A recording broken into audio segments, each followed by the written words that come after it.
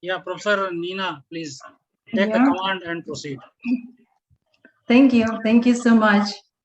Dear participants and distinguished guests, it's a great pleasure to welcome you at today's international webinar, jointly organized by Father Academy of India, Mizoram Central University from India, Institute of Agrarian Economics in Ukraine, the Association of Researchers of Thailand, and University of Management and Economics, Kampong, Cambodia. Today's topic for discussion is challenges and threats post-pandemic developments concerned with agricultural sector. It seems quite recently, just last year in November, we discussed global challenges and threats to national economies regarding pandemic crises that had overwhelmed, engulfed all countries in the world. And now, actually, we continue watching of what is happening in the world with different economies, industries, and sectors. General questions that still sound around. How long will it last? How to adjust to new conditions? How to go out of the crisis? And so on and so on. So the issues that have been raised today are extremely relevant. Taking into consideration that agricultural sector plays a strategic role in the process of economic development and is of vital importance for every particular country. Now let me open the very honorable inauguration program and to introduce the very important and distinguished persons at this webinar. We are delighted by the presence of the Professor Dr. Brahma Singh as the chief guest for today's event. We cordially welcome you, sir. Also, I'd like to introduce Professor Sambasiva Rao, Vice Chancellor, Mizoram Central University, India. We will ask also later to give inaugural address to us. Dignitary members of FAI, Professor Birender Singh Birst, the President of Father Academy of India, former Vice Chancellor, Pant University of Agriculture and Technology, Uttarakhand, India. Professor Pankaj Srivastava, our General Secretary of FAI, our main inspirator and facilitator of the events. Professor Pramit Singh, Vice President of FAI, former Vice Chancellor, Central Agricultural University, Imphal, India. Also, Vice Presidents Professor Lelis Tivagar, Mon Vesana, Professor Raghu Raman, and also Professor Ching Chan Ten recently changed his position from Vice President to Foreign Secretary of FAI. Welcome. Academic secretaries, of course, of our FAI, Professor Zinaida Zhivko from Ukraine, Dr. Georgia Irina Ors from Romania, Brig Praveen Kumar from India. Council members, Professor Prabhat Srivastava, the former president of FAI, former dean at College of Agricultural Engineering and Post-Harvest Technology, Central Agricultural University, Aligarh, India.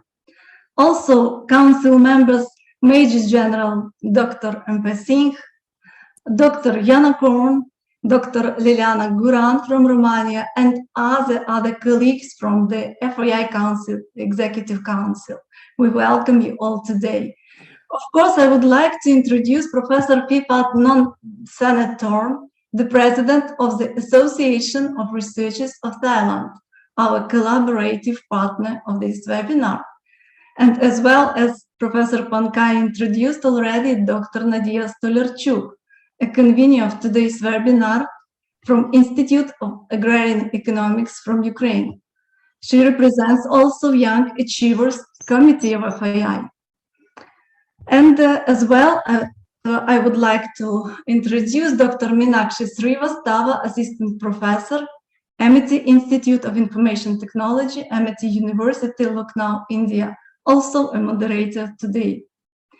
And actually, I'd like to invite Dr. Meenakshi Srivastava to conduct a prayer, please. Thank you so much, ma'am. Just a minute. Raj.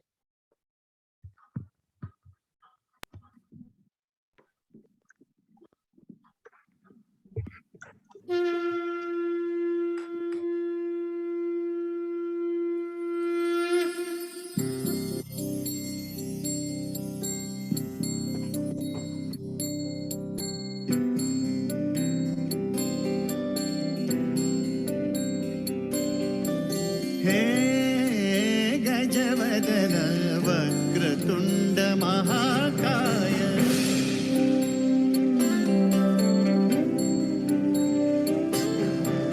हे गजवदन वक्रतुण्ड महाकाय हे गजवदन वक्रतुण्ड महाकाय दशावतारी आम्ही धरितो तुमचेच पाय दशावतारी आम्ही धरितो तुमचेच पाय हे गजवदन वक्रतुण्ड महाकाय हे गजवदन वक्रतुण्ड महाकाय हे गजवदन वक्रतुण्ड महाकाय वक्रतुण्ड महाकाय वक्रतुण्ड महाकाय सुखकर्ता दुःखहर्ता माता विघ्नाची पूर्वी पूर्वी प्रेम कृपा जयाची सर्वांगी सुंदर शेंदुराची कंठी झळके माळ मुक्ता फळाची जय देव जय देव जय देव जय देव जय देव जय देव जय देव जय देव जय देव जय Mangalmurti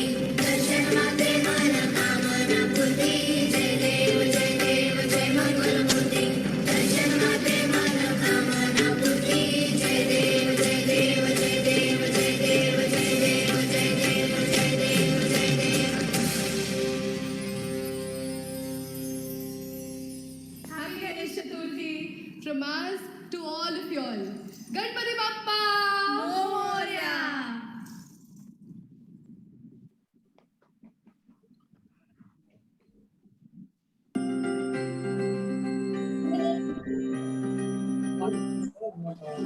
Sa sa ni sa ni ni sa ni pa pa ni ma ma ma ma ga ma pa ni da da da sa pa pa pa ni ma ma ma ma ga ma pa ni sa.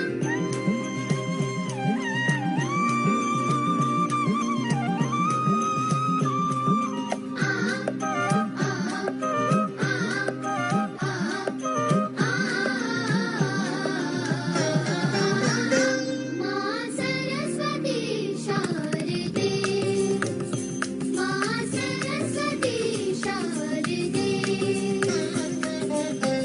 दूर this अज्ञान उदधि से दूर this अज्ञान उदधि से वीणा वाणी तार दे तार दे तार दे माँ सरस्वती शारदे माँ सरस्वती शारदे.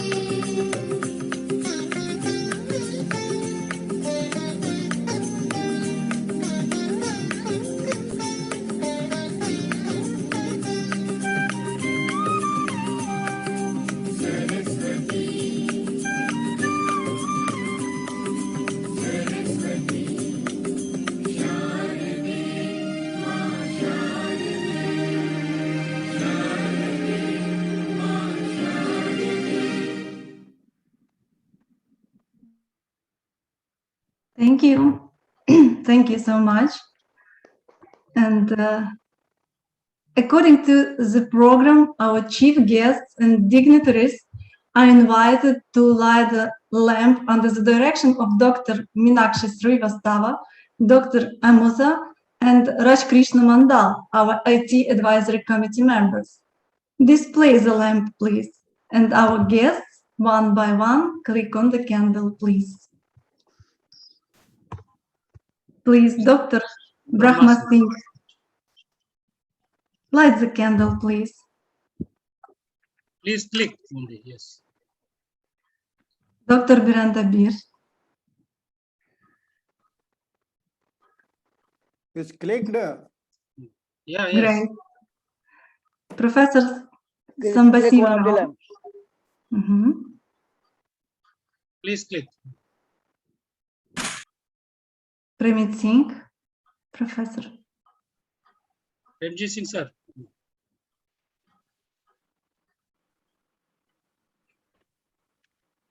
Prabhat Sravastava. Professor Professor Fifat.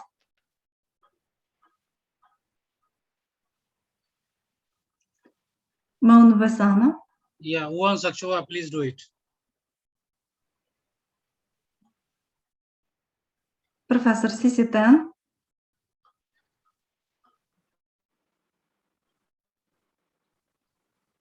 Professor Zinaida.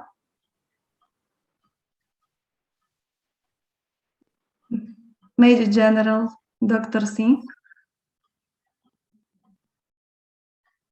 Dr. Nadia. Dr. Yanakon.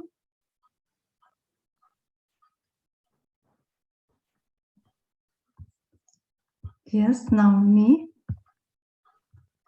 And Dr. Liliana Guran.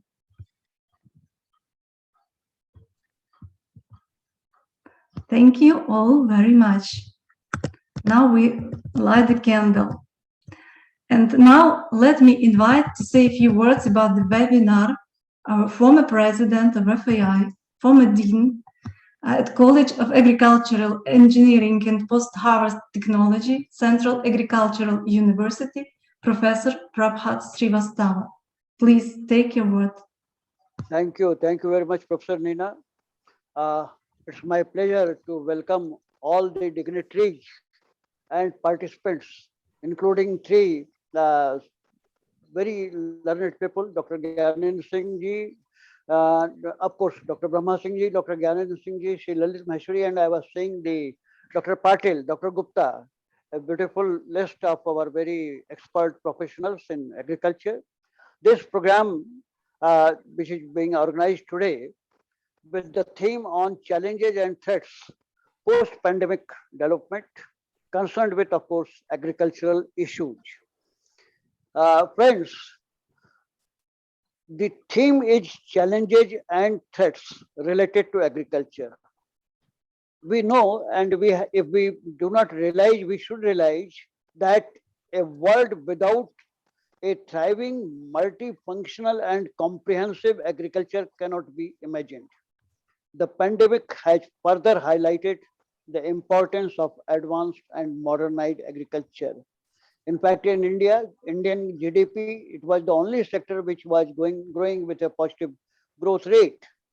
We have to move forward to transform our agriculture post-pandemic through enhancing the symmetries and synergies in the entire agriculture system, the whole component, all the components.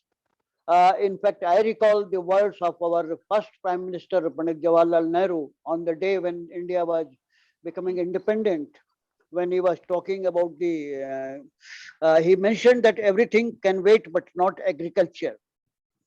It was the midnight of August 14th and 15th, 1947, and when we entered into trust with destiny. Friends, this webinar is organized on the request of our Ukrainian friends through Institute of Agrarian Economics. And the theme was also suggested by them. Let me brief something about Ukraine, because when I went through their basic history, I was surprised to know that this country had inhabitants about 35 to 40,000 years before Christ. Wonderful.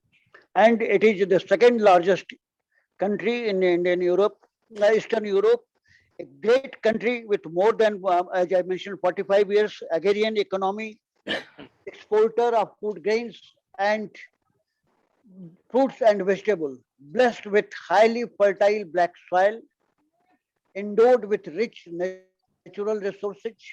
In fact, the country is also known as the bread basket of Europe, and one of the most topmost grain and food exporter, as I mentioned. But unfortunately, in spite of being the 55th largest economy in the world, everything is not good in this country as far as agriculture is concerned. That is why probably the institution suggested us on this theme. There are many challenges similar to India. It is also a developing country. The challenges relate to small scale production, insufficient warehousing infrastructure, that means storage, quality standards, low investment, insufficient technology support, problems with for mechanization, of course, good knowledge on the value chain, and another concern is the rising unemployment like we face in India. I'm sure this webinar with experts, resource persons like Dr. Bist, Dr. Brahma Singh ji, Dr. Premjit Singh, the leaders from our Mizoram University, and many others will be giving knowledge on different aspects, which may be of use to everybody. There will be 10 talks by leads talks and 8 presentation by our young achievers. So I'm sure that next 6 hours will be a wonderful time for us to learn and share our knowledge. A very beautifully designed theme. I welcome you all on this particular topic, the post-pandemic scenario, the threats and challenges. Thank you very much. Thank you, dear Professor Prabhat, for such a nice words about Ukraine and for such an analytical comparison of Ukraine and India as well. Thank you very much.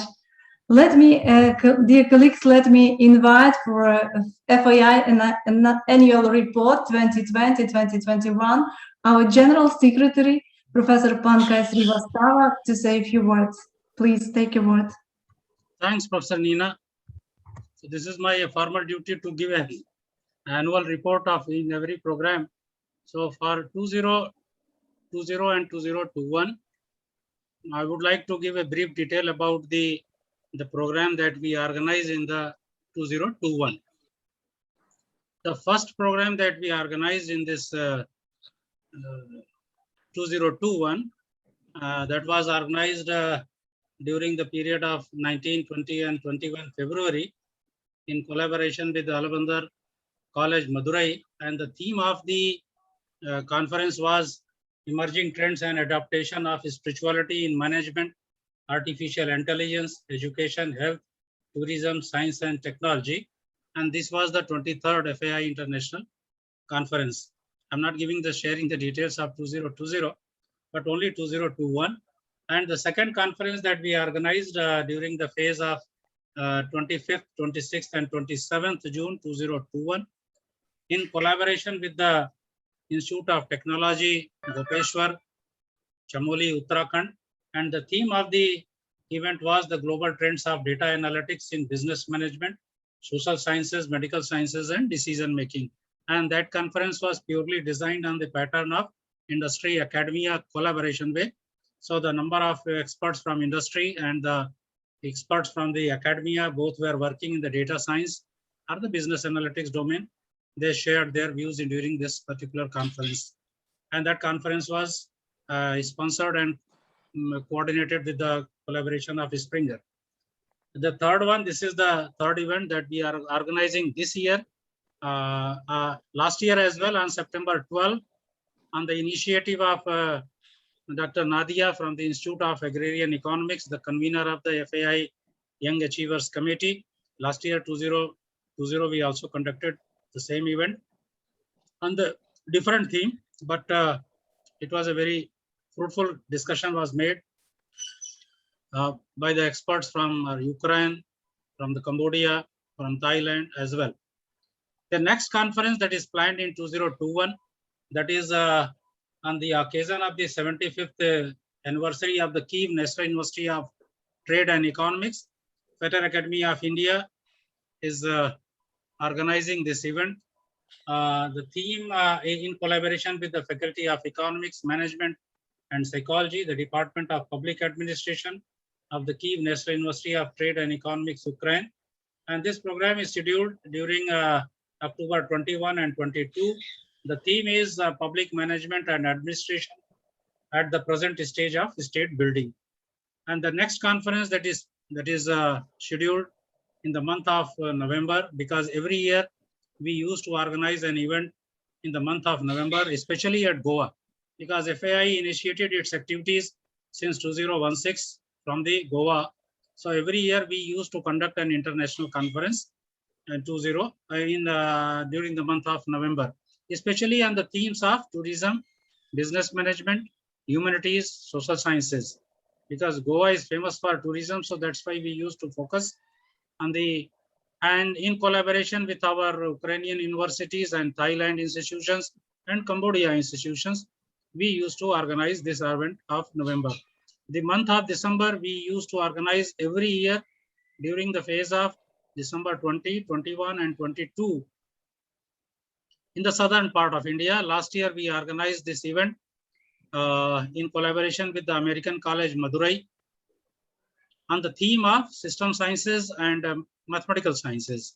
So this year, we are also organizing the same event in the southern part of India, most probably at Nagarkoil. The things are in process, and soon we will make the announcement. So I would like to brief each and everyone that FAI every year we used to organize only 4 international conferences.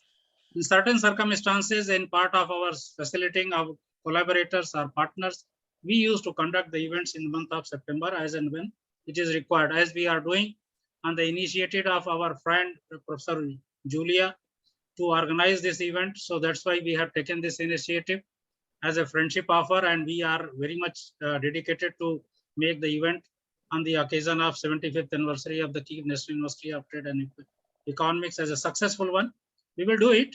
So hope this is a brief detail that I shared with all of you may be useful for that what kind of way the Federal Academy of India is functioning and how is collaborating and how it is supporting our young academicians, faculty members. And regarding publications, we had a tie-up with Springer. Our proceedings are in process. The one is likely to come in month of September.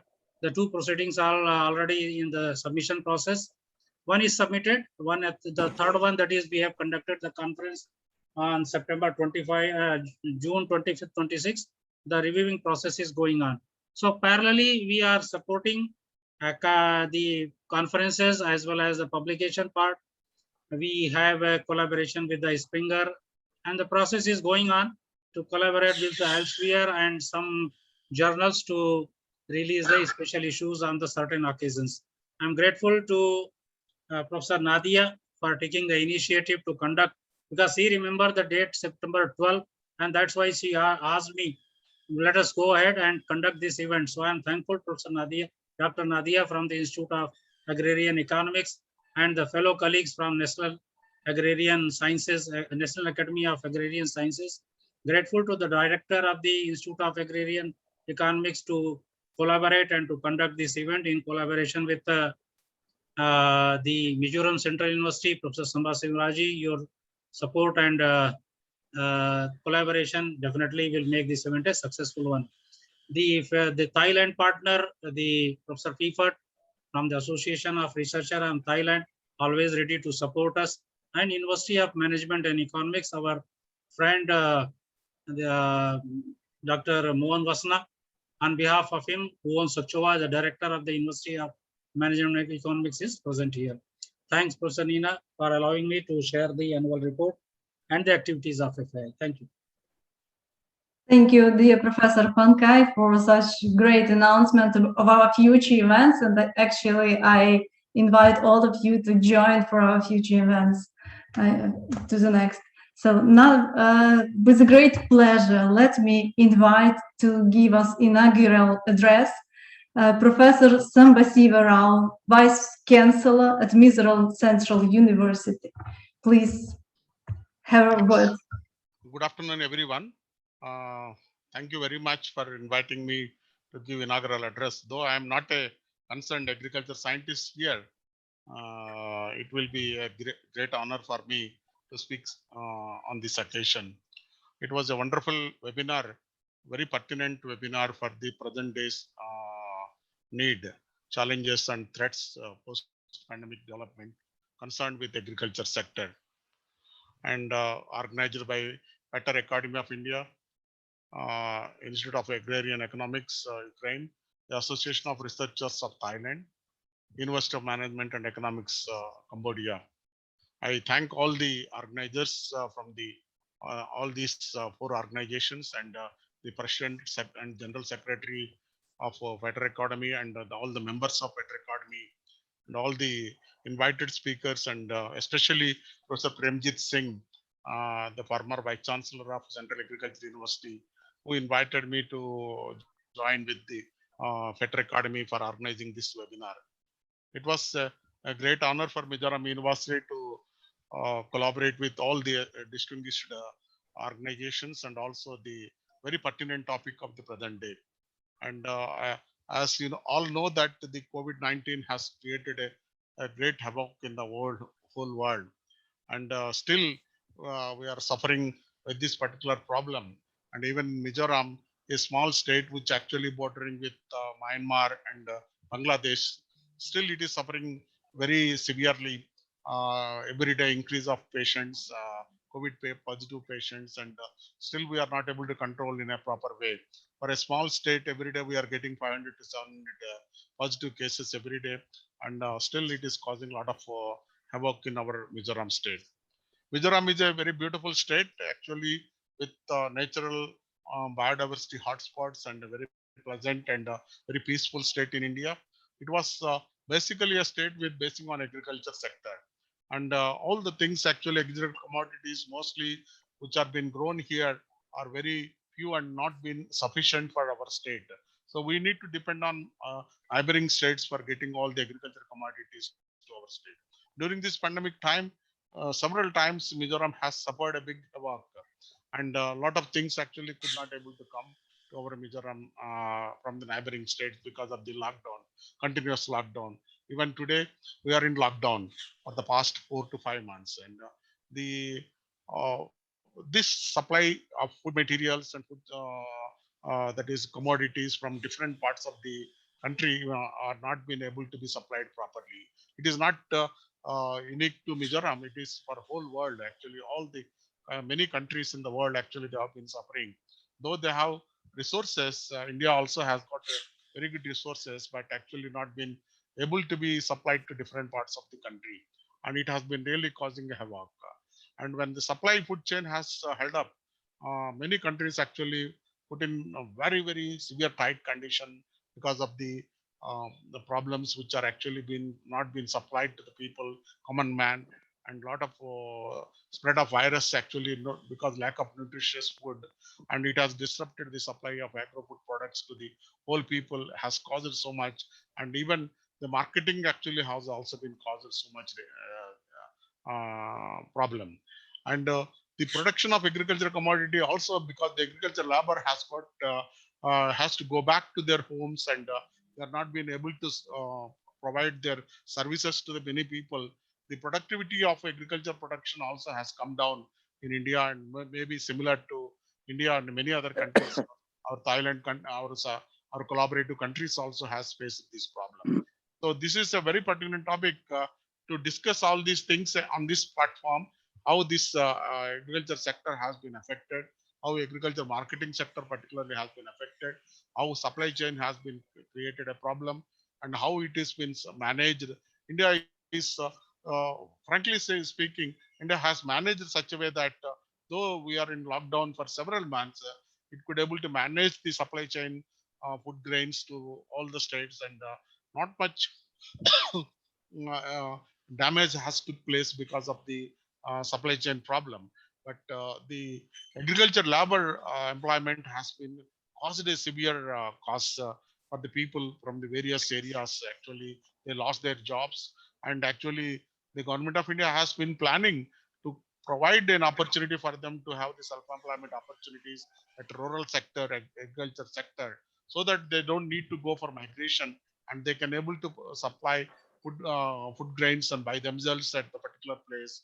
And this is one of the alternative thing for the agriculture, rural employment, re-employment of the people who has lost the jobs, particularly in the areas where there was no industries, and particularly like states like Northeast region, where many states actually don't have any kind of problems. That is many kind of employment opportunities. So those people has to be provided an opportunity. This is one of the important agriculture experts who are the members of the Better Academy and other members actually has to think about this, how to provide alternate employment for them, how to provide employment and self-employment opportunities, and the rural training, skill training for agricultural labor has to be provided, and agriculture marketing during this pandemic time has to be created. So these are the various pertinent issues. I think all the experts who are here, they can discuss all these things because all of them are very good experts, and they can discuss all these things and have a recommendations for the government of India and other countries in such a manner that it will be useful to the poor people, particularly socio-economic conditions has to be taken into account. So thank you very much for giving me this opportunity to listen to the very important topic deliberations on this particular topic of post-pandemic developments in and concerned with the agriculture sector. I will be very happy to listen. I would, because of the time paucity, I could not extend much because Mizoram is a organic based agriculture farming state, and it has got several advantages of this particular webinar, and we are very eager to listen to all of you. Thank you very much. Thank you, dear Sir, for your kind words, and thank you very much for underlying the importance and relevance of today's topic. You are definitely right. The world is changing, and we have to know how to adjust in new conditions as well. So thank you very much for your word. Dear colleagues, let me invite our patrons and convenience to say a few words about today's webinar. I would like to invite Professor Pramit Singh. Professor. Thank you, Madam Nina, to our most respected chief guest of today's international webinar, Dr. Brahma Singh Shah, former Director, DRDO, Agriculture Division, our Professor B.S. Beast, President of Federal Academy of India, Professor K.R.S. Sambashiva Rao, a good friend of mine, Honorable Vice Chancellor of Mizoram Central University, Professor Pankaj Srivastavaji, General Secretary of FAI, Distinguished Executive Council, Advisory Board members, speakers, chairpersons, and delegates. On post-pandemic developments in agricultural sector, challenges and threats, I wish to highlight some points, some few strategies which can strengthen the agriculture sector. So as you know, we have seen during this pandemic, so only the production, it will not work. That is why now we have to change our strategy, the shifting the focus from primary to secondary agriculture. As you know, the COVID-19 induced lockdown has disrupted agricultural labor markets that witnessed huge reverse migration. So in our country, in India, a survey reports that 45% of the migrants returned from the workplace to their home during this lockdown. So that is why the focus should be processes which add value to the primary agricultural production systems, and enterprises which source raw materials from crop residues, byproducts, and waste from primary agriculture should be promoted. The second point I like to highlight before this August House is family farming. It is becoming very important.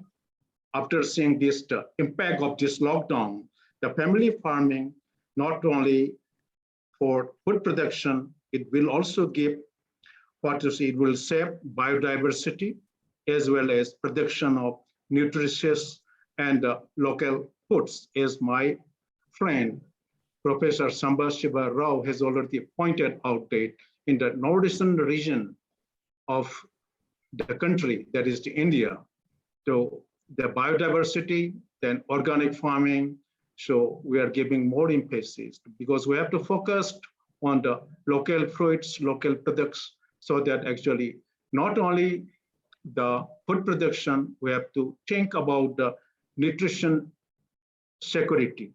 The third point I like to highlight is the collective farming to overcome challenges of production and marketing, risk of farmers, more investment in agricultural research and development. The next point is staggered procurement and the pricing. And the sixth point is the reforms in agricultural finance. Then the seventh point is the stakeholder partnership. The last point is the social safety nets in India, that there are many flagship programs, for example, MG Narega, Prime Minister Kishan.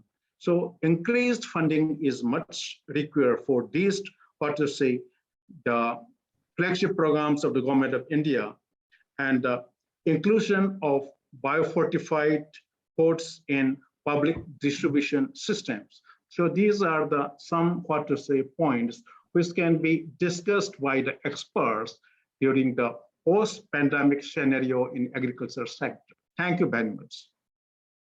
Thank you, dear professor, for raising such points and such problems in exporting agricultural products. Thank you very much. Let me invite our colleague Maun Vasena. Please take your word. Yeah, just a minute.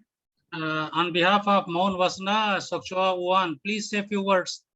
As you are representing University of Management Economics, say a few words. Okay. Yes. Okay. Yes, thank you. Mr. Moon is nice busy. Is not joined? Yeah, please continue. Yep. Okay, good afternoon, Excellency, ladies, gentlemen, and professors, doctors. All right. It's my pleasure and honor to welcome everyone online from UME, University of Management and Economics, Kampong Cham, and in Cambodia. So I think I have many things to talk, but I want to introduce myself. It's the first time for me to have a speech on this. My name is Un Suk Chie, brand director of UME in Cambodia. Is the UME KPC is a brand of the 7th brand of the University of Economic Management and Economics, with the best campus in Battambang province in Cambodia. University of Management and Economic is the built in 2004. We can say that is the young universities. Yep, and we educate students with 17th year, and more than 15,000 students who graduate. Is the 12 students with more than a full and a part-time 200 faculties. Do you know the highest? Yeah, the higher education factors will disappear for 3 years in the Zenith region in Purple regime or Khmer regime, she knows. Yep, and after 1979, yep, the higher education factor in Cambodia has been processing still now. Now in Cambodia, there are many public and private higher education institutes, include UME is one institute, is the private institute, yeah, for the higher education with the 7 campus rural Cambodians. You know, in the global pandemic, negatively impact the various sectors of economics, especially in case of the COVID-19, is COVID-19 on income and production. The Cambodian government has responsive prisons of travel and direct meetings. So UME KPC has been educating online for 2 years. Right now, the impact of COVID-19 in Kampong Cham province is getting better. and the government and the province governors will let all the school, and especially for the secondary school and high school, start first soon, September 2001. And then so will for higher education, universities will be started after. And I hope that the global pandemics, COVID-19 will be disappearing soon. In the world, everything will be better, especially education and agriculture sectors. I have something, I didn't have something anymore. Thank you. Thank you again to everyone for attention. Thank you, Professor and Doctor. Let me to have a short speech for this day. Yeah, thank you. Thank you for joining, and thank you for your short speak. Thank you very much. Yeah. Let me invite Professor Fifat, non-senator. Please, Professor Fifat. Thank you. Good afternoon, everyone. My name is Pipat Nontanathorn. I'm the president of the Association of Researchers of Thailand. And another show is I'm the association professor in Faculty of Business Administration, Kasetsart University in Thailand. I joined for this conference for the second time, and I think the theme of this conference is very interesting. Challenges and threat post-pandemic development concerned with agricultural sectors. I think that agricultural sector is an important sector for everyone in the world. And as in some word in Thai, translate to English is money is illusion, real and fish is real. This is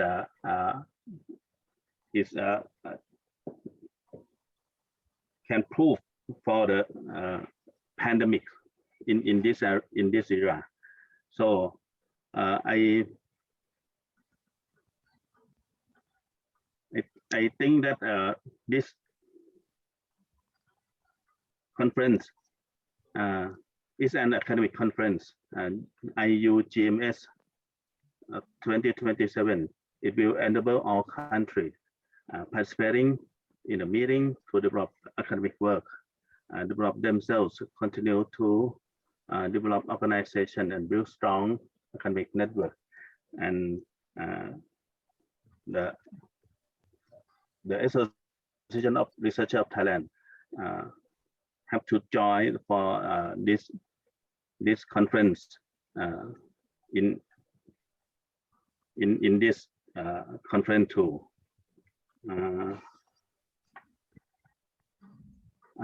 Thanks for everyone to join this conference. Thank you. Professor Fifat, thank you very much for joining and for your talk. Thank you. Let me invite with pleasure our Professor Sisiten. Your word is. Okay, thank you. Good days to everyone, and myself has been 10 years in the seafood production prior to joining the universities full-time, and in the marketing and production, handling all those issues. And I see a lot of challenges, not only in the markets, but also in the sustainabilities and constant productivities issues and managing of the staff and technologies. But today's, I think the challenge are even bigger in scales and scopes. And I think it's also even towards the threat. It's not only the challenges. Challenges sometimes we can resolve, but I think threats are something very unpredictable and also very serious in scale. So I think it is at this junctures, we are very grateful to have 10 experts, presenters from our professors discussing how we can address these challenges and threat globally and of course in India and Ukraine. And how we can deal with all these challenges and threats using innovation, value change activities and also some of the initiative in terms of research and development. So we are very, very grateful and hope that all these strategies can be put together to stimulate our collaborations and further research so that we can bring a more resilient systems and knowledge mechanisms to the societies. Thank you. Thank you, dear professor. Thank you for your words. Actually, those words that regarding real problems in this sector and to nowadays. Thank you. Let me invite our next speaker, Major General Dr. Singh. Sir? Mr. MP Singh, sir?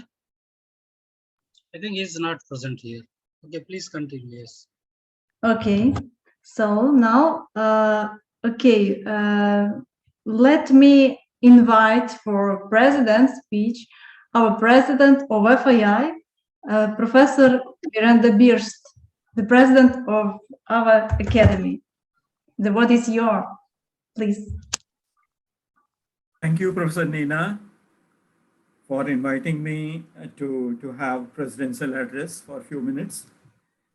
Well, already many things have been told about the conference and the urgency and need for having a topic like this discussed. I have the honor of welcoming again our chief guest, that is Professor Brahma Singh, who had been the Director of Horticulture, DRDO, Government of India, and has been instrumental in developing horticulture, particularly in high altitude areas.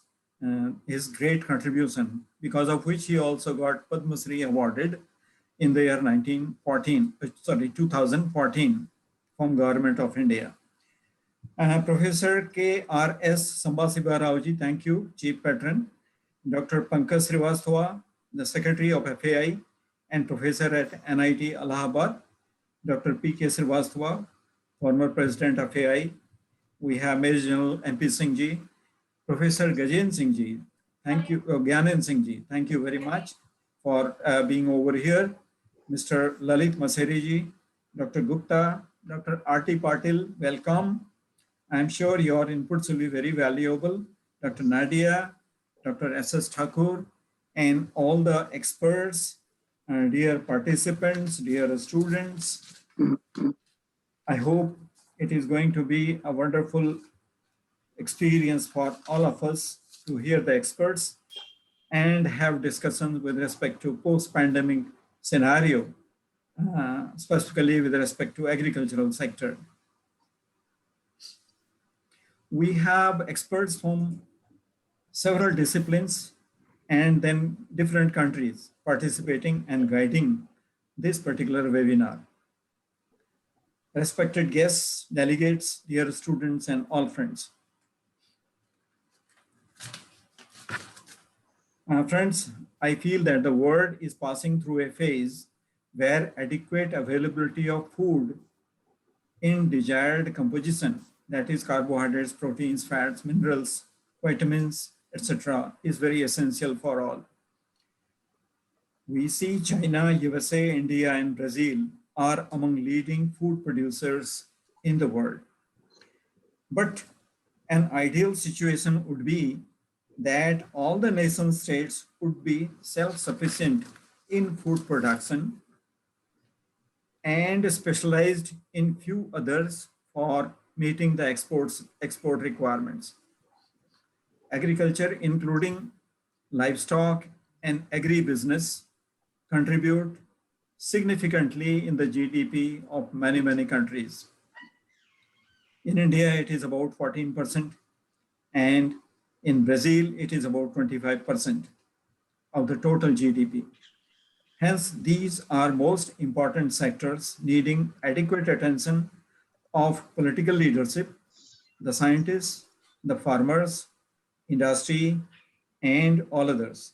My view is that the developing countries must get advantage of the developments happening in other countries by sharing the research output, better seeds and planting materials, better machinery and markets. Growing pollution of air, water, and land resources is going to be a big threat in future because our intensive agriculture and extensive agriculture is going to cause more of pollution if the technology remains the same. If the technology improves, it may decrease to some level. Thereby, damage to the ecosystem could be minimized through judicious use of groundwater, first of all, for irrigation purposes, which is at present consuming about 80% of the water, and minimal use of insecticide, pesticides, and petroleum fuels, because these are going to be dangerous for human health in future. World farmers are depending more and more on machine power, and long-term requirements and policy would be essential to achieve balance between energy use, energy input to farms, water consumption, air pollution, employment, value addition, and food security. Food security has to be viewed at the top, but other aspects are also important. These have to be decided. I appreciate Dr. Pankaj Srivastava, Dr. Neena, and the team for arranging this seminar on agriculture and related issues. My compliments to all the experts and participants. Again, I welcome our experts, Professor Gyanan Singh Ji, Mr. Lalit Maseri, Dr. R.T. Patil, Dr. Thakur, and all others. Thank you. Let us hope for a great webinar, which will be of very high learning value to all of us. Thank you very much. Thank you. Thank you, sir, for your kind words. Thank you very much for your talk. Now, dear colleagues, I'm very delighted to invite for a talk our chief guest of honor, Professor Brahma Singh, our outstanding professor, a visionary horticulture scientist and Padma Shri awardee, who established Brahma Singh Horticulture Foundation in Delhi 2019. The foundation aims to accelerate the use of modern science and technology for ongoing Indian horticulture development in the country. He is very well known for playing a major role in greening Leh Valley in cold desert of Ladakh and soilless horticulture promotion in India. Our professor organized more than 50 webinars of horticulture for health and happiness during pandemic period. So, dear professor, take your word.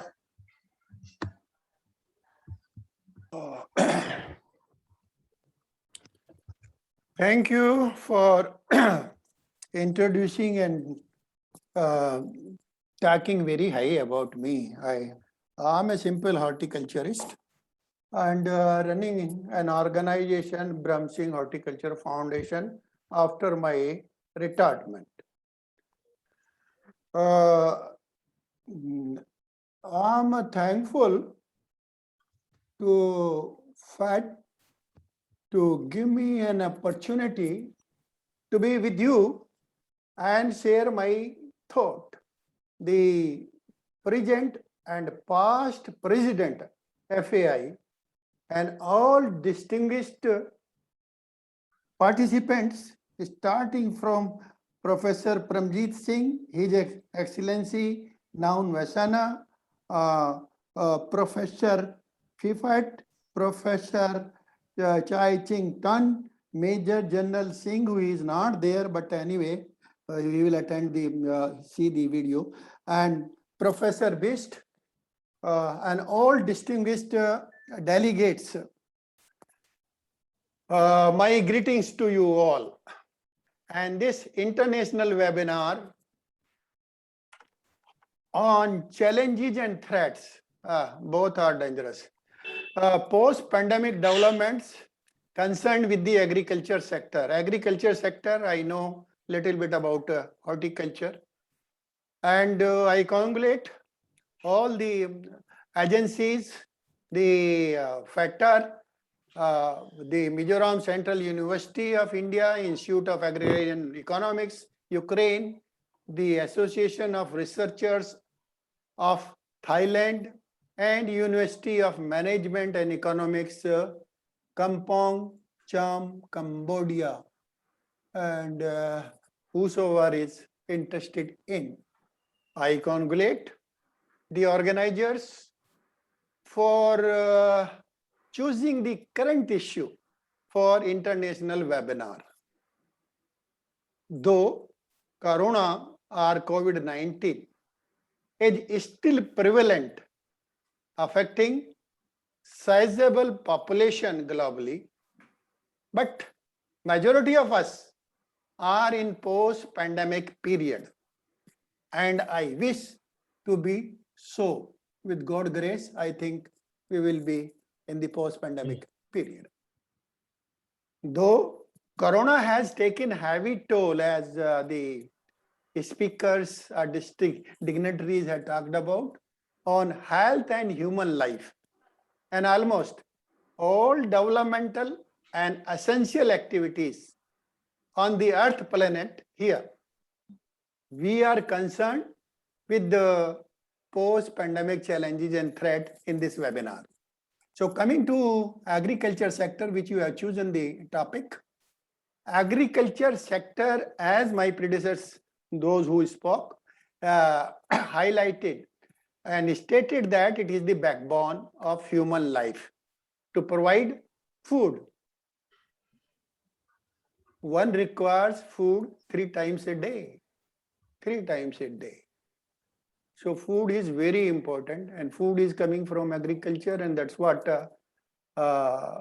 Professor Srivastava quoted, our former, the first Prime Minister of India, that everything can wait, but not the agriculture. So it's important. Now, large number of populations is already directly or indirectly connected or involved with agriculture in production, processing, storage, transportation, marketing, distribution, and catering, and some others also. I think Professor Premjit Singh rightly raised the issue that agriculture is labor intensive. And this sector during the COVID was affected most, at least in India. The human laborers engaged in large number in agriculture and associated activities got affected. It has resulted in shortage of food, the fresh food. This is a dilemma what I am talking about. There was a plenty of food with farmers in the field, but there was no taker. And market, the prices were very high because everything stand still in lockdown. Gradually, it was opened up. So it was something that things are available somewhere, but not reaching the place of consumption. And that challenge, I think, now has overcome. The migration of labor, which has created really a problem, at least in India, from urban to rural area, factory to farm. Now the factory labor has gone to the farm, and it is affected the labor, mainly the feminine, the women laborers, those who were gainfully engaged in agriculture. Now the men folk has come back from the factory and they have taken their place, and this is affecting the increasing role of women in agriculture. I highlight this. It has affected the role of women in agriculture. Several survey findings indicate that the pandemic has affected production and marketing through labor and logistical constraints. The negative income shock restricted access to market and increased prices of food commodities, affecting the consumption pattern. That's what I said. Things are there, but it is not reaching the right place.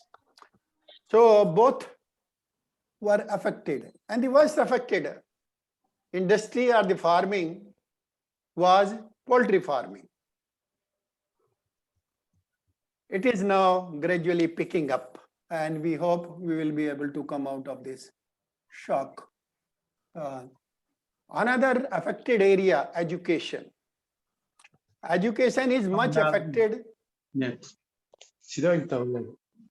Any problem? Hmm. Hello?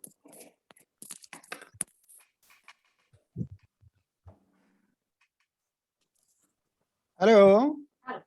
You're Am I audible. Am I Yes. audible? Am I audible? Yes, you're audible. Excellent. Okay, education is much affected. Switching on to the virtual education. Good. You can have the lecture, but what about the research?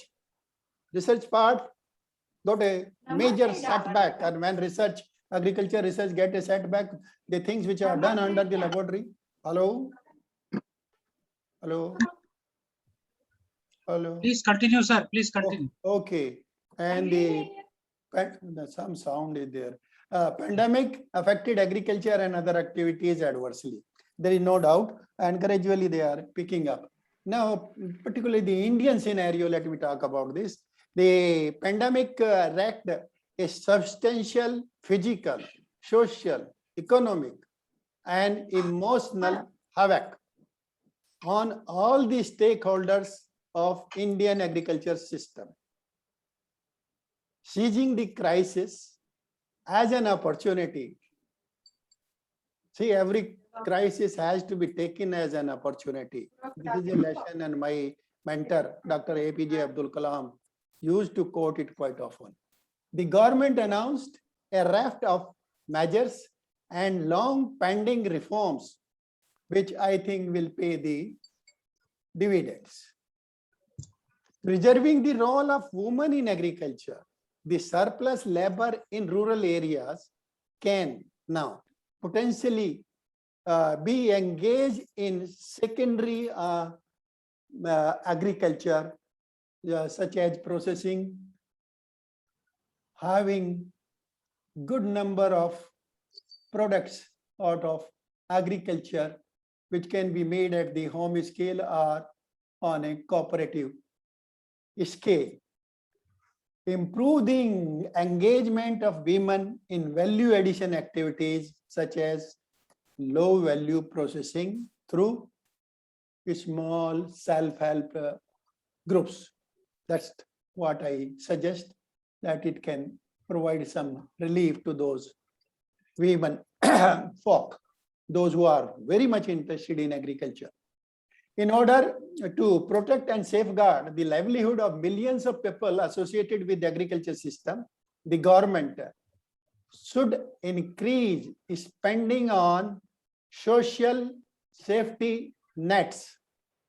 It is important because it has affected badly, and take up the other short and medium term strategies such as providing low interest loan, etc. You have to pull on, you have to progress agriculture. For that you need resource. For that resource you need money. That money should be available. And raising revenue of loading excess buffer stock. You know, in India we have got enough buffer stock. And increased credit on agriculture sector should be the top priority for post-pandemic economic restoration. Now, coming to the modern or recent days agriculture, this era requires more from less, more from less. Less input must result in more output. Of course, with the help of technologies. And this is possible by using appropriate agro-animal technologies, mainly by smallholder farmers. We should have technologies which smallholder farmers which are in large number, large percentage in India, they should be able to use those. And the post-pandemic positive preposition, there is a positivity also post-pandemic, that is family farming extension in India. I think Dr. Premjit Singh made a mention of it.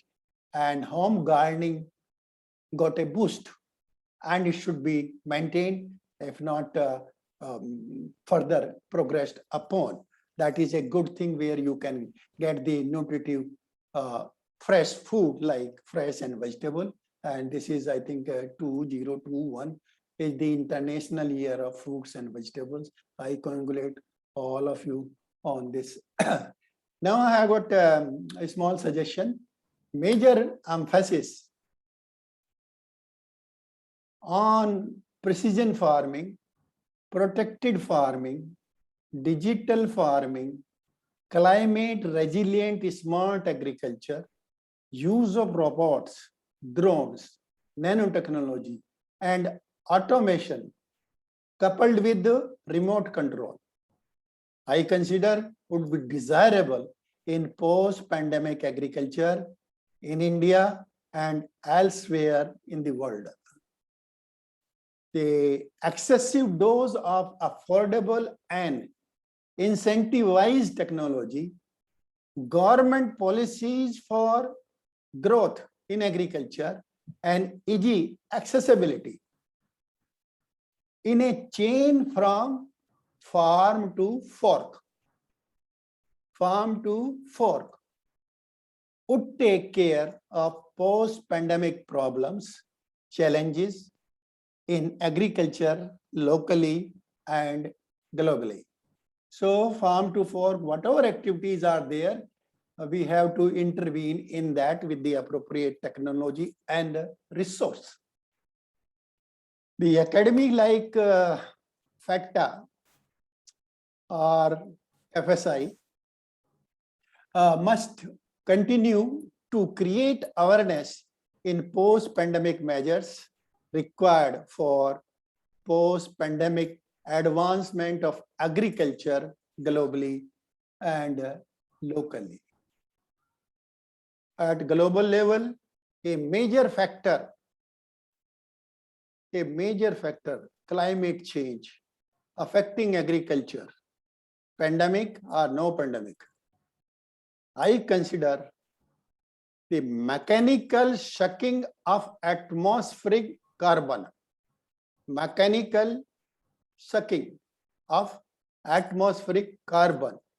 is an area to minimize the pace of climate change affecting agriculture. So you all experts kindly think over. I could think of that if carbon content in the atmosphere is reduced, some of the problem are can be minimized. With this, I wish great success to the webinar, and I thank for an opportunity provided to me. Namaste.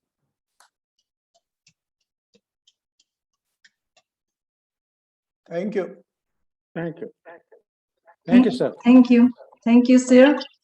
Thank you, sir. And I would like again to underline that Professor Brahma Singh has made lots of contributions to the field of developing agro-technologies. And actually, you are definitely right. When we are talking about agricultural sector, we mean food security. And we have to think about the digitalization and automatization of these processes as well, according to the post-pandemic period. Thank you very much for your talk. And actually, I would like to say to vote of thanks our Dr. Liliana Guran, FAI Executive Council member from Department of Pharmaceutical Sciences, Romania. Please, Dr. Liliana. Hello, everyone. Nice to meet you here, all of you. Our our topic is very interesting in all around the world. Why? Because as all of you told before, the agriculture is an important factor in the development of the economy. Then we must be very careful, including in this sector. Why? Because we know very well that that the pandemic situation caused many disease, you can say in this way, for the agriculture. We must find new methods, because it's a problem for all around the world, not only for a country. Then let me thanks to the dignitaries, Professor Brahma Singh, for accepting to join in our event as chief guest. Professor Sambasiv Rao, the Vice Chancellor of Mizoram Central University from India. And also let me thanks to our president, Professor Bashir, for our president of FAI India. Why? Because he is a real engine for all of us, and he put us in a very interesting subjects to talk about the economy all around the world. Moreover, let us give a big thank you for the Institute of Agrarian Economics from Ukraine, the Association of Researchers of Thailand, and University of Management Economics, Kampong, Cham, Cambodia. Moreover, let me say thank you to Professor Nina for conducting the inaugural function. Thank you. Now let me tell to all that it's a very great opportunity and a very great honor for me to be a joint part of this great event. And I like to invite all of you to a virtual cup of tea. Thank you very much, dear Dr. Liliana. Thank you. Actually, if we were not online but offline at our webinar, at our event, we would have really a cup of tea now, but let us continue our program according to our program. We are going to our technical sessions, and I would like to announce now our resource persons and chairpersons as well, who would present our speakers. So first of all, let me invite to have a talk our Professor Birendra Singh Birst, the President of Father Academy of India, and the chairperson, Professor Sisiten. Professor, say a few words about our president and his topic, please. Oh, okay.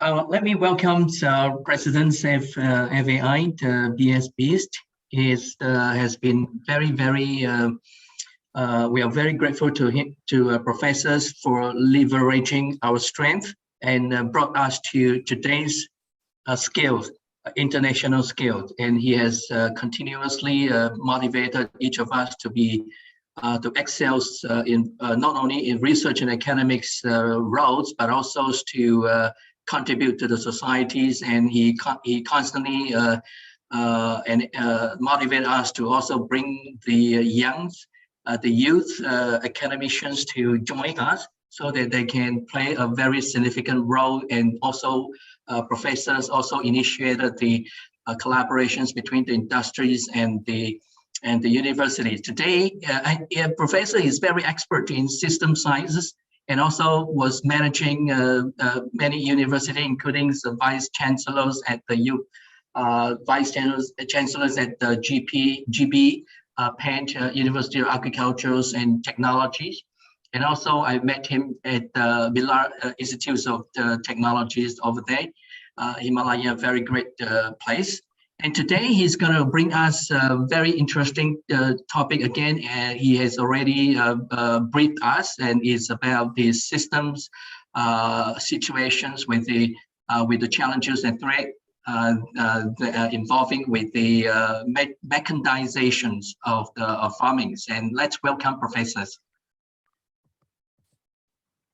Thank you, Professor Ten. Thank you, Professor Nina. I'll be having a short presentation on mechanization aspects with respect to agriculture in India. It is very specific to Indian conditions. However, the conditions in some of the other countries are also similar. So it could be applied there also. And overall, my emphasis will be as to what kind of focus will be there in future with respect to mechanization of the farms. I'm very happy to have Dr. Gyanendra Singh ji over here, and Dalit Maseri ji, Dr. R.T. Patil, Dr. S.S. Thakur, who are the experts in the field, and I'm sure they will also give some feedback. So I have a long list of welcoming our experts and guests. So warm welcome to all of you, including our chief guest, Professor Brahma Singh ji. Next, please.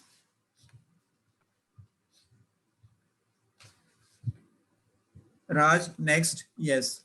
My acknowledgements to many from whom I have collected the literature, the data, and then the information about different technologies and tried to compile it. In case I have anything going wrong, please tell me at that place itself, or maybe that you can message me, because I cannot be expert in all the fields, but my focus ultimately is that the pollution could be minimized, and then the ecosystem could be improved so that there are lesser chances of any disease spread or pandemic like COVID, and then the quality of life could be better for the consumers, for in rural areas, in urban areas, the farmers, and all others. Next, please. Mechanization we define as application of tools and machinery for in-farm operations for increased productivity of human and animal power and to reduce drudgery. So basically it is to improve the productivity, reduce the cost, and time saving is could be achieved. Higher employment opportunities could be there because there will be skill development in rural areas for repairs, maintenance, and operation of these machinery, and skilling of the rural youth as well. Next, please.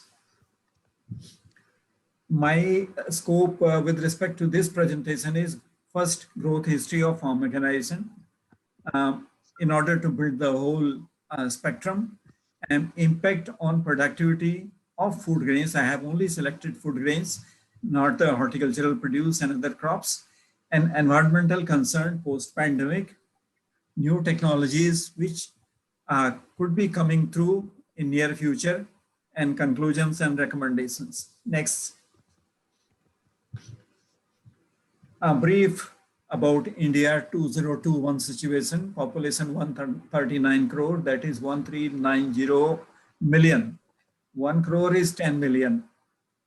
So population growth 1.2%, and whereas we have now agriculture accounting for 80% of the groundwater used, and 60% of the groundwater, and 80% of the total water used. And fresh water resources, we have only 4.2%. So with a lot of these constraints, how to move ahead and how to ensure food security could also be a big question, which could be answered through this presentation as well as other presentations. Next, please. In this slide, I wanted to show you that the agriculture is contributing about 14% of the GDP in India, which was about 50% earlier. And that means about 60 years back. Whereas 50% of the workers are engaged in this particular sector. So we can see that it is the most employing sector, but then the employment is not very remunerative with respect to as we compare with the industry. Whereas the service sector is contributing about 59% and it is growing. Agricultural production in the country is about 305 million tons, and horticulture 327 million tons. Milk, largest producer in the world, 190 million tons, and sugarcane 400 million tons. After Brazil, Brazil is the topmost with about 750 million tons of sugarcane produced annually. Next. Operational holdings are very small. These are keeping on reducing. By 2020-21, average holding size is only 1.15 hectare, and there are 140 million, that is 14 crore farm holdings in the country. Next. Farm mechanization has a brief history I have written. Farm tools and machinery had been made by village artisans for several centuries in past, maybe about 5,000, 7,000 years ago. The carpenters as well as the blacksmiths, they had a very important role and created a lot of machinery. But farm tractors were introduced in the year 1914, whereas in 1930s, pump sets were introduced. In 1940s, high horsepower crawler tractors were introduced for land shaping. 8,000 tractors were there by 1950. Manufacturing of irrigation pumps started in 1950. Tractor manufacturing started in 1961. Power tiller manufacturing started in 1962. So this I am giving just to have an idea as to where, in which direction the farm mechanization has been growing and what has happened to the productivity of food grains. Next. This picture gives the tractor density on Indian farms, numbers per 100 square kilometer. Now there are 500 tractors in numbers. Of course, their sizes vary and designs also vary. There are 30 manufacturers of tractors in the country. Mahindra and Mahindra, one company, is the world leader in tractor manufacturing from India, all over the world. This compares with if I compare with, say, for example, Brazil. Brazil will be having about 400 tractors per 100 square kilometer in the year 2020. Next, please. Productivity of food grains, if we compare from 1960 to 2020, it is 2.3 tons per hectare per year now, which is very, very low, but then increasing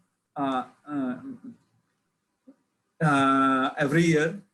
And what we see is that the productivity, for example, of wheat in New Zealand is about 10 tons per hectare per year. And so the figures that are obtained as far as the Indian picture is concerned, there is a huge gap, and probably this gap needs to be filled up with the use of technology. And as Dr. Brahma Singh told, use of the technologies, including information technology, the satellite-based systems, and so on and so forth. I will come to that later on. Next. If I try to find out a relationship between the productivity, that is the yield of crops, we come to know that it is a function of A, B, C, D, E, and so on and so forth, whereas the most important genetic potential of the seeds, and then B, climate suitability, soil quality, tilth and suitability, agronomic practices, whether followed properly, proper irrigation, it has not to be over irrigation or under irrigation, appropriateness of nutrients, but nutrients are also going to river streams. One has to see the effect. Control of weeds, weedicides and insecticides, proper harvesting time, proper on-farm handling, and other factors. In all of these, the farm tools and machinery is essential for each of these aspects for improvement in productivity or deciding the productivity. Next, please. Next slide. We see that in India, still at many places, earlier slide, at many places, very old farm tools and machinery is being used. The practices have not improved much, and because of which the productivity is very low. 80% of the Indian farm holdings, they have 20% of the land, whereas 20% of the large farmers, they have 80% of the land. So this particular gap has also to be seen and examined when we decide about the food security aspects and then employment generation aspects, as well as machinery use aspects. Next, please. Drudgery of women continues in agriculture sector. Informed by our earlier speaker, that the drudgery still continues, and then women workforce post-pandemic, a lot of labor has migrated from urban areas to rural areas, thereby also taking up the agricultural activities, and in some cases with great success. They don't want to return to the urban areas now for industrial jobs, rather they will like to continue in rural areas. But then one has to look into the drudgery aspects of, particularly for women folk. Next. Several tools and the farm tools specifically, these have been now designed properly, ergonomic aspects, and then the aesthetic aspects have also been considered. We see many tools and equipment that have been developed at CI Bhopal or in agricultural universities have reached to the farmers. Next. Horticultural tools, incidentally, they are better placed in the market. They are better designed, and these are aesthetic, very aesthetic as far as appeal is there in color combination and operations as well, and then material of construction. So this particular sector is much better in comparison to tools which are used on farm for agricultural operations. Next. This is the scenario with respect to improved farm tools. Now these are being manufactured at many places, but then technology transfer took about 40 years, which I noticed that improved skill of CI Bhopal, where Professor Gyanan Singh ji, I'm sorry, I'm again repeating Gyanan Singh, it is Professor Gyanan Singh was the director, and we see that the tools have reached now the market, that means about after 40 years. Next, please. Next. Many operations which have now been mechanized, even in remote villages or hilly areas of the country.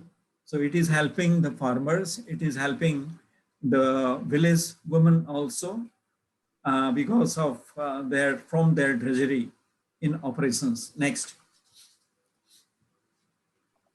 Next slide. Harvesting of fruits and vegetables is yet another area which has been mechanized to some degree, but then lot of progress has to be made in future. At present, it is at very small level. Next. A sum up of Indian agriculture 1960 to 2020, we see that all agricultural machinery has increased significantly, and production capacities have also increased. And the cropping intensity has increased. The grain yield per hectare in kg has increased. Tractor stock is now about 900, it is 90 lakh. 90 lakh means about 9 million. So 9 million total tractor stock is there in the country. And whereas in power tillers also about 320 or 330 power tillers are in 1,000 numbers. These are available. Whereas the draft animal power is decreasing significantly from 80 million to it has now reached to 50 million. That shows that the bullock power is decreasing significantly on Indian farms. Next, please. comparing the animate power and mechanical power now, Indian farms in totality, this is aggregation. I'm sorry, because I have not tried to do it the farm size wise, but now 91.5% of the total energy or the power is coming from machines, and about 8.5 to 9% of the energy or the power is coming from the animate sources. So this is declining sharply. Next, please. And many machines are being used now on farms.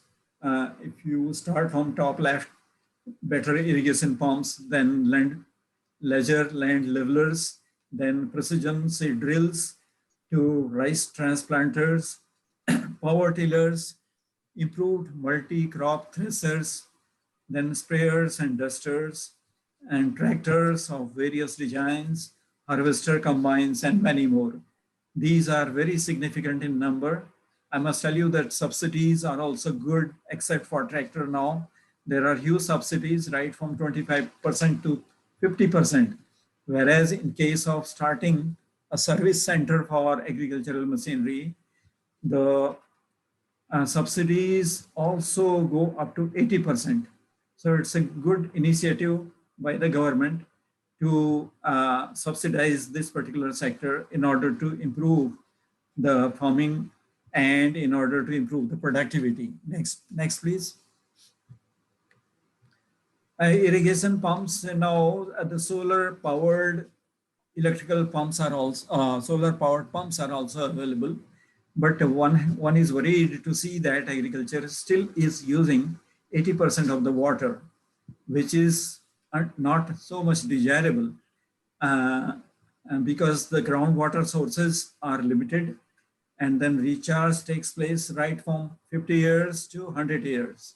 For example, the area from where I am situated, that place, earlier there were artesian wells. That means the water was flowing out even after drilling a hole on earth. But now you have to pump it right from a depth of about 100 feet to about 200, 250 feet. So that water table is going down continuously, and it has happened in many parts of the country. Next. The sprayers and dusters. Spraying has improved productivity of the farm by control of insect pests as well as weeds.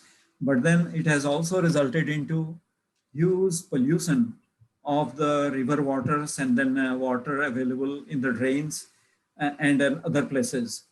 So this particular issue can also be taken up by researchers and policy planners in order to minimize the use of pesticides and insecticides in order to save our environment. Next.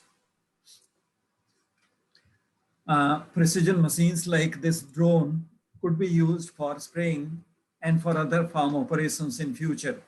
This is also coming up in a big way, and very soon I think we'll be seeing these kind of machines working on the farm and particularly operated through remote control as well as computerized, that is information technology based, and maybe also guided by the satellites. Next, please. Very high precision and multi-crop threshers have been developed. There are about 50 different manufacturers of tractors in the country and large number of threshers in the country, which are being sold in the market. And these are either diesel engine operated, or these are also operated by electric motors. Next. Next, please. Harvester combines have become very popular. About 50,000 units are available in the country now. This is a 14 feet self-propelled harvester combine, multi-crop. Different crops could be used by changing some of the adjustments. But then the problem is that the burning of straw takes place. That means the stubbles, wheat stubbles and rice straw, which is left in the field, is burned by the farmers, thereby polluting the environment vigorously. You have haze during winters, during October, November, in the sky, and then the carbon dioxide concentration, free carbon particles also available, and then NO, nitrogen oxide, nitrous oxide, these gases are also there. So these are polluting the atmosphere. So better designed machines are to be used. And there has to be some control on either law or technical control, technical solutions available for this particular sector. Next, please. I think common operations requiring mechanization, land preparation, weeding, fencing, and so on and so forth. Next slide. Crop-specific operations, in which separate machines are required or adjustments are required for different farm operations like seeding. You require a different seeding machine for say wheat, and another for maize, and maybe third one for a mustard, rapeseed. So that way, including transplanting as well, different requirements are there. So these systems require either design or proper development, and then proper marketing as well. Next. There are some tools and techniques which have not changed for more than 100 years, still continuing. Next. Tools and machinery, these have changed for last over 100 years. Next, please. New introductions, power tillers and tractors, irrigation pumps, sprayers and dusters, motorized threshers, MB plows, weeders, intercultural tools, machine harvesters for cereals, poly houses, cold stores for fruits, vegetables, etc. These are the new introductions for last almost 50, 60 years. Next. Solar energy is now gradually being used on farm as well for lighting, as well as for running the pump sets. And these have many other operations as well. In dryers as well, these can be used, dehydration units, and for many other operations. Next. Tractors have become multi-purpose machines. These are not only used on farms, but also used for haulage purposes, also being used by construction industry and forest industry. So huge number, that is about 40%, is going basically to forest sector, and then to the construction industry, and to other operations as well, haulage purposes, transport purposes. Next. Satellite will be helping the farm operations in near future. At one place to operate a machine, about 4 to 5 satellites could be used, could be applied, and the information, the technology could be used for operation, including for harvester combines and for other machines as well. Next. High technology agriculture using drones and pilotless vehicles, unmanned vehicles, for that unmanned flying, say helicopters, or for flying drones, they could be used.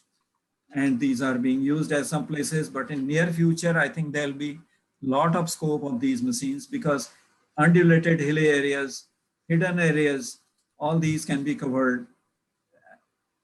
Next, please. In dairy, a lot of mechanization is required. Next, please.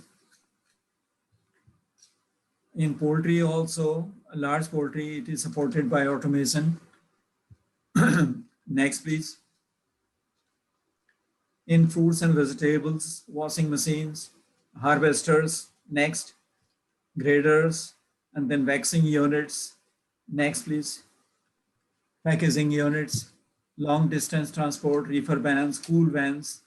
This is also a new introduction for last almost 30 years or so, and now becoming very popular. Next, please.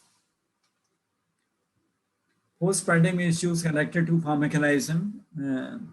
I'll go in brief. Air pollution reduction is essential, and quality improvement. Water pollution reduction and quality improvement is very important.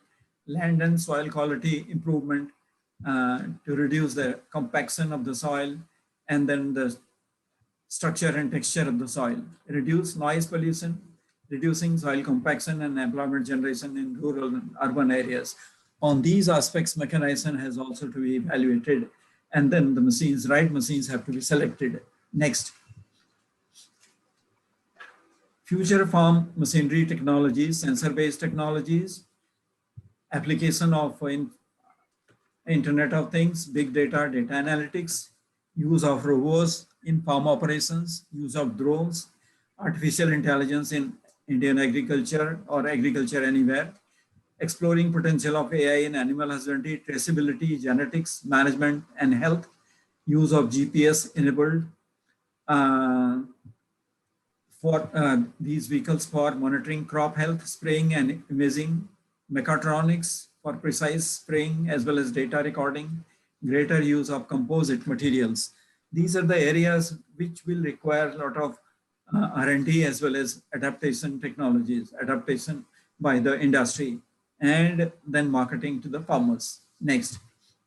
Support from the government is essential, which is coming through as far as Indian conditions are concerned.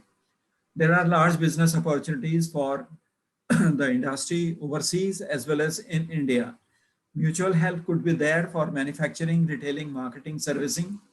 If Brazil can have the sugarcane harvesters, let these be imported to India or manufactured in India, and Indian, say, farms having harvester combines for cereals, pulses, and then precision seed drills available and threshers. These could be exported to different countries through collaboration. Design of new products is also an area. R&D and extension agency, social, financial, environmental impact analysis, EIA, that will be important. Technology promotion and training of farmers and entrepreneurs.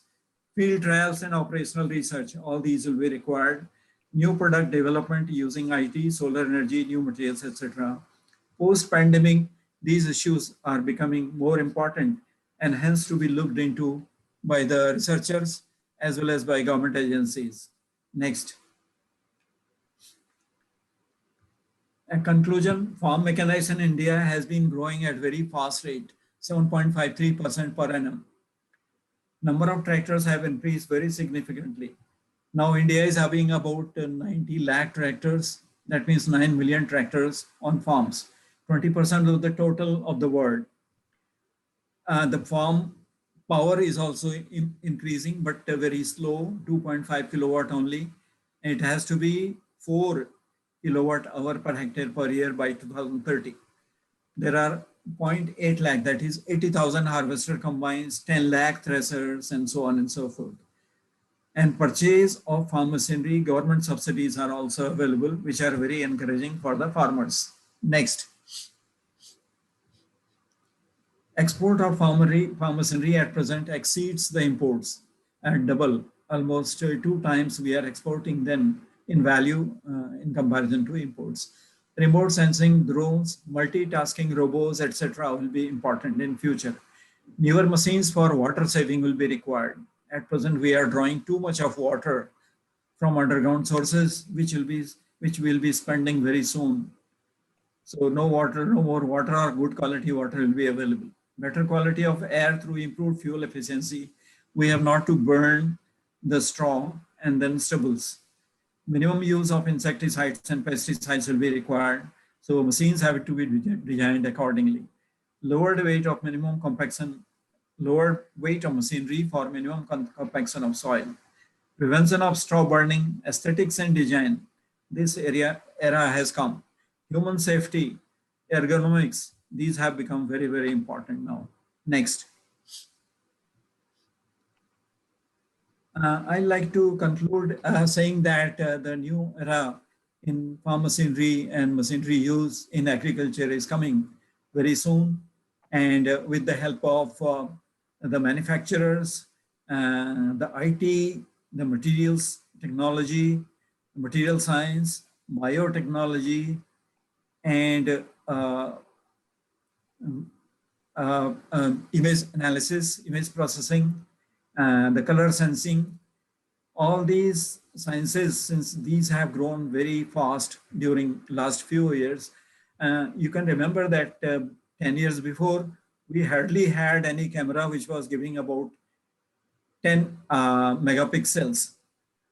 We thought this was the highest possible that can be achieved, but now there are 100 megapixel cameras also available even on your mobile phones, and very high quality pictures could be drawn. So that is the kind of image processing that is happening. Changes are taking place in the market very fast. With the help of these, we feel that more and more machinery will be used. These will be scale independent. Say, for example, a drone. A drone is a machine which can be used on a large farm as well as a small farm, equally effective. So such kind of technologies will be coming up in the market. For example, solar energy.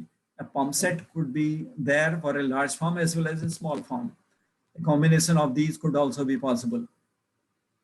So all these, many of these technologies will be scale independent. That is, the farm size will not be very important for them. Next, please. Yeah, again, I acknowledge the contribution I have drawn the data and then the information from many sources which I'm giving over here. And I thank them. Next. My best wishes, and then any feedback that you have, if in case I have presented something wrong which was not correct and erroneous, please let me know so that I can improve. And in case I have spelled something wrong, that is also regrettable, and I will like to apologize for that.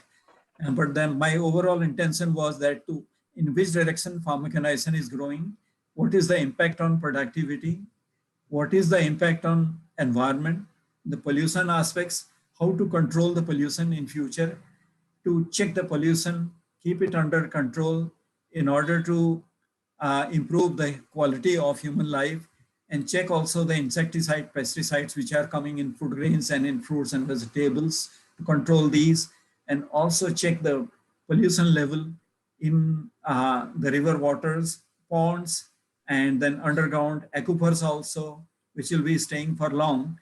But with this kind of exploitation, the quality will be going down very fast. So all these issues have to be addressed by the researchers, policy planners, the industry, extension workers, and then experts, students. Thank you very much.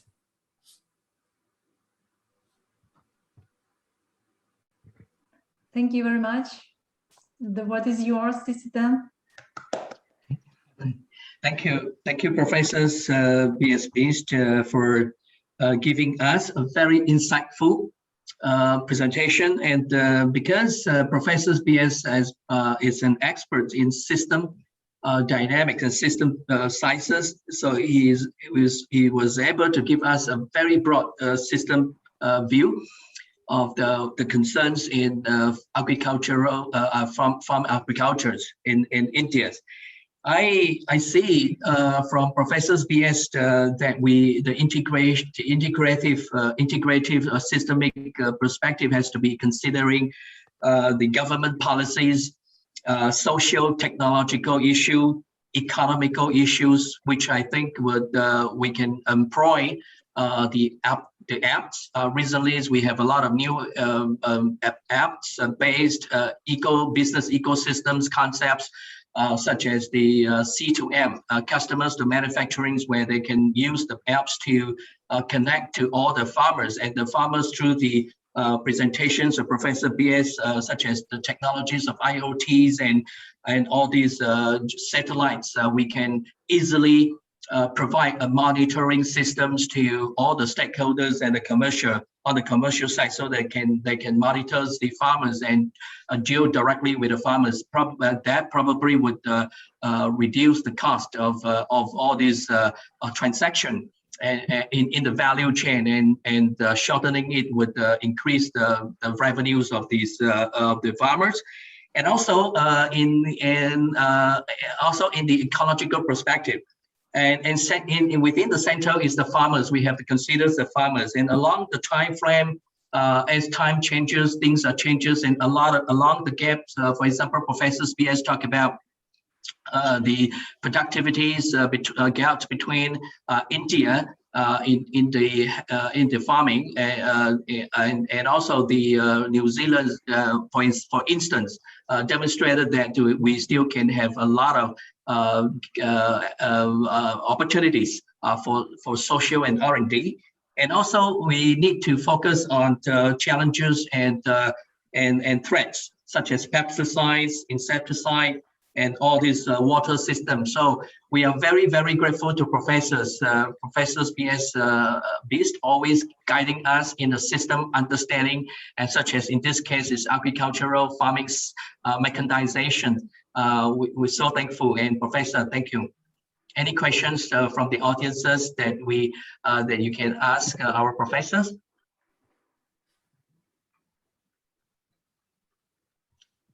Okay. Thank you, professors, for your Thank your you insight. very much. My copy of the presentation could be available from the headquarters of FAI. You can have it. Those who want it, they can have a copy. Yeah. Yes, sir. Definitely, it will be shared. Those who desires. Thank you. Thank you very much, dear professor. Thank you very much, Dr. Sisitan, for summing up and for making conclusions to such a brilliant presentation and to such problems, issues that our president raised. Actually, let me invite to another talk, Dr. Volodymyr Pugachev, as a resource person, and also let me invite as the chairperson, Major General Dr.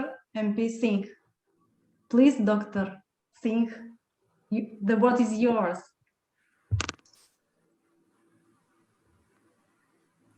Okay, now I request the next speaker to kindly come on the mic and continue the presentation. We'll all benefit from the presentation and enrich ourselves. Thank you so much. Thank you. Good afternoon, colleagues. I would like to express big gratitude for the possibility to participate in this meeting and also to share the vision regarding European agri-value chain resilience. I will show the very interesting and nice example regarding soybeans. At the moment, I'm sharing my presentation. Give me just a few seconds to do this.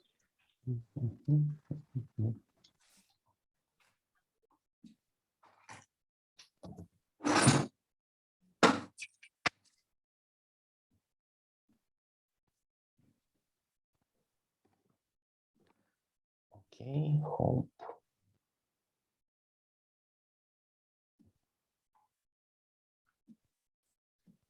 hope you can see it. Oh, sorry. Yes, visible. Visible, 1 second. Oh, please. Yeah, now it's better. Yes. So we are talking about European agri-value chain resilience on the soya case. So actually, why we are talking regarding soya and why it's so interesting in the agri-value chains, I'm sharing with you the graph based on the data of FAO, the Food and Agriculture Organization. This is the graph regarding chicken, pork, and egg production in the world, how it was developing since the last half of the century. And you may see that the production of meat products, the production of eggs was increasing. And we have very interesting trends that the dynamics of soybeans production in million tons in the world was increasing, also was increasing in parallel. And the dynamics of that increase was somehow very similar. Actually, why it is happening? It is happening because most of feed, chicken, pork feed is based on soya meal. And this is one of the crucial things in the meat production in Europe. So when we will look actually at the slide with the situation in Europe with soybeans, we will see that European Union is one of the top soya importers together with China. So if you look at the graph of just soybean, of raw soybeans, China is #1 importer and European Union is the second one in the world. But when we also look at the graph of soybean meal imports, we will see that European Union is #1 here. What comes that European Union is supplying more soybeans than it's producing, because the internal consumption regarding to the feed production do not relies with internal production of soya in Europe. So you may see the main destinations, import destinations. So this is overseas. As we are talking about Europe, this is overseas comparing to Europe. This is Brazil, this is Argentina, and this is United States. You may see the shares of these imports for the last years into the Europe. And why it's so interesting to talk about the resilience of value chains, looking at the previous year, looking at COVID and post-COVID dimension. So on your screens, you may see the graphs comparing soya prices in the world in United States dollars for metric tons. And you may see that prices were quite stable for the last 4 years, for the period of 2016 till the beginning of August 2020. It was around 300, 400 United States dollars.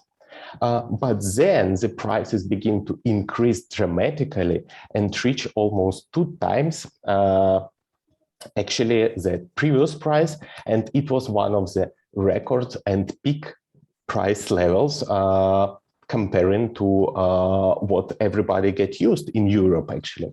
So what caused this? It was a shortage of soybeans in the world. So it was quite bad yields in Brazil caused by some hurricanes.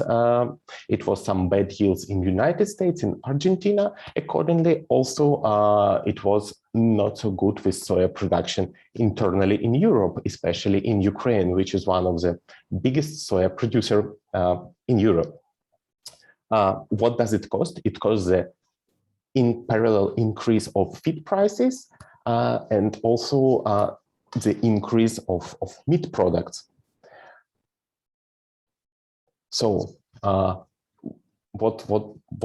so we continue, and actually what is the main consequence from the previous, that actually localization of soya production is one of the key priorities, and decrease of import dependency is one of the key priorities in this area, which is so much highlighted according to the soya prices and according to the levels of prices in the previous years. So the resilience, agri-food resilience in Europe is depending on the increase of internal production. So if we see to the history of soya production in Europe, you may see that areas have almost increased 2 times for the last 10 years and reached 4 million hectares of tons. But for sure, this is completely not enough for internal self-sufficiency in soya. However, my organization, because we are working with soya in Europe and we are developing the soya value chains in Europe, we are forecasting that soya output in Europe will increase by 66% till 2025.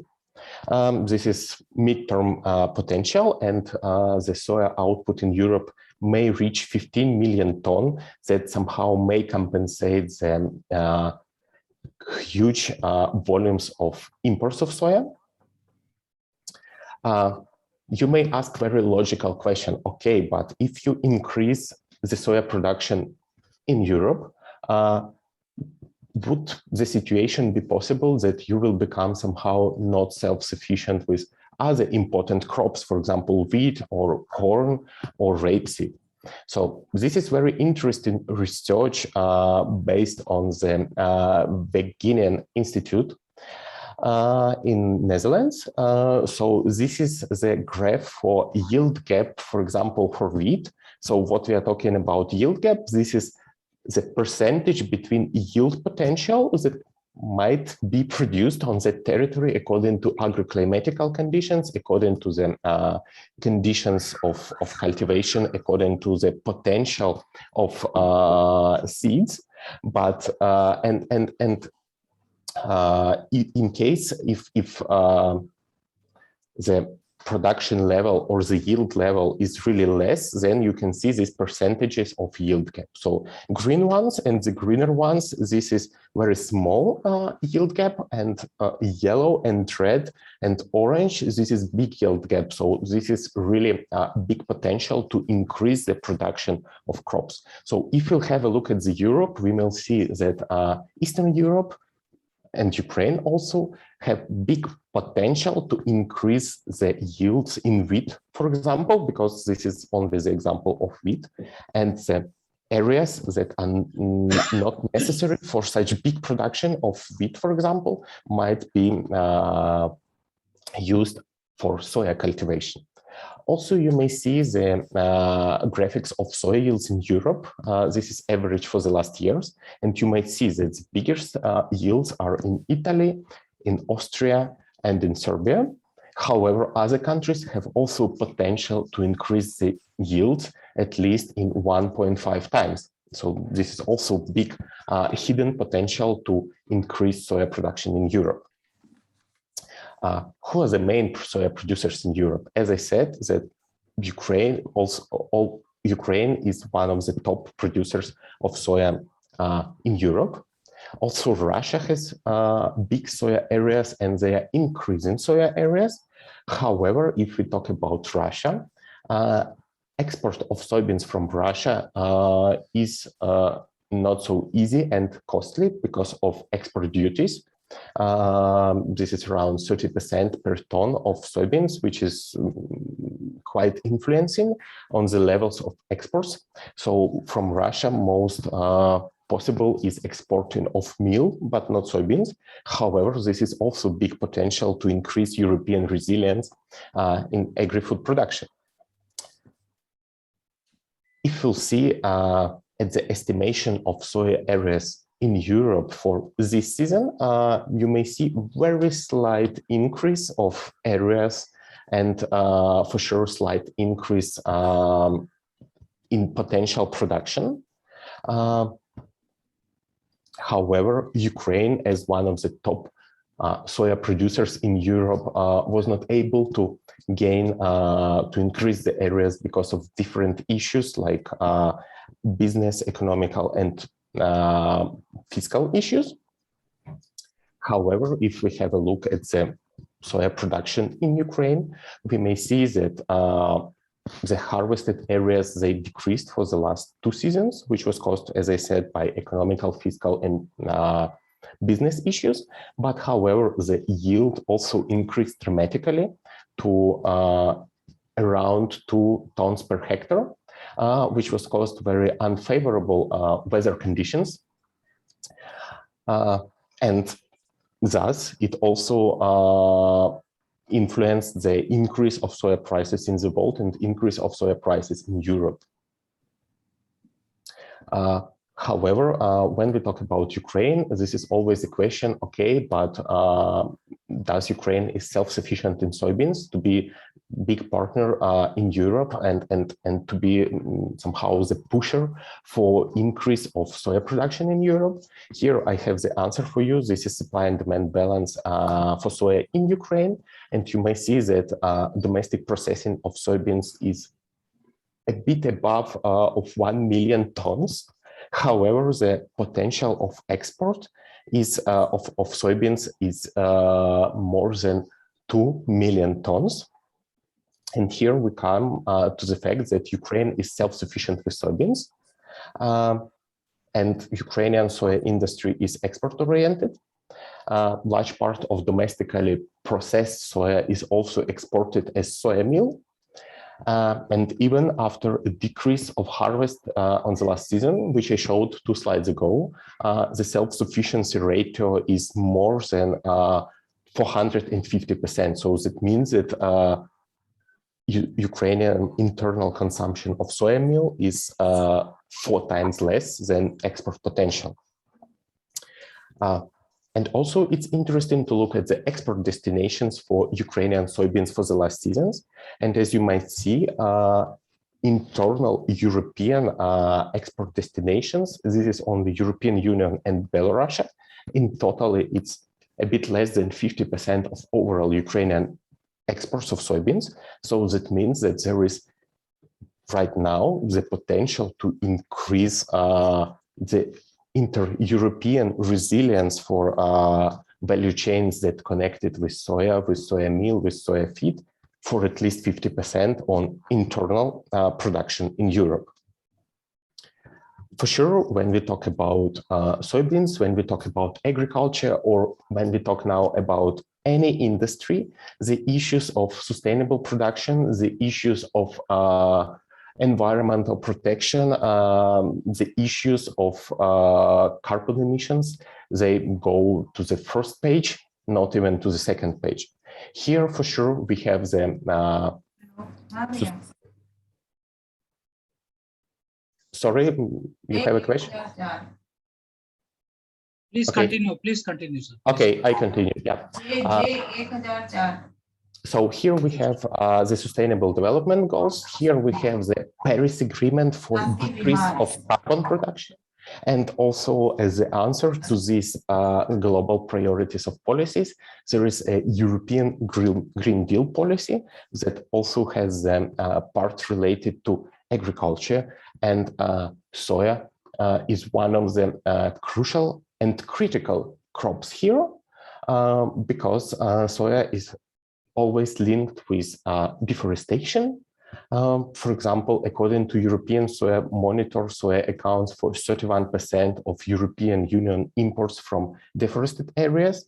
And why this is really crucial, not only except to environmental protection, but this is also crucial according to carbon emissions, because deforestation is the main driver of carbon emissions. You may see the slide prepared by our organization with indication of carbon footprint of 1 kilogram of soybeans on the farmer's level. And you may see that Ukraine or Italy produced soya has 90% less carbon emissions, mostly because of absence of deforestation issues. Because, as I said, deforestation accounts of a big share in carbon emissions for agricultural production. Also, another one important issue here and important initiative that I'd like to highlight to you, the issue related to sustainability field. This is increase of demand for GM-free soya. As you know, there is a big European retailer, Aldi, Aldi North and Aldi Sud. They have announced that by 2030, they will switch the pork, beef, and poultry production to the level 3 of German animal welfare labeling scheme, which means actually that animals fed under this level 3 welfare labeling scheme should be fed only with genetically unmodified feed. So this is also, again, big opportunity to increase the European resilience with addressing the issues of environmental protection and also addressing the issues of animal welfare. From this, I will be really very short, and I'd like to thank you for your attention. I guess that maybe we have some questions in chat. I guess we need to check. And also my presentation will be available after this webinar. I will share it with the participants. So thank you. Thank you. Can I ask? Yes, sure, please. Yeah. I have a question about, because the soybean meal, it comes from two streams. One is the solvent extraction and another is a physical processing, extrusion, expelling. I would like to know in your country, how much is the proportion of extrusion expelled meal available for the animals compared to the earlier one, that is the solvent extracted meal? Yes, thank you. This is really a very good question. I need to say that in Ukraine, almost more than 95% this is extraction. So and only small part this is extrusion. So mostly we have big processing capacities for soybeans that always extractions. However, extrusion mostly used for some organic production. But when we look at the entire Europe, the situation is a bit another. For sure, the most percentage of meal is produced by extrusion. However, some small farms, they might use the extraction, and they even might use the toasting of some varieties that are really very good for feeding animals without any further processing. But this is more to develop this small, somehow farmers' value chains. When at your farm, you already have production, you already have some poultry production, and you can process or slightly toast the soybeans for your own feeding. Thank you. Another question is regarding the residual hexane. It is a big concern that it may come in our blood if we take from the extraction soya meal. So because they are more concerned about their health. Thank you. This is also a good question. There is some concerns related to actually not only soya meal production, but also sunflower oil production, or which uses quite similar technologies of production, or rapeseed production. However, this is a big question for sanitary and medicines. Honestly, I do not have so many researches available on this topic because this is not somehow my main area.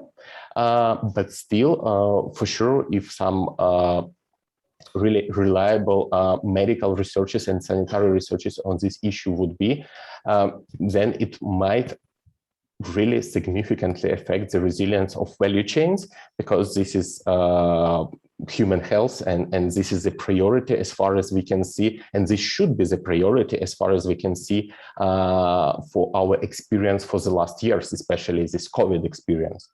So for sure, maybe some deeper medical investigations would be necessary here. Thank you.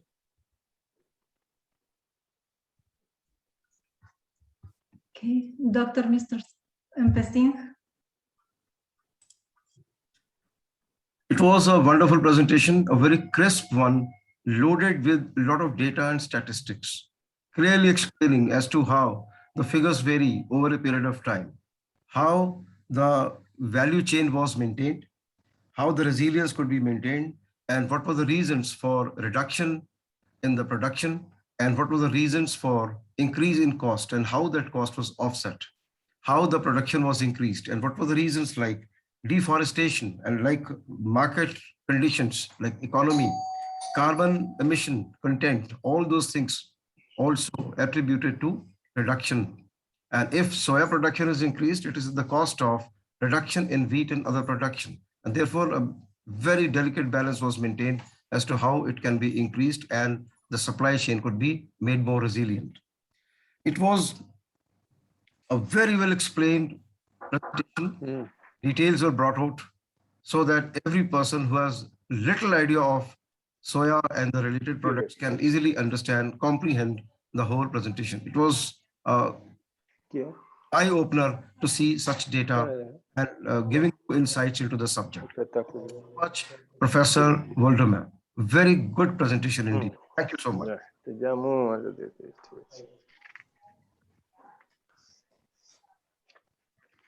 Thank you very much, dear Professor Vladimir Pugachev. Also, thank you very much, Dr. Singh, for summing up and for making conclusions to this presentation. And as I understood, the topic is very relevant because actually was really good questions to it.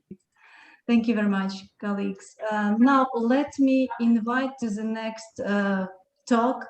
The former president of FAI, former dean, at College of Agricultural Engineering and Post-Harvest Technology from Central Agricultural University, Professor Prabhat Srivastava, and as a resource person. And also I would like to invite Professor Yulia Sonsilko as a chairperson. She is an associate professor from Kyiv National University of Trade and Economics, Ukraine. Yulia, please. Good day. So I would like to present the presentation of Professor Srivastava, founder president of FAI, former dean, College of Agriculture Engineering and Post-Harvest Technology, Central Agriculture University, Gangtok Faculty of Agriculture Sciences, AMU, India. The topic of this presentation is transforming agriculture sector as a profitable industry through post-harvest processing and value addition, the success story of India. And the research is devoted to the Indian agriculture that has witnessed many revolutions, and all of these revolutions have transformed India from a food deficit country to a net exporter of a variety of agriculture products, including food. This presentation is focused on processing and value addition on fruits and vegetables. And the presentation also includes brief discussion on some of the innovative government policies and initiatives which has facilitated the growth of food processing sector in India. So, Professor Srivastava, welcome.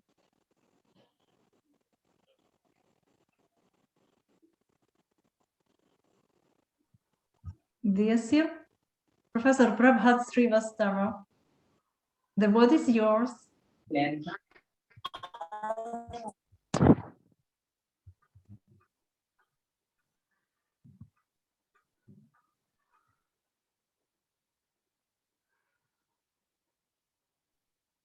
Your voice is not appearing, sir.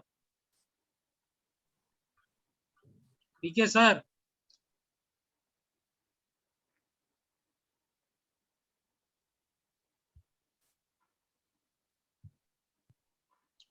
PK, sir, remove your earphone, and I think that is better. Without earphone. Some issue in your earphone. No voice, sir.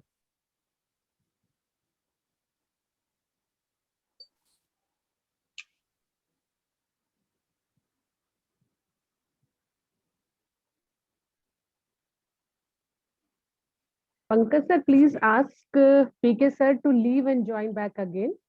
Okay. PK, sir. Yeah.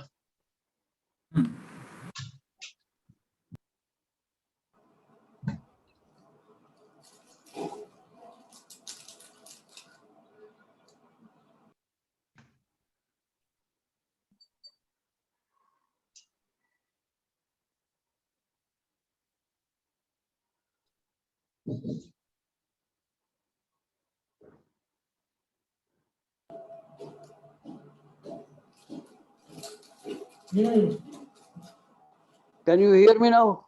Yes, sir. We are hearing you now. Okay. So may I request Dr. Meenakshi or Dr. Mutha to present my slides? Hello. Yes, sir. Yes, sir. My talk is, as mentioned, is basically on the transformation of agriculture as a profitable industry through the route of post-harvest processing and value addition. In fact, I am calling it a success story because during last 2 years of pandemic, there were no casualty because of the shortage of food in share the India. slides of PK Srivastava. So this is why I am calling it as a success Amutha ma'am story. said she's doing, I'm doing. Okay, so kindly start. The keywords which I will be using in my talk today is agriculture and agricultural revolution, as was mentioned by Professor Julia. The two themes, arid for D and pillars for sustainable development as agribusiness, which we have adopted. Because most of our participants are not from the food processing side, so some brief information about the food processing terminology, the technologies. More I will be emphasizing how we have succeeded, or we are on the pathway of success in post-harvest technology route. So let us start. As mentioned earlier, agriculture is the backbone of Indian economy, and it supports almost 50% of our the population for the livelihood. Years back, we were called as a country from ship to mouth or with a begging bowl. Now we are exporter. So this type of transformation has taken place. We have 4 or 5 experts, right from Dr. Bist, Dr. Gyanendra Singh ji, Dr. Patil, Sri Lalit Mishra ji, Dr. Premjit Singh, those who know the success story. One of the great factor is the reduction in post-harvest losses in the supply chain, to which we call sometimes hidden harvest. And the second factor is the value addition. One of the factors for our success in India goes to the word arid for D and ARI for D. AREED, ARRE for D and ARI for D. 4 stands for far. So agricultural research, education and extension, one side, and agricultural research and innovation for the development on the 2 sides. These are the 2 key words which have been used in India for coming to a better position in supply chain management. The factors which were focused in India was enhancement of productivity, access to resources, energy in agriculture, strengthening of technology and infrastructure, as you heard Dr. Bist, upgradation of the value chains, the exploitation of demand, then promotion of innovative sources of financing, which is very important. Please move to the next. I'm little ahead. And then the public-private partnership. Now, yes, stop it here. So why? Question comes why? Because we focused on the education and training, entrepreneurship development, efficient supply of inputs, proper planning with group action, the credit availability, and shift to income centricity from production centricity on the principle of profit. These are the some words which we have adopted in India. As I mentioned, from known as a food deficit country in 1950s, a country with begging bowl, or from ship to mouth in 1960s, because we were surviving on the food supplied by Americans. Now it is a transformed. How? With focus on the above mentioned issue. What are the parameters for transformation? You see, contribution of agriculture and allied industries to GDP is almost about 17.2%. Then growth rate of agriculture is about 2.4 to 2.7% during this pandemic period also. Share of agriculture and allied sectors in countries, national employment almost 57%, 52%. Food grain production 282 million tons, including many things. Oilseeds also I have mentioned here. The horticultural crops 311.7 million tons. Ranking in global food production second. Buffer stock, Dr. Brahma Singh ji mentioned, we maintained to high extent 68.7 million tons. Post-harvest losses reduced from 25 to 30% to almost 3.9 to 6%. Horticultural crops, we are next to Brazil. Overall world scenario. Let me give you another example. Why we call it success? Why I am calling it successful? Because of the revolutions in Indian agriculture. This slide I have been using many times. starting from grain revaluation related to crop, the white related to milk, blue related to fish or aquaculture, black, then brown chocolates, cocoa, golden fruits and vegetables, then golden fiber, then gray, yellow, round related to potato, silver fiber related to cotton, silver related to egg, sweet related to honey, and so on. And now we were supposed to focus on the rainbow revolutions. So think transformation, a country which was famous for its begging bowl attitude. Now with so many revolutions, this is a major transformation. Now the words which we use in the food processing for the benefit of my friends from other disciplines, food processing is operation, the group of operation conducted after the say harvest of the produce. Post-harvest also it is known as a gamble of shape of industry which is taking place because of these operations. This is one of the major driving force behind the global food processing industry. Industry is growing very fast.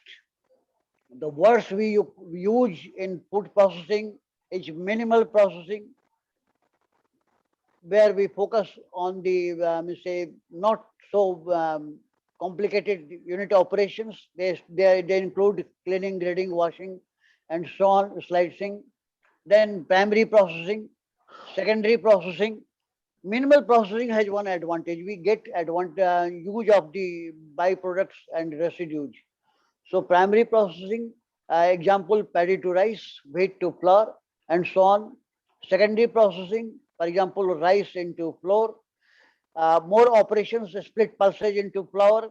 Tertiary processing, cooked rice, the food, fruit and fruit beverages, and so on. So these are the words used in this one. One word was used by Dr. Brahma Singh ji and Dr. Premjit Singh was the secondary agriculture.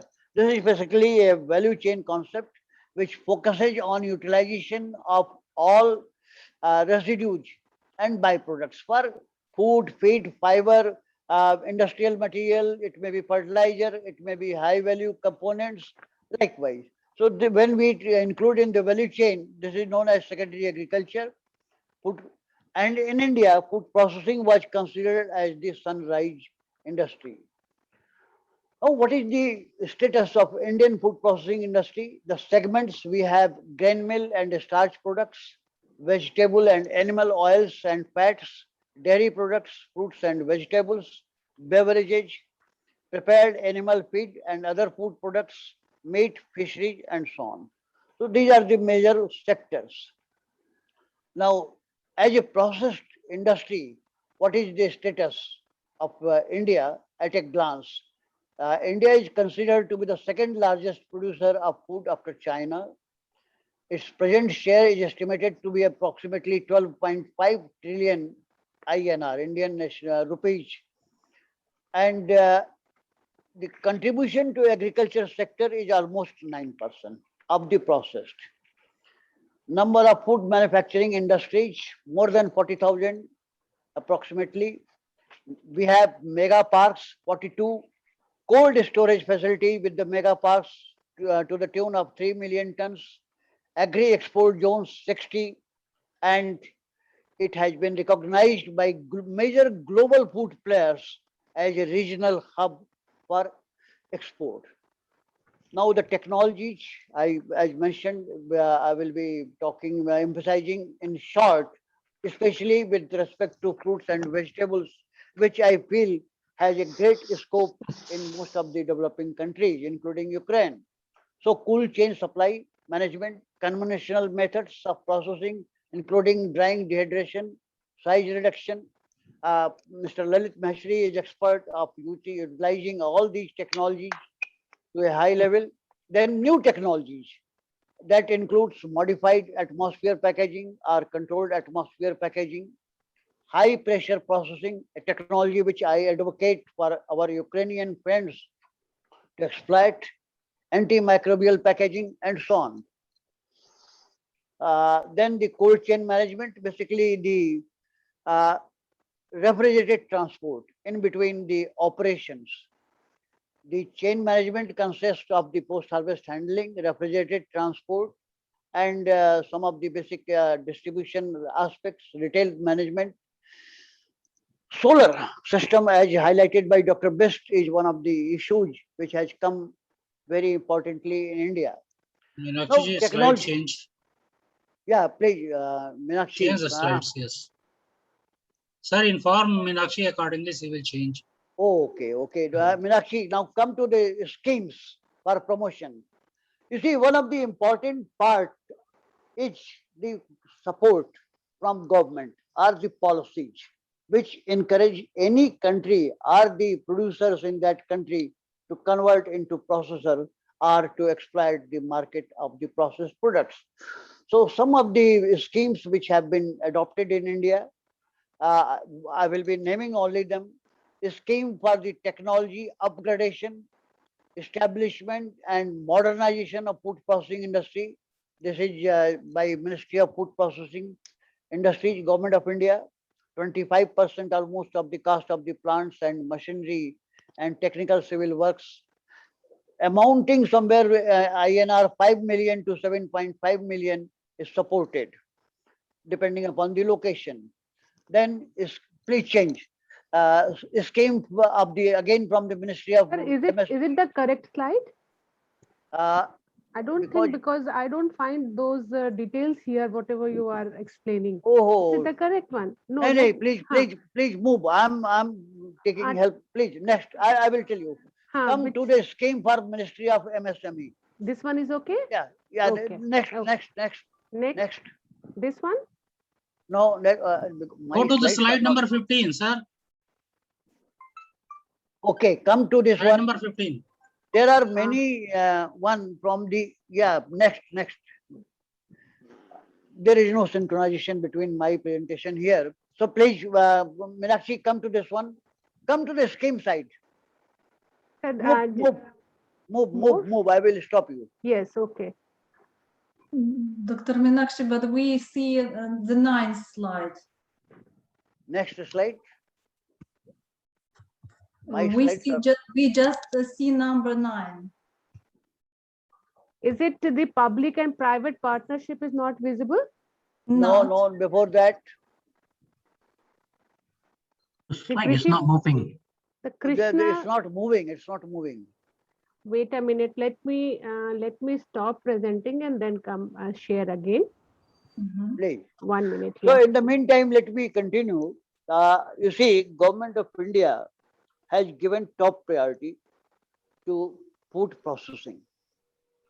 No, go back. Go back.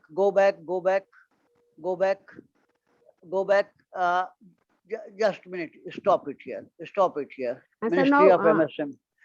Okay. So promotion and technology upgradation I mentioned. A small farmers agri-business consortium is another scheme. Next, please. Meenakshi, move.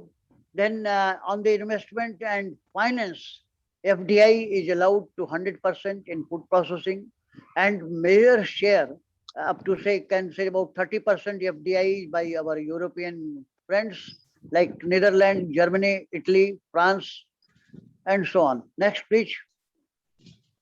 Innovative schemes for promoting post-harvest processing scheme. Some of the reforms have been taken by Prime Minister of India, Prime Minister's Farmers Prosperity Scheme. Then mega food parks, integrated cool chain. Next, please. Next, Dr. Meenakshi, next, please. Then Mudra, it's a financial support. Then Prime Minister's Skill Development Scheme, Make in India initiative. Next, please. Then Mission for Integrated Management, Development of Nutraceutical Functional Foods.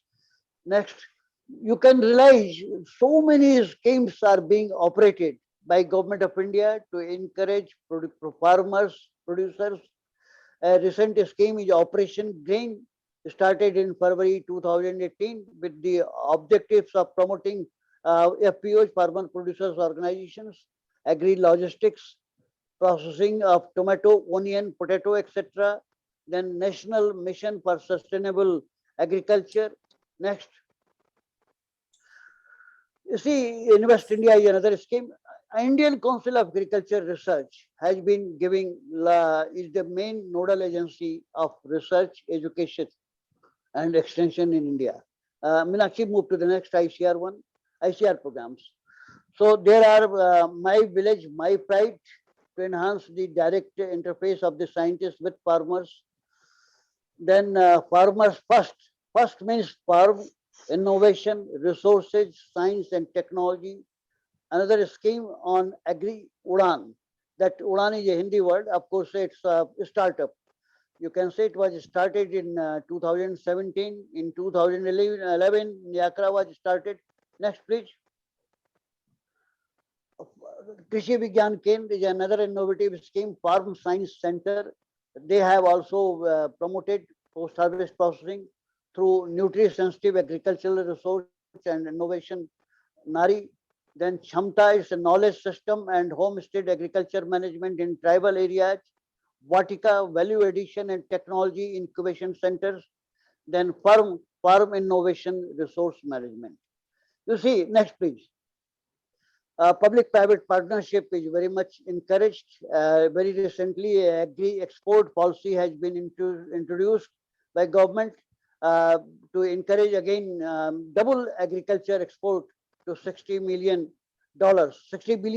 by next year 2020. Next, please. The startup companies, there are about 600 startups which have come during, most of them have come during the pandemic period.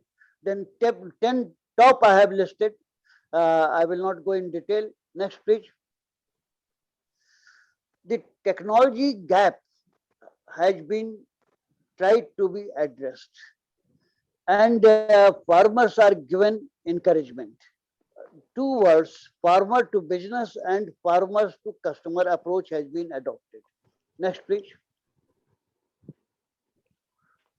Now, if you can go with me that yes, the public schemes, the initiatives of Indian Council of Agricultural Research, the efforts of our farmers, our industry, if all they have been moving in the right direction, and success is that there were no starvation deaths or casualty because of the food insecurity or related issues during the last 2 years of pandemic, it can be called a story of success in India on the post-harvest side. Of course, miles have to go ahead. Based on these, I can conclude with some of the suggestions.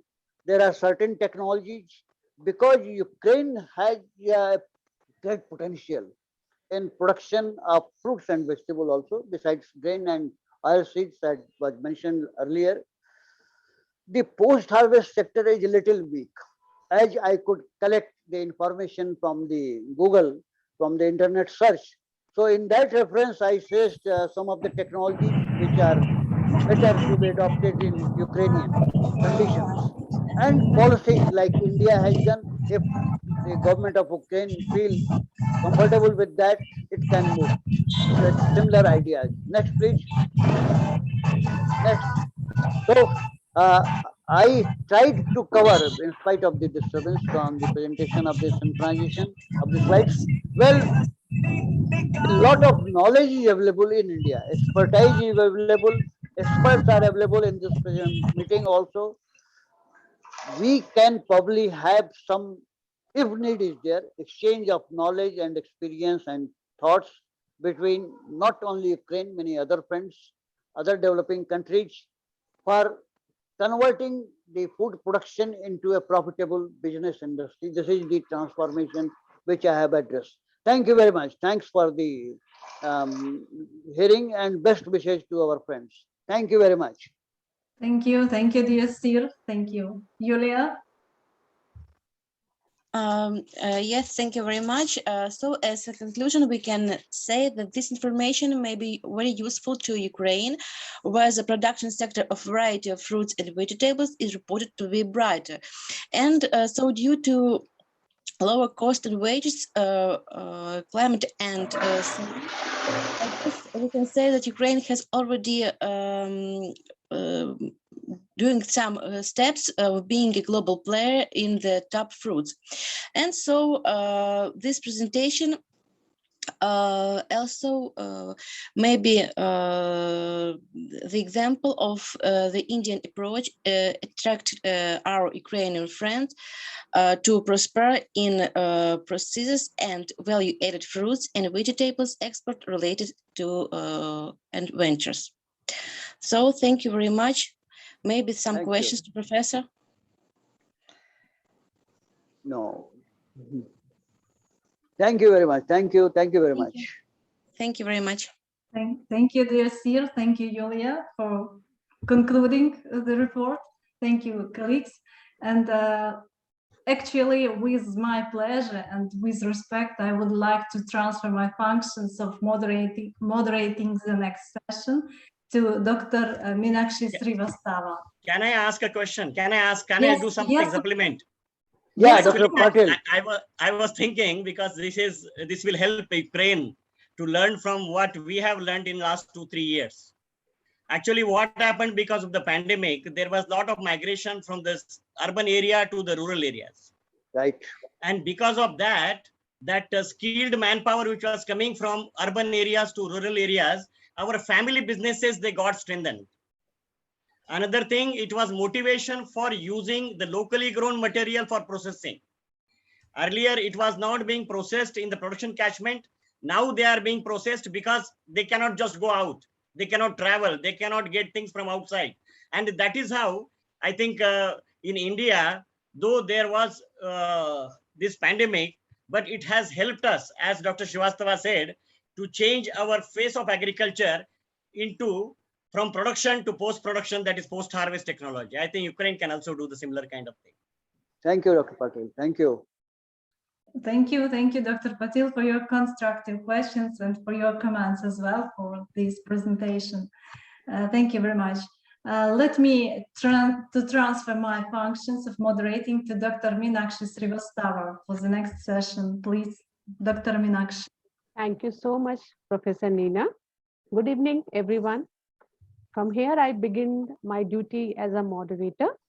In this session, we are going to have 3 resource persons and 3 chairpersons. So let me introduce, first of all, the first chairperson, Professor Prifat Nothanathan. Sir is President of the Association of Research of Thailand. The honorable resource person for this session is Professor M. Premjit Singh, sir. I request our chairperson, Professor Prifat, to kindly introduce Professor Premjit Singh, sir. Professor Prifat, over to you. Thank you. Thank you. Thank you, Dr. Meenakshi. Thank you. Next session is a presentation of the Professor M. Premjit Singh. He is Vice President FAI, the former Vice Chancellor, Central Agricultural University in Impal, India. The title he presented is a bee farming for sustainable agriculture. Please.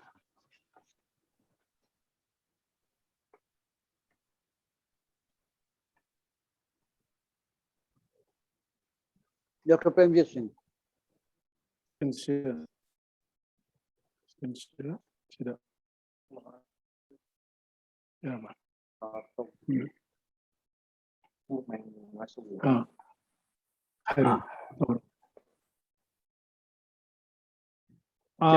you hear? It is audible? Yeah. Yes, sir. Yes, sir, it's audible. About the slide, PPT? Right now, not on in full screen, sir. We can see your My Document section. Okay. Yeah, it is now. It is okay. Is it okay? No, not yet. No, sir. No, sir. Yes, now it is. Okay. Yeah. It came now. Yes, sir. Yeah. So, all the distinguished delegate scientists, I am presenting a different topic, that is bee farming, that is apiculture, you can say beekeeping for sustainable agriculture. And why I selected this topic, because my specialization is on beekeeping. I work my whole, career on beekeeping. And it is very relevant in the context of the post-pandemic. So I will defend myself. So as you know, because intensive cultivation and nowadays the agriculture is very much advanced, clean culture. So it destroys the nesting site of the wild pollinators as well as food sources. And another thing is indiscriminate use of pesticide due to modern agriculture kills a large number of pollinators and reduces their numbers further. So we thought that beekeeping is only for honey production, beeswax, and hive products, but it is not true because it gives employment opportunities to the marginal farmers, even the ladies, even the school goers. But our focus is on agriculture for increasing crop production because, as you know, 95% of the flowers are cross-pollinated. Only 5% flowers are self-pollinated. And out of this 95% of the pollination is brought about by the insects, and particularly the bees. So now, what is the plant, bee pollination? It is nowadays we have to include in the package of practice, particularly for cross-pollinated crops. So different scientists all over the world, because they work on different aspects, for example, genetic constitutions of the crop plants by systematic breeding by the plant breeders. Then the soil scientists, they work on nutrition of the crop plants and its texture, and the plant protection scientists, they work on health of the crops by developing measures of plant protection. Even though so many scientists, they work all over the world, so that during the Green Revolution also, it gives improved implements for soil preparation, irrigation, fertilizers, improved seeds and pesticides. It was available to the farmers. But when we provided all these inputs to the farmers, still the farmers, they complain because they are farmers, they used all these inputs for improving productivity, but when they exploited full exploitation of all these components, but they are not getting the marginal returns, particularly the cross-pollinated crops, as I have already discussed. There is the 95% are flowers are cross-pollinated. Now we have to say, one such area, there is plant pollination through honeybees. So why we need honeybees for plant pollination? Because in some areas, particularly for the developed countries or the large cultivation of a particular crop, the modern system of cultivation, and when there is large cultivation of a same crop on a large area, then the wild pollinators are not sufficient to do the job. And under such conditions, and the production fruits, not only the production of the state's fruits, and it is not reaching up to the mark, and because we need pollinators, particularly the bees during the critical flowering stage, and the greater need of pollinators does fail, which can be met immediately by the honeybees. It is for this reason that importance of beekeeping is being realized as integrated part of the crop production, and that is why I suggest it should be one of the package of practice in crop production, particularly cross-pollinated crops. And why we select the bees, honeybees? Honeybees are the most efficient pollinators because the body parts are specially modified to pick up many pollen grains because the pollen baskets are there, and the body itself is it is designed to collect the pollens. Then for fidelity and the consistency, because they can go up to 1 kilometer circumference, and they visit a particular crop, either it may be rapeseed or sunflower, and they visit the crop again and again. That is why it is known as rural fidelity, and there is consistency, and they are very hardworking. They have to learn a lot from the bees, even the human being, because they are very much hardworking, and the thorough micro-manipulation of the flowers, then maintainability of high population and where needed, and adaptability to different climates and niches. And the advantages of bee pollination, because as a result of cross-pollination, somatic, reproductive, and adaptive heterosystem hybrid effect, it occurs. And due to this hybrid effect, stimulate germination of pollen and the stigmas of flowers and improve selectivity in fertilization, increase viability of seeds, embryo of plants, more nutritious and aromatic fruits are formed, increase the vegetative mass and stimulates faster growth of plants, increases number of size of seeds and yield of crops, enhances resistance to diseases, increases nectar production in the nectarines of the plants, increases fruit set and reduces fruit drop.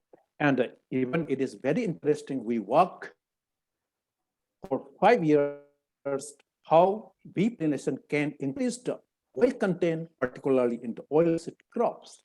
And this, because I'm contributing, actually this is my work, because I work on honeybees.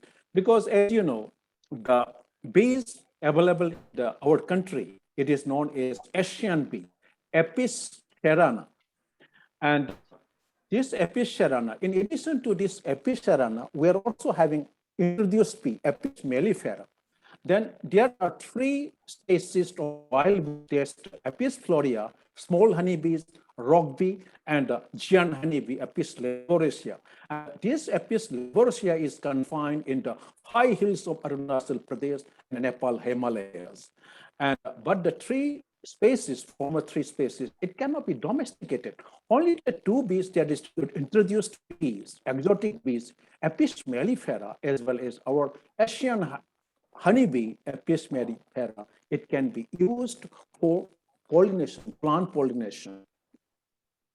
So this, for the whole Himalayan region, so we worked and we collected the honeybee samples from 16 localities covering 6 states of the northeastern region. And we studied about 55 morphometric characters. And based on the computer-assisted multivariate discriminant analysis, bees from the northeastern Himalayas, that is the northeastern region of the country, it was identified as separate subspecies, which we designated as Apis cerana himalaya. And this paper, it was published in Journal of Apicultural Research, published in UK, London.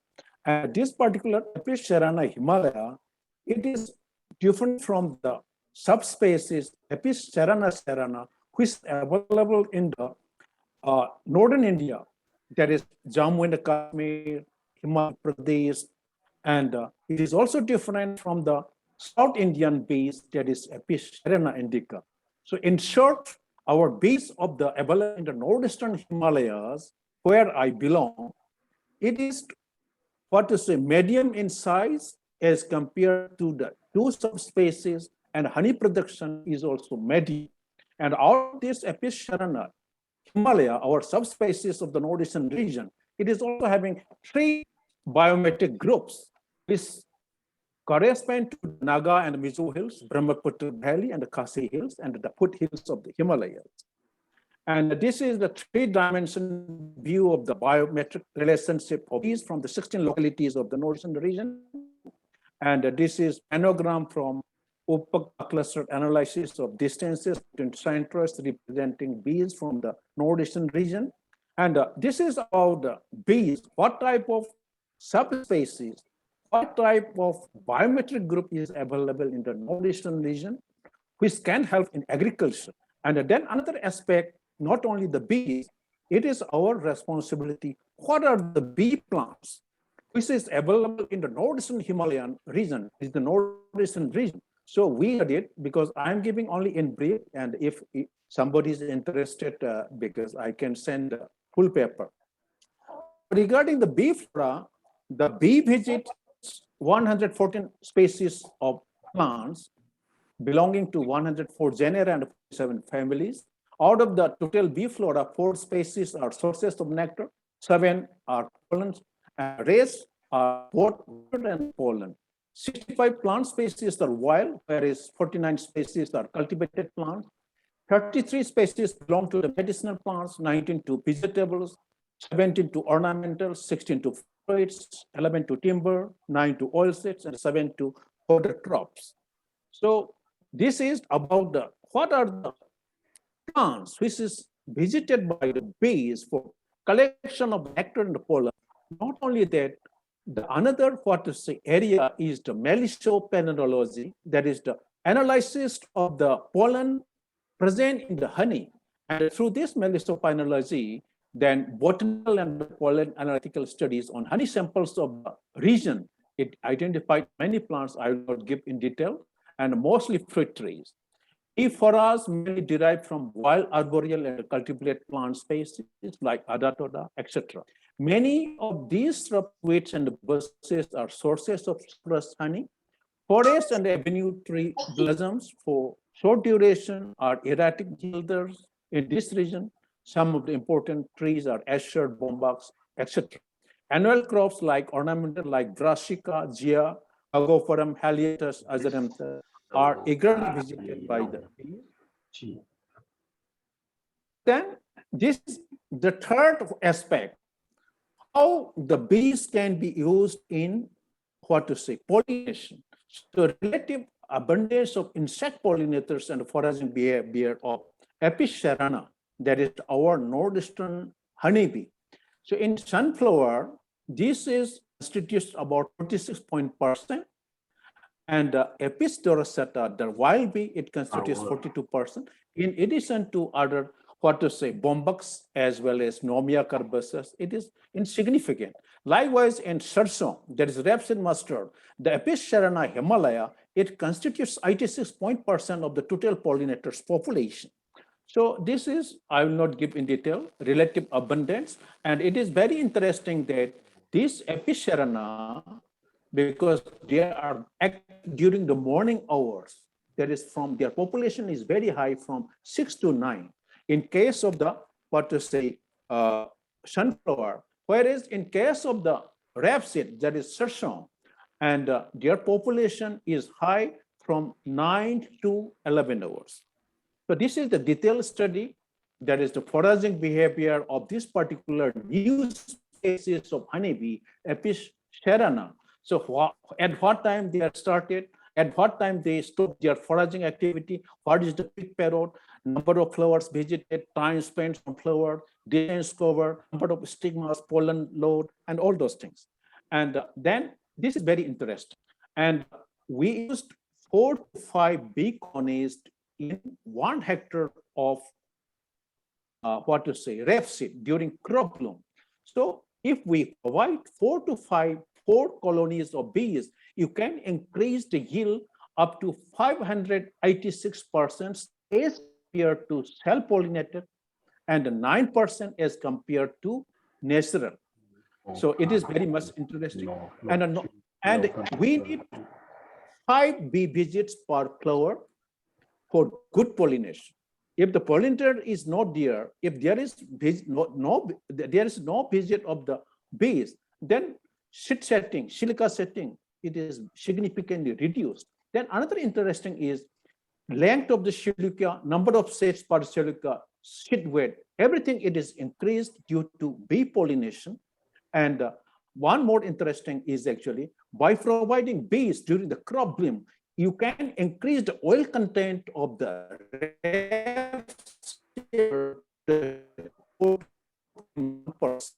even the seed germination, it can increase up to 2.5%.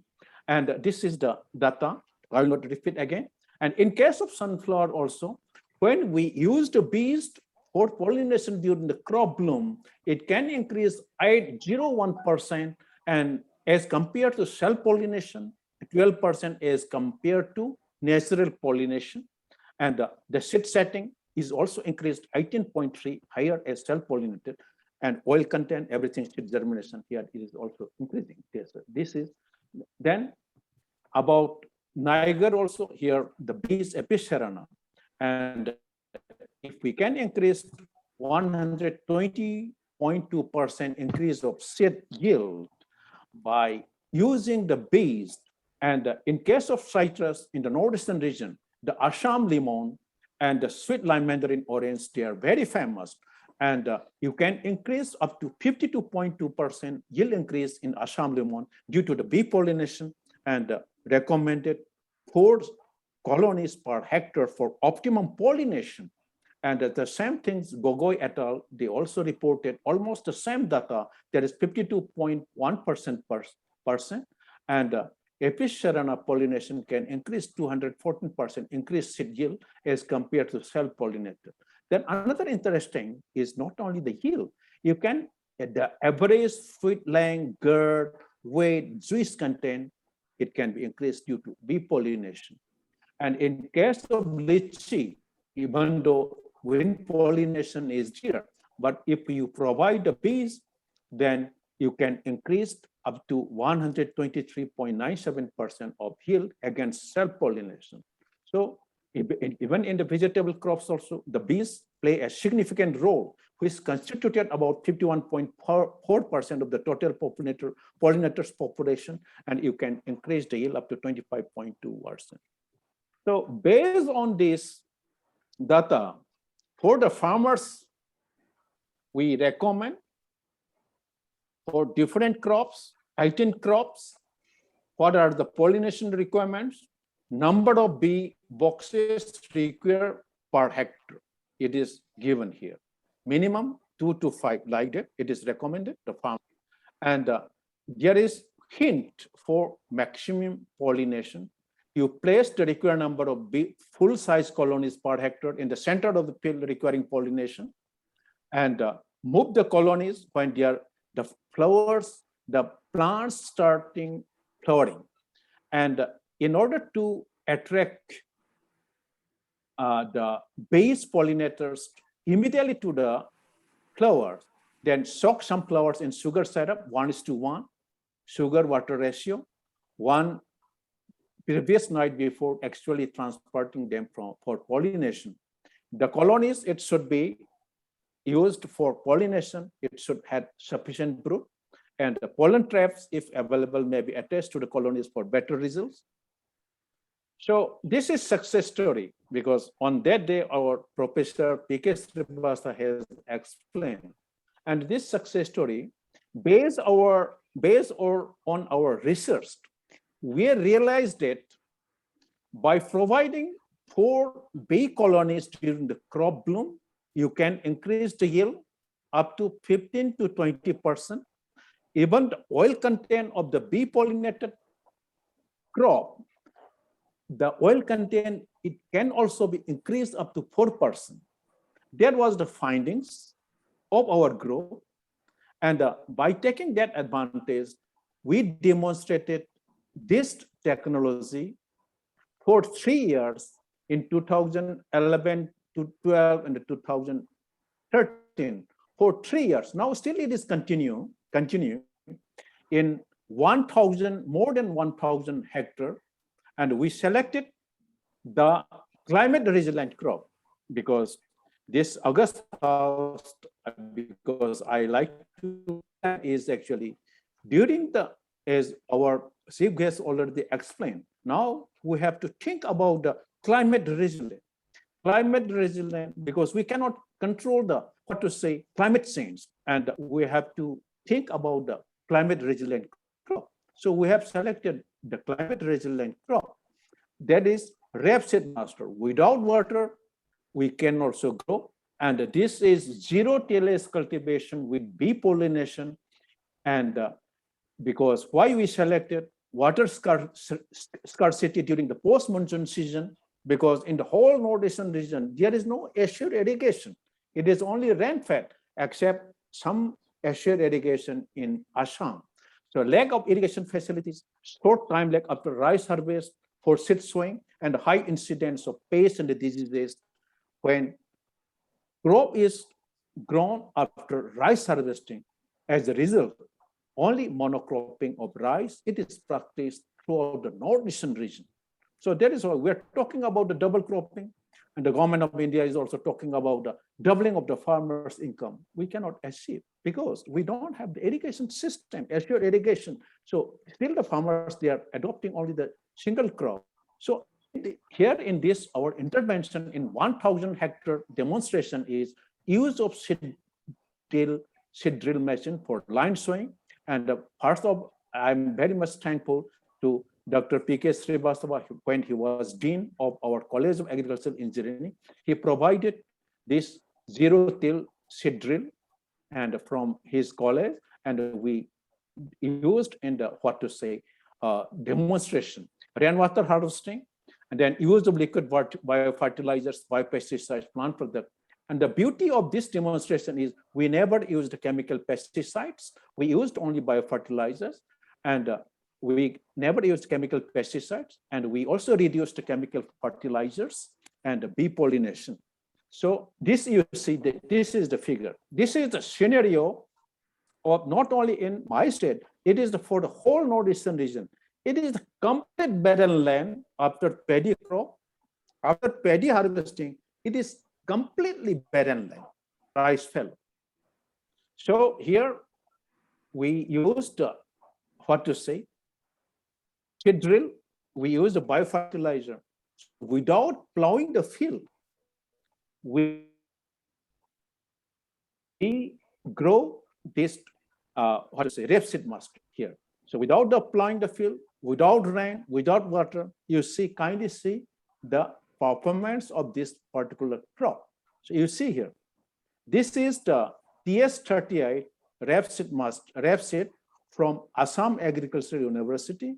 And this crop is without any water, without any plowing the field. So this is the beauty of this project demonstration. And here, this is another, Indian mustard, NRCSP 101. And I obtained from Directorate of Rapeseed Mustard, Bharatpur, Rajasthan. And here you see the performance without plowing, without using any chemical pesticide, without rain, without irrigation. It can be achieved. And you see here, we used the bee colonies, and out of this 1,000 hectares, in this particular area, we covered 337.5 hectares. You see here, we used the bees and the farmers, honey extraction, they are doing.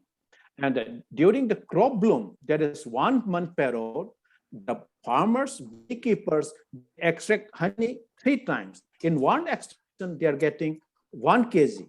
So means in 1 month, they are getting 3 kg of honey.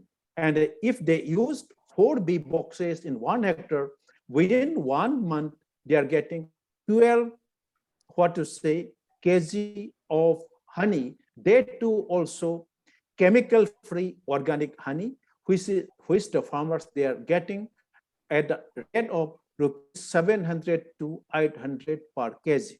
That is why the cost-benefit ratio, it is very much increased. So what is the impact? This is the last slide. So altogether, 1,419 farmers across 50 villages in 10 districts of Manipur adopted this, our technology, zero-tillage cultivation of rapeseed in 1,010 hectares during 2013. And by spending only rupees 17,480 per hectare, they are getting net profit of 34,620 with benefit cost ratio of 2.98, and it includes the cost of honey also. Then area in our state, before the intervention of this demonstration, it was only 26,750 hectares. After intervention of this, our demonstration, it goes increased to 36,000 hectares, and the production 20,000 to 850 metric ton to 30,000 to 110 metric ton, and the average yield 5 quintal per hectare. It can be increased average yield to 8.67 quintals per hectare respectively. the Central Agricultural University, where I work as assistant professor, associate professor, professor, and ultimately director extension, as well as vice chancellor. And I'm very happy due to this work, the Central Agricultural University Impal was conferred Mahendra Samurdhi India Agri Award 2017 for this noteworthy contribution in the field of agriculture, having positive impact on the farming community. And this is our farmers training program. This is the farmers field day. And here, Honorable, Agriculture Minister, Union Minister, as well as State Agriculture Minister, Commissioner, that is our chief and Secretary Agriculture. So they conferred this award to the Central Agricultural University only due to this very, farmer-friendly work. Thank you from the Central Agricultural University. These are our students from the 7 states of the Northeastern region. Thank you very much. Thank you so much, sir. So do we have any question? Meenakshi, I would like to add one comment. Yes, if sir. you, Yes, sir, sure, friends, friends, 1,000 hectare in any region is a very big area. NE stands for Northeastern. One word is silent, NEH, hilly region. So in hilly region, a place of terraces and valleys covering an area of more than 1,000 hectare. Under this in itself is a very big achievement. So consider 1,000 hectare for big countries is a small piece of land. But for NEH region of India, 1,000 hectare is something very big. So through this effort, I congratulate Dr. Premjit Singh and his team for a very beautiful contribution to NEH agriculture by beekeeping. Thank you very much. Thank you, sir. Thank you. Yeah, Professor Fifat, your words. Yes, a very interesting presentation. I think that is evidence of the importance of the insect, especially the bee, and it should be comply with the sustainable development goals too for the bee farming too. Actually it's not my field. It's very interesting for me. Thank you. Thank you so much, Professor Fifat. Yes. And now you. here we move to our next session. So the resource person for the next session is Dr. Natalia, and the session will be chaired by Professor Nina Poida. Professor Nina Poida does not require any introduction, but I will take the honor to introduce her. She is Vice President of FAI, and presently she is working with the Department of Accounting and Audit. Professor Nina, I would request you to please introduce Dr. Natania. Thank you, Dr. Meenakshi. Thank you. I'm very delighted to present Natalia Sergeyeva. It's my Ukrainian colleague. She's a candidate of economic sciences at this PhD with a technical bias. She's the head of the Department of Economic of Agricultural Production and International Integration, National Science Center, Institute of Agrarian Engineering and Electrifications from Kiev, Ukraine. Actually, the center's research is aimed to solving the priority task of agro-engineering science that we talked about today. Namely the formation of the material and technical base of the agro-industrial complex, which ensure the production of competitive agricultural products in different organizational, economic, and soil climatic conditions of Ukraine. Actually, Natalia is good at technical features of agricultural production and is responsible for international activities and events as well. So Natalia, I have chosen the title for today's discussion, Investment in Technical and Technological Components for Sustainable Development of Agricultural Enterprises on an Innovative Basis. I would like to add that it's maybe like a logical continuation of the issues that actually raised by Professor Birst in his report when showed us tools and machineries that used by Indian farmers. So actually, I think that right investments could contribute to annual growth of farm mechanization. So please, Natalia, take your word. The word is yours. Good evening, colleagues. I would like to tell you some information about our Ukrainian climate, about investment in agricultural, and in the condition of difficult economic situation, success by the COVID-19 pandemic, not only economy of Ukraine, but also whole of the world, the success significant decline. One of the few sectors of economy that can develop and contribution the growth and stability can be an agro-industrial complex investment in which will not only to increase the wall of foreign exchange earning, but also to ensure the food security for population always. Since 1914, Ukraine has consistently been one of the 5 world leadership in the export of basic crops production.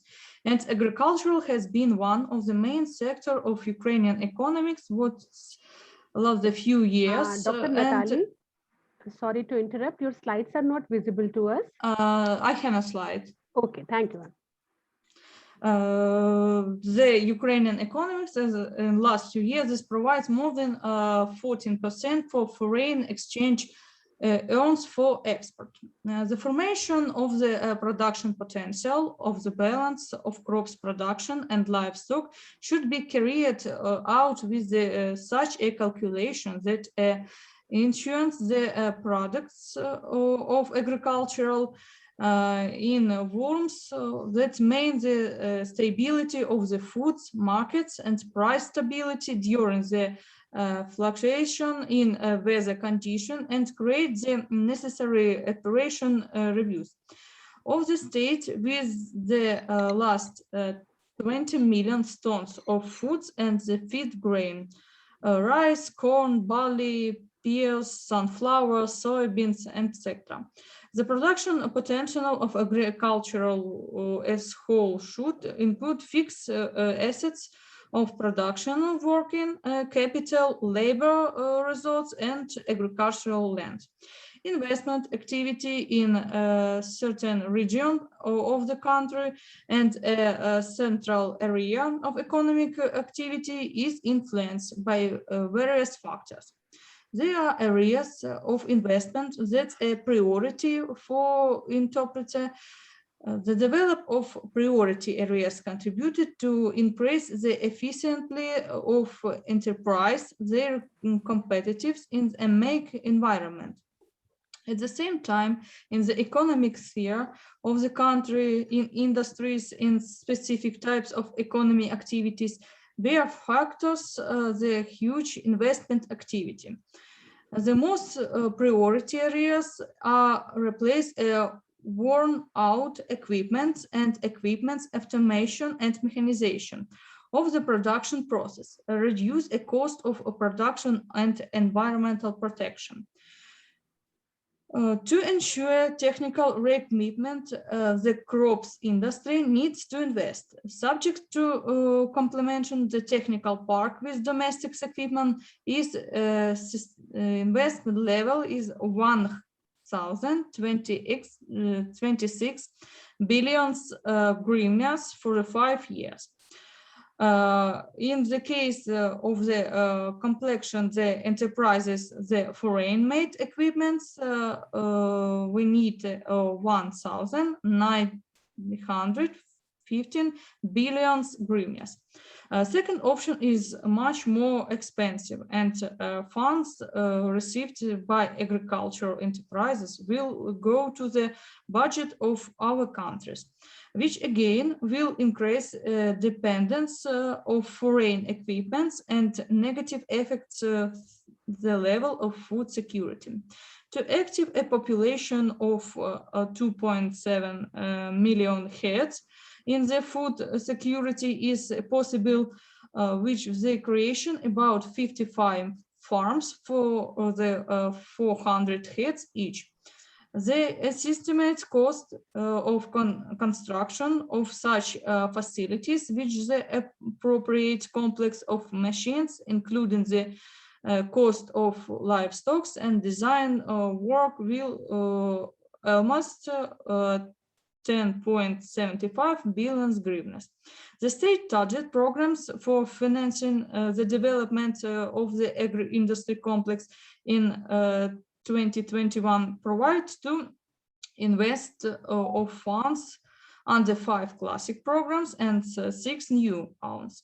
The total investment in this year from budget research 4.5 billion hryvnias for classical programs and 500,000 for new arms.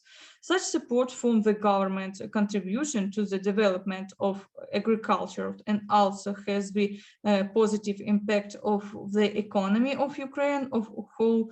Such a policy will stimulate profitability industries. In particular, export of agrarian products will be increased foreign exchange earning and the present of financial results. The land market transfer condition and doing business, elevator and port infrastructure, Ukraine can consolidate its position in the world markets in the near the future, as well as continue to increase the volume of agricultural production. I'm finished. Thanks for your attention. If we have a question, I'm also answer for this. Okay, please, dear colleagues, maybe some questions to our speaker. If no questions, please let me just sum up a little bit about what our speakers told, that actually the agricultural sector is very important in our economic development of our Ukraine, and it generates approximately 9% of GDP. And if to compare with the numbers about India, as I remember, it was 14% of GDP, so a little bit less. But actually, production is primarily divided between 2 groups: agricultural enterprises and households. So Natalia told said about some numbers of budget financing of this sector, because we have really big problems in it. Despite of a huge amount of exports of this production, but we do not really have we do not have enough to give according to the demand for this for certain agricultural products. Besides, due to my experience, one of our colleagues from abroad asked me to where to find information to export some products, agricultural products from Ukraine to China, but actually we didn't produce these volumes that they were needed. And actually, Natalia told about France, about some programs, classical and not classical, from 1.5 billion hryvnias that this sector will be invested. And we have lots of problems about land market, infrastructure, and so on. So actually, we usually combine our agricultural sector, as well as in other countries, with food security. So firstly, we have to put all our attention to the development of this sector. So thank you very much, Natalia, for raising the problems. One moment, I would like you to prepare some presentations for the next time. It would be much better. Okay, thank you. Thank you very much. Thank you so much, Dr. Natali and Dr. Nina. And now the next chairperson for the next session is our very own Professor P.K. Srivastava, sir.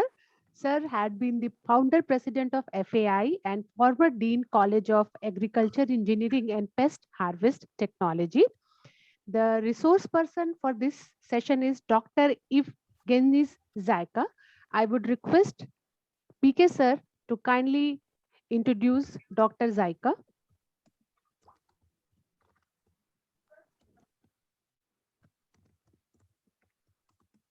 Good afternoon. Okay, sir, your mic is not functioning.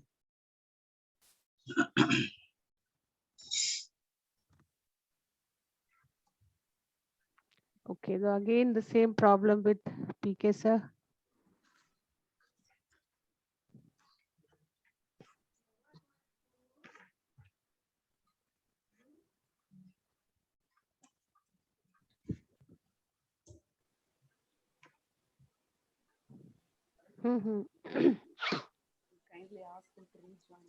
Sir, remove your earphone. That is causing a problem. You just rejoin. Please rejoin without microphone.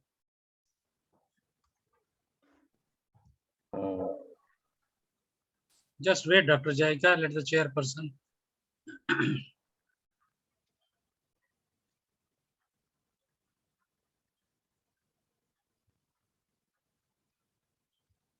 Sir, please rejoin. Yes.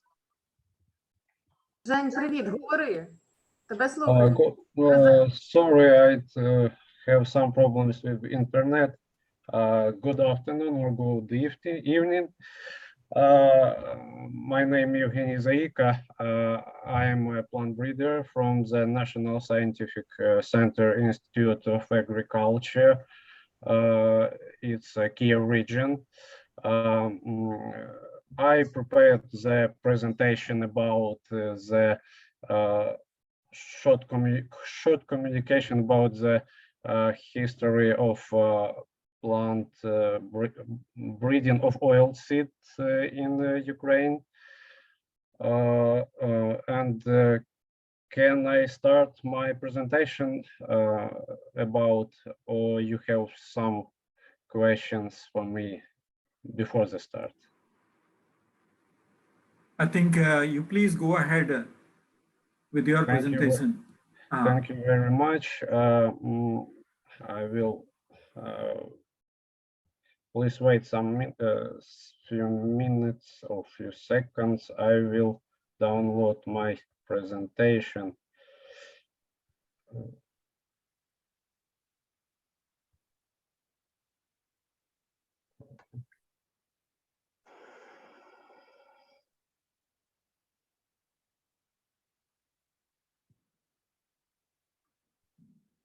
Okay. Okay, you see, yeah? Continue. Oh, thank you.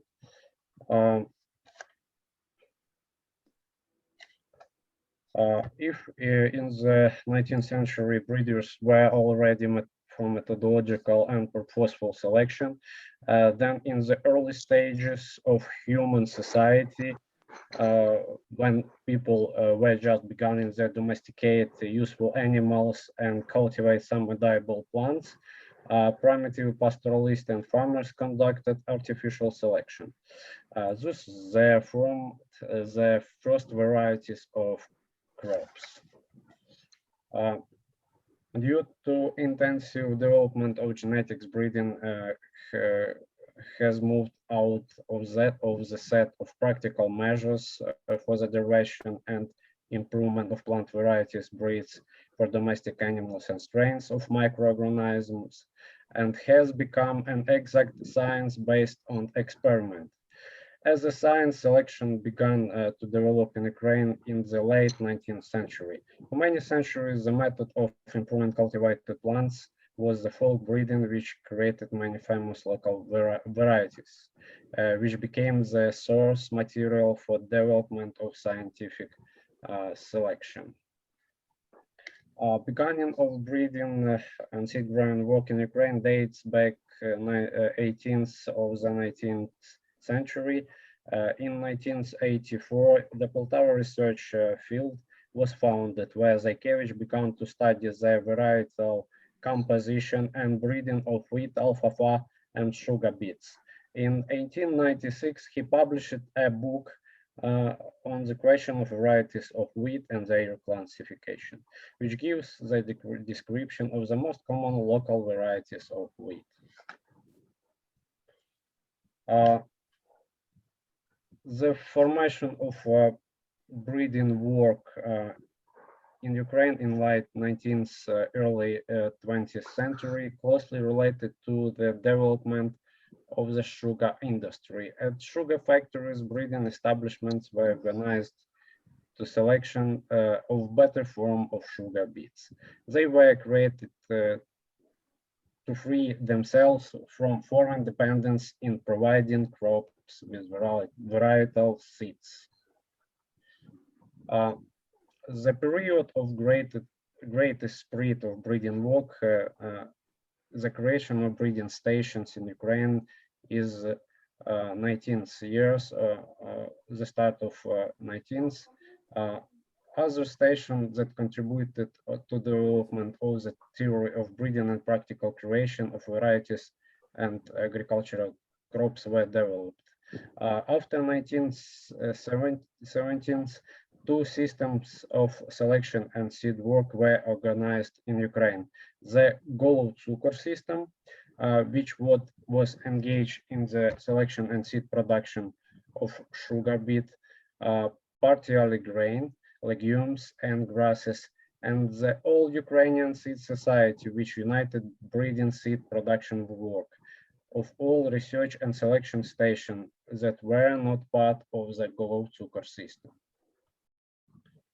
A significant contribution to the organization of breeding and seed production work was made by a research station united in the 1920s. All Ukrainian Society of Seed Production into a single system under the People's Commissariat of Land of Ukraine. This included Kharkiv, Odessa, Katerinoslav, Nosivka, and other research stations. It is impossible to overestimate the importance of the development of the theory and practice of breeding in the 1920s of the Maslivka Breeding Technical School, which on 1928 was reorganized into the Maslivsky Institute of Breeding and Seed Production. It's Mironivsky district, Kyiv region.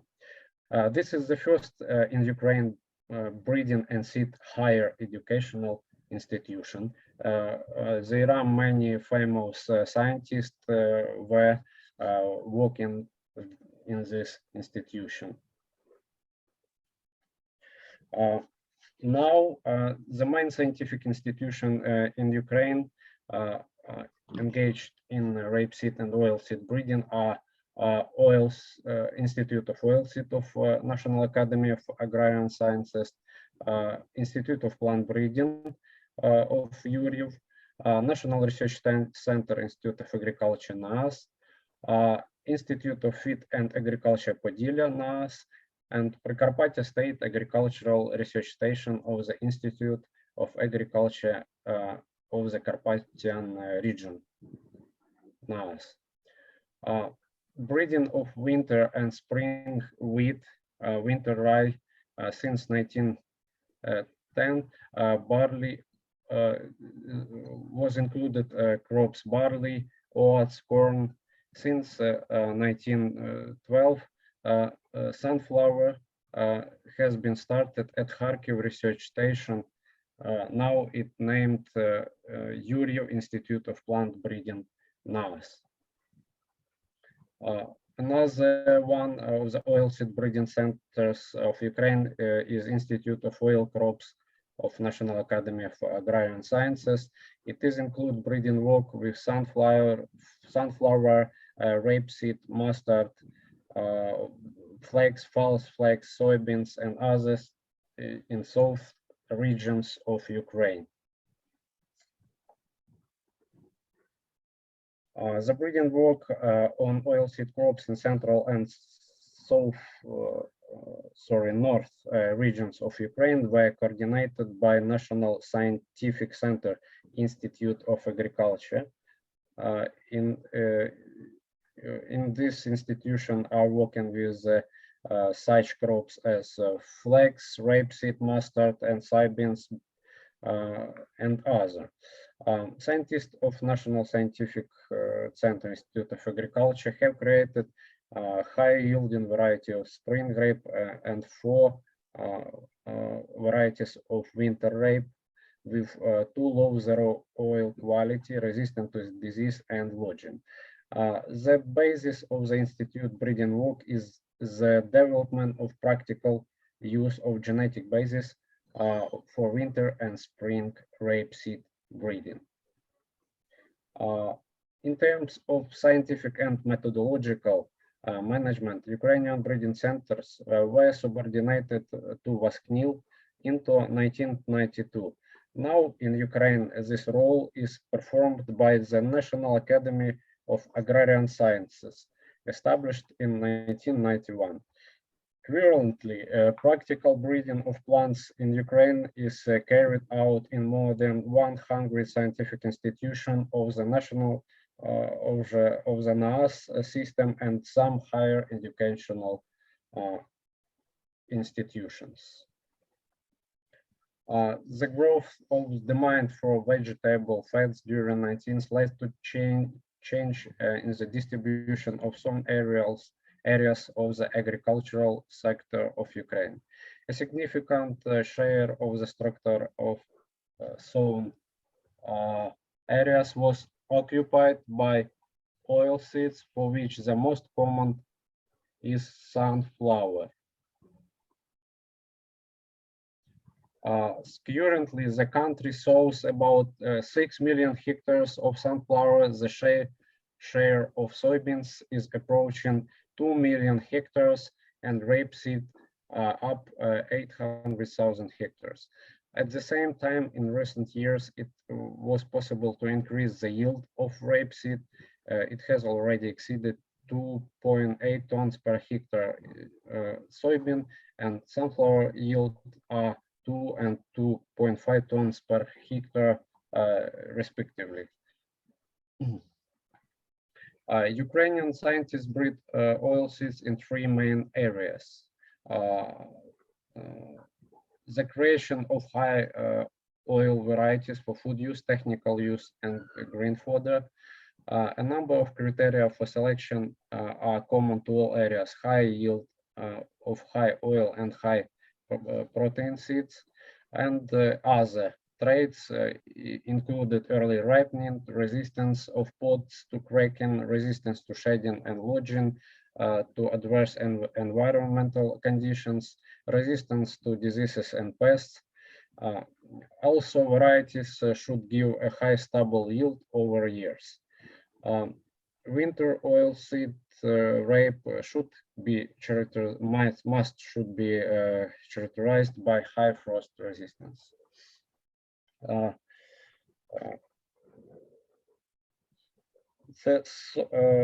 Soybean, rapeseed, sunflower are one of the most popular oils in the world, and Ukraine one of the biggest producers of oilseeds in the world.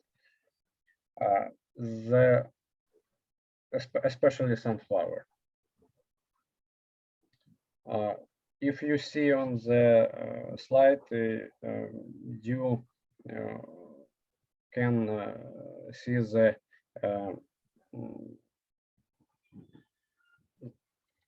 the increasing of total production of sunflower, soybean, and rapeseed last years. This is due the good breeding material, good seeds used in the farming, and also it showed the tendency for more optimal growing technologies now. In terms of oil production in Ukraine, rapeseed is inferior than sunflower and soybeans. Data from the State Statistic Committee shows that the area on the rapeseed in 2018 was near 1,000 hectares, or twice as much as in the previous year. Gross seed production 2 million tons and more. In Ukraine, winter rape is grown mainly in most areas. Its share in the structure of sown areas is about 19%. The average yield of winter rape is recent year is 26 centimeters per hectare. The largest producers of rapeseed are countries of the European Union. Every year they grow almost 13 of world production. The leading producers of rapeseed are Canada, with a production volume of 18.5 million tons, China near 14 million tons, and India 7 million tons, which are also the largest consumers of these seeds. Rape is valuable oilseed crop, one of the three most widely used in Ukraine in the world. It gives early yield, which good for farmers. It is a good precursor for other crops in crop rotation. Rapeseed can be used as a valuable green manure and biofumigant. Oil and canola type of rapeseed in properties close to olive oil and has a good content of polyunsaturated fatty acids. One second. The largest areas under winter oilseed rape are concentrated in Odessa, Dnipro, Kherson, Mykolaiv, Vinnytsia, Ternopil, Khmelnytsky, and Zaporizhia regions. You show these regions, they marked by red color. Areas of rapeseed use. Rapeseed used in different areas of in industry. It is oil production, food production, for the production of fuel, biodiesel, for the manufacture of lubricants, raw materials for the oleochemical industry, and others. For nutritional purposes, the rapeseed must have zero erucic acid content, low content of saturated fatty acid, especially palmitic, myristic, and lauric. The permissible content of polyunsaturated fatty acid and others. You can see the rapeseed on picture. It's a Ukrainian field of rapeseed, my photo. I will not tell the conclusions because you see the whole presentations. Thank you for attention. Thank you, Professor Jaika. Can you hear me now? Yeah, I hear you. Oh, sure. Very useful presentation on the plant breeding and genetic aspect, starting from the cereals, wheat, etc., and focusing on the oil seeds. And as I could collect the information, you have a very interesting history also on the plant breeding and genetics. Selection of the factors, criteria responsible for production you have covered. As per your information, soybean, sunflower, and rapeseed, of course others. These are the three major oil seeds which have been given importance in Ukrainian agriculture. May I ask you one question? What is the status of oilseed processing industry in your country? Number one, is it in a small scale or MSME sector or not? Can you repeat please the questions? I have yeah, my question is that you have mentioned about the production side, breeding and production of different oil seeds. I just wondered what is the status of processing industry, oil seed processing industry. Yeah, we thank you for your question. We have the oil plants for the oil extraction. One of the biggest plant is the near Vinnytsia. It's the oil plant, and the part of the oil production, especially rapeseed, are growing last years. Also, the sunflower oil is still have a high demand in Ukrainian market, and most of the plants, oil plants, working with sunflower.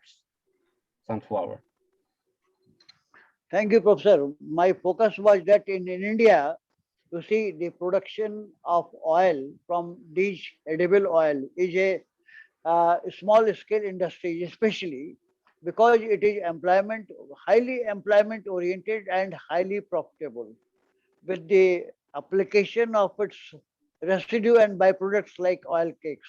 So I hope in your country also, this is one of the priority areas in processing side. Thank you very much. Any question from audience, friends, from Dr. Jaika? Dr. Jaika, thank you for your nice presentation, because I'm also very much interested, particularly on oilseed crops. And you have mentioned about the rapeseed mustard. In India also, particularly rapeseed mustard is the predominant oilseed crop. But we have learned that in Canada, USA, and EU, and due to high erucic acid content, mustard oil is banned. And there are reports also. And that the same thing is also in India also, even though it is the preferred oil, due to there is the health hazard, health risk, from mustard oil, the consumers, they are shifting from mustard oil to sunflower oil, then other oils. So in your, because you are a man of breeding, plant breeding and genetics. So in your lines, varieties, what is the status of the erucic acid content? Whether have you given the emphasis on zero erucic acid content or low content of it? Yeah, that is my query. Thank you for your question. It's an interesting question because we have standard. We have Ukrainian standard for the oil, for the erucic acid content, and in this standard wrote the only 2% of erucic acid can be in the oil. But if you see the European Union standard, in this this is more sharp standard. It's a standard with which have defined lower than 1% of the erucic acid in the oil. But if we speak about this, breeder must work to must have the aim, must have the task to have low content, zero content of erucic acid in the seed, because it have bad influence on the health and for the heart and other aspects of the people health. That's why we working on the areas of the lowering the erucic acid content, but also we have varieties that have a high erucic content, more than 53% and higher. It's good varieties for the developing of the oil, industrial oil, machine oil, for the biodiesel, for the lubricant production, for the other kind of chemicals for the chemical industry. Thank you, Professor Jaika. Thank you. Any more question? Yes, sir. I have from Professor Jaika? Yes, sir. I have a question, sir. Yes, please. Yeah. So Please this speak is- louder. Yeah. Not hear all. This is Dr. Amoda from American College. Dr. Jaika, it's an essential and wonderful talk about breeding work in Ukraine. I have a question. Do we have enough sunflower productions for supply sunflower oil all over the world? You said 2017 it is 9% only the production. And my question is, do we have enough sunflower productions for supplying sunflower oil all over the world? You asked about sunflower oil, yeah? Thank you for the question. In Ukraine, only one institution working with the sunflower, it's Institute of Oil Crops Breeding in the Zaporizhia region. So sunflower is a priority in your area. Thank you, Professor. Sunflower, the referee centers worked with sunflower. It's the Kharkiv Institute of Plant Growing, Zaporizhia Institute of the Oil Crops. It's the main breeding centers. Also, there are many private farming corporations which also working with in the area of oilseed breeding, and sunflower have there are many hybrids in the there are many hybrids registered in the Ukraine of sunflower. Good. So any more question from Professor Jaika? If no, okay, I would like to thank Professor Jaika, Javnis Jaika, the head of Department of Plant Breeding and Seed Production of the Ukrainian Institute of NAS.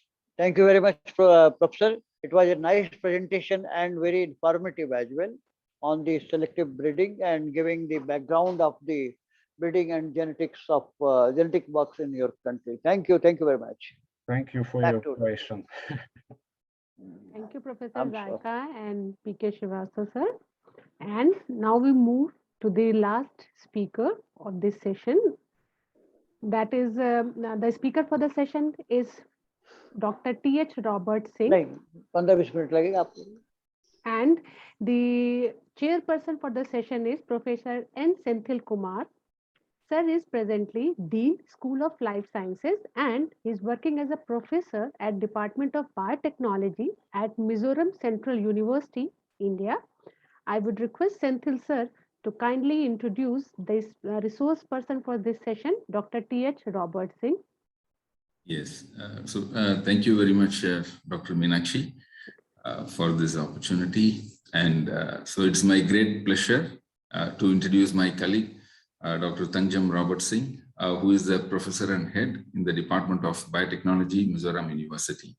So Professor Robert Singh acquired his PhD from Manipur University, and further he has postdoctoral experiences in many 2-3 different countries on plant biotechnology, especially on characterization, conservation, inventarization of plant genetic resources for sustainable production, utilization, conservation, and improvement using biotechnological tools. So his main area of research as of now is on in vitro conservation and genetic improvement of banana in the northeastern region of India. So he has more than 49 publications in reputed journals of, and books. And I welcome my colleague, Dr. Robert Singh, to give a talk on resistant starch-rich agricultural commodities as sources of food and nutrition security during and post-pandemic situations. Yeah, Dr. Robert Singh, yeah, please. Thank you very much, Professor Senthil. I hope my slides are visible. Yes, sir. Okay. Okay. Because we are already running late, so I will just proceed without further ado. So yeah, so the scheme of the talk is something about the resistant starch and its importance, and what are the sources from the agricultural commodities. Then what is the importance and how it is the resistant starch being used for management of diabetes, and particularly during the COVID, and how it can be used during the COVID-19. And also the associated comorbidity of the pandemic with the diabetic patients, and what are the status of these products at a global status. So last, I will keep some ideas and how we can produce or sustainable produce these high resistant starch crops like banana. So to begin with, resistant starch is nothing but the portion of the starch that cannot be digested by the amylases in the small intestine, and which passes through the colon, and through fermentation, they are converted into smaller molecules. Now, there are other common starches like the white bread, cakes, noodles, etc., which contains a large percentage of rapidly digestible starches, which is a huge concern, because the more digestion occurs, the body is not able to absorb it properly. So you have the sugars available in the blood, so that the entire metabolism is disturbed. So that is why we are very much concerned, and at the same time, more and more research on the resistant starch is being emphasized. Now, the resistant starch are divided into 5 classes based on their digestibility. The RS1 is the physically inaccessible starch, which are synthesized in the endosperm and surrounded by the protein matrix and the cell wall, and they are not readily available for digestion. So, example like the coarsely ground kernel of grains, wheats, maize, etc. The second type, that is the RS2, which is nothing but the granular starch with a B or a C polymorph, and highly resistant to the enzymatic hydrolysis. But if you cook it, they become digestible. So examples are again the raw banana starch, the raw potato. Then the third type, that is the RS3, again is the retrograde amylose and starch, which cannot be dissociated by cooking and cannot be hydrolyzed by the amylases. So, for example, the already processed cooked and cool starchy food that is available in the market. Then there is another type, again, the RS4, which is the chemically modified starches by cross-linking, and which is the derivative in the side chain. And since it is a modified one, it cannot be hydrolyzed by the amylases. Then another one is that when the amylose lipid helical complex is formed by the association or the complex formation, then they become highly resistant. So these are the different types of starches, resistant starches, and their sources. So I will be going back. I'm not going to cover much about the different types. Okay, the next thing is that what are the commodities? There are lots of data available regarding the sources of this resistant starch and their glycemic index. So these are some of the important crops, like banana, if it is consumed as unripe flour. So we have the resistant starch content of 48.99 per 100 gram and a glycemic index of 13, which is really very high. We have the barley, beans, and so many other things. Now, the concept of putting up this table is that when we consume the carbohydrates, or we have to be very careful and what is the mode of consumption and how we should be consuming it. Not only that it gives us the nutrients, but also it should be the healthy ones. So this is the overall idea that I'm putting in here. So the slides can be made available later, or if the questions been asked. So next, what I'm trying to do is that coming to the pandemic situation, as we all know, we are in the middle of the COVID-19 pandemic. So I assessed the data on the 10th of September.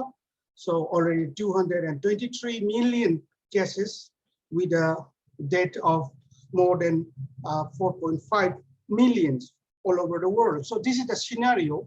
So as per the WHO regions, there are the world is divided into 6 regions: the Africa, the Americas, the Eastern Mediterranean, the Europe, Southeast Asia, the Western Pacific. So we will be using, what I will be using is this particular area under the WHO to extrapolate with the data available from the Food and Agriculture Organization and see what is the production level or what is the level of trade that is going on related to the resistant starch rich agricultural commodities. So again, to highlight more, the comorbidities that are related with the COVID-19 condition is the hypertension, cardiovascular diseases, diabetes. So these are some of the which is already understood ones. So, and particularly the diabetes mellitus, the hypertension, severe obesity are at higher risk for complication and death from COVID-19. So looking in this perspective, what we felt is that if the nutrition can be improved by using resistant starch, it can also be a strategy for the management of the COVID-19 conditions in the comorbid patients. So again, let us see what are the roles or effective of resistant starch as an effective diet for the diabetic patient. So as I have mentioned earlier, that that the easily digestible starch leads to the rapid digestion and increase the glycemic index. And also, if we consume the resistant starch, it is beneficial to the insulin sensitivity, and also the low digestibility of the resistant starch in the small intestine maintains low level of glucose in the blood, and also again improve the glycemic index.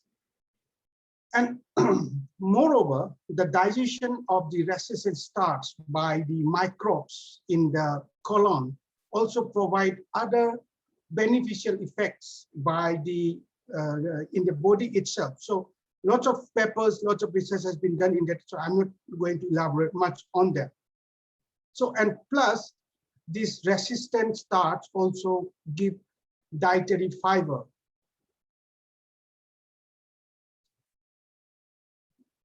So let us see what are the global status on this agricultural status in the WHO region. So these are the distribution of the production. So in terms of the agriculture area, this is in terms of 1,000 hectares. We can see Western Pacific region, they are the highest, and the population also, this is the standard data in terms of the resistant rich agricultural commodities that is available throughout the world. So the Southeast Asia, in terms of the agriculture area, so these are the distribution in the six WHO regions.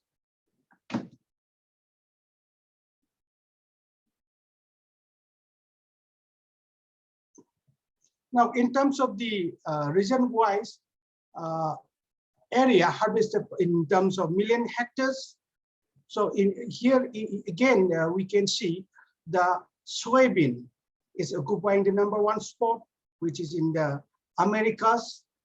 So what we observe here is that there is a kind of a disparity in terms of the production and the harvested area. Similarly, the region-wise production, there is again, in terms of the Western Pacific region, they're occupying with the soybean with the highest level of production, and these are the crops. So I can give you the data. So my idea of presenting this data is there is disequilibrium across the world in terms of the availability, the trade, and the production.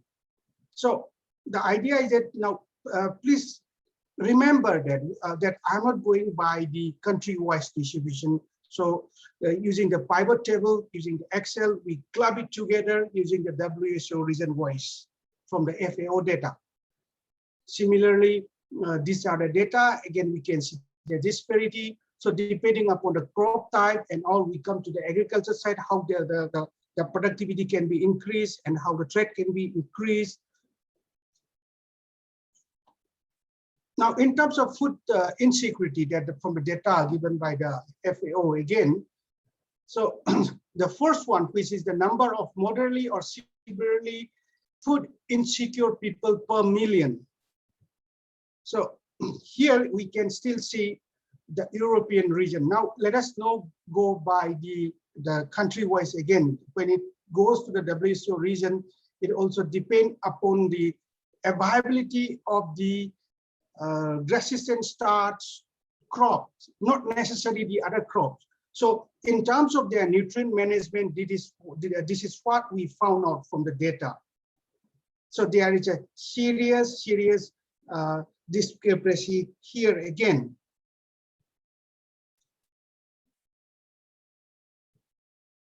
Now, in terms of the import again, crop-wise, we can see in the wheat, the Western Pacific regions, they are importing. In terms of the soybean, again, the Western Pacific region, then sorghum. So these are the distribution. What are the region that is importing more of these agricultural commodities rich in resistant starch?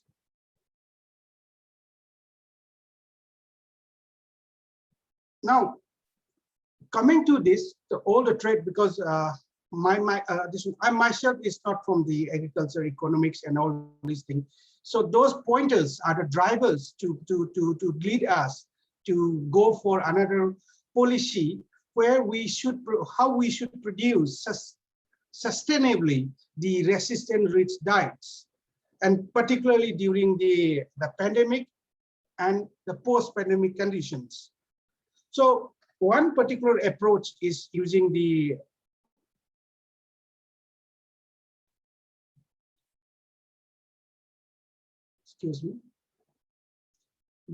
plant or crop biotechnology. So depending upon the crops and depending upon the intervention, that is biotechnological intervention, we can adopt any of this. So the first one is micropropagation, in which the crops can be produced in large numbers, the clonal ones, and disease-free plants can be generated. Genetic modification for the improvement of particular trait, the genome sequencing for understanding the traits, the molecular breeding for again the improvement, and also using the bioreactors, we can produce the vaccines in the plants, and etc. etc. So even we can modify the plant architectures, like the color of the flowers that has been achieved, where there is a blue roses from Tanaka et al. in Japan. So that has been achieved. So I mean, these are the different interventions in which we can adopt to achieve our objective. So again, what are the strategies for production of large-scale planting material? Now, this is a standard strategy where you have to identify the elite or superior genotypes using DNA fingerprinting, then index for their virus of the mother plant, then multiply it in vitro to a tissue culture technique and see whether they are genetically stable or they are the clones of the mother plant. So this is the standard technique. Now, Coming to this, let us have a case study in banana. So what we have done, or basically to introduce here a little bit, the edible banana that we have now is the product of the hybridization or self-hybridization of the two wild types, BB, that is Musa bulbousiana, and AA, Musa equiniti, and both of these are found in our part, that is northeastern part of India. Now coming to the trait, these are the only three types, that is the triploids, the AAA, the ABB, and the AAB are the only commercial banana available, of which again only the AAA is occupying the top spot with 64% of the world trade. Now this is how we unravel the genetic potential or the diversity of banana. So here we have many types. Here are the real pictures from the Northeast India. So we adopt the molecular markers approach for genetically differentiating them. So we use a particular tool not called as the ERAP marker, which is nothing but the retrotransposon amplified polymorphism, in which we design the primers and we identify the A or the B or their mixture. Similarly, the flanking regions of the internally transcribed region can be targeted for again identifying the different genome groups.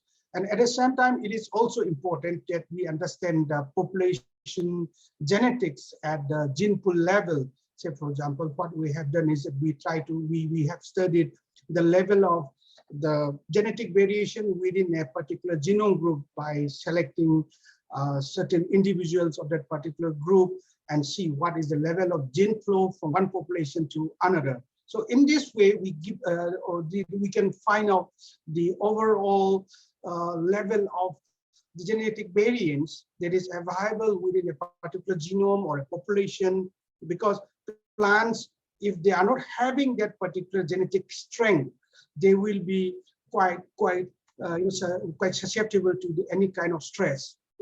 They can come up maybe biotic or abiotic. So the strength of their genetic pool give us an overall idea about this. So that can be used by using molecular markers.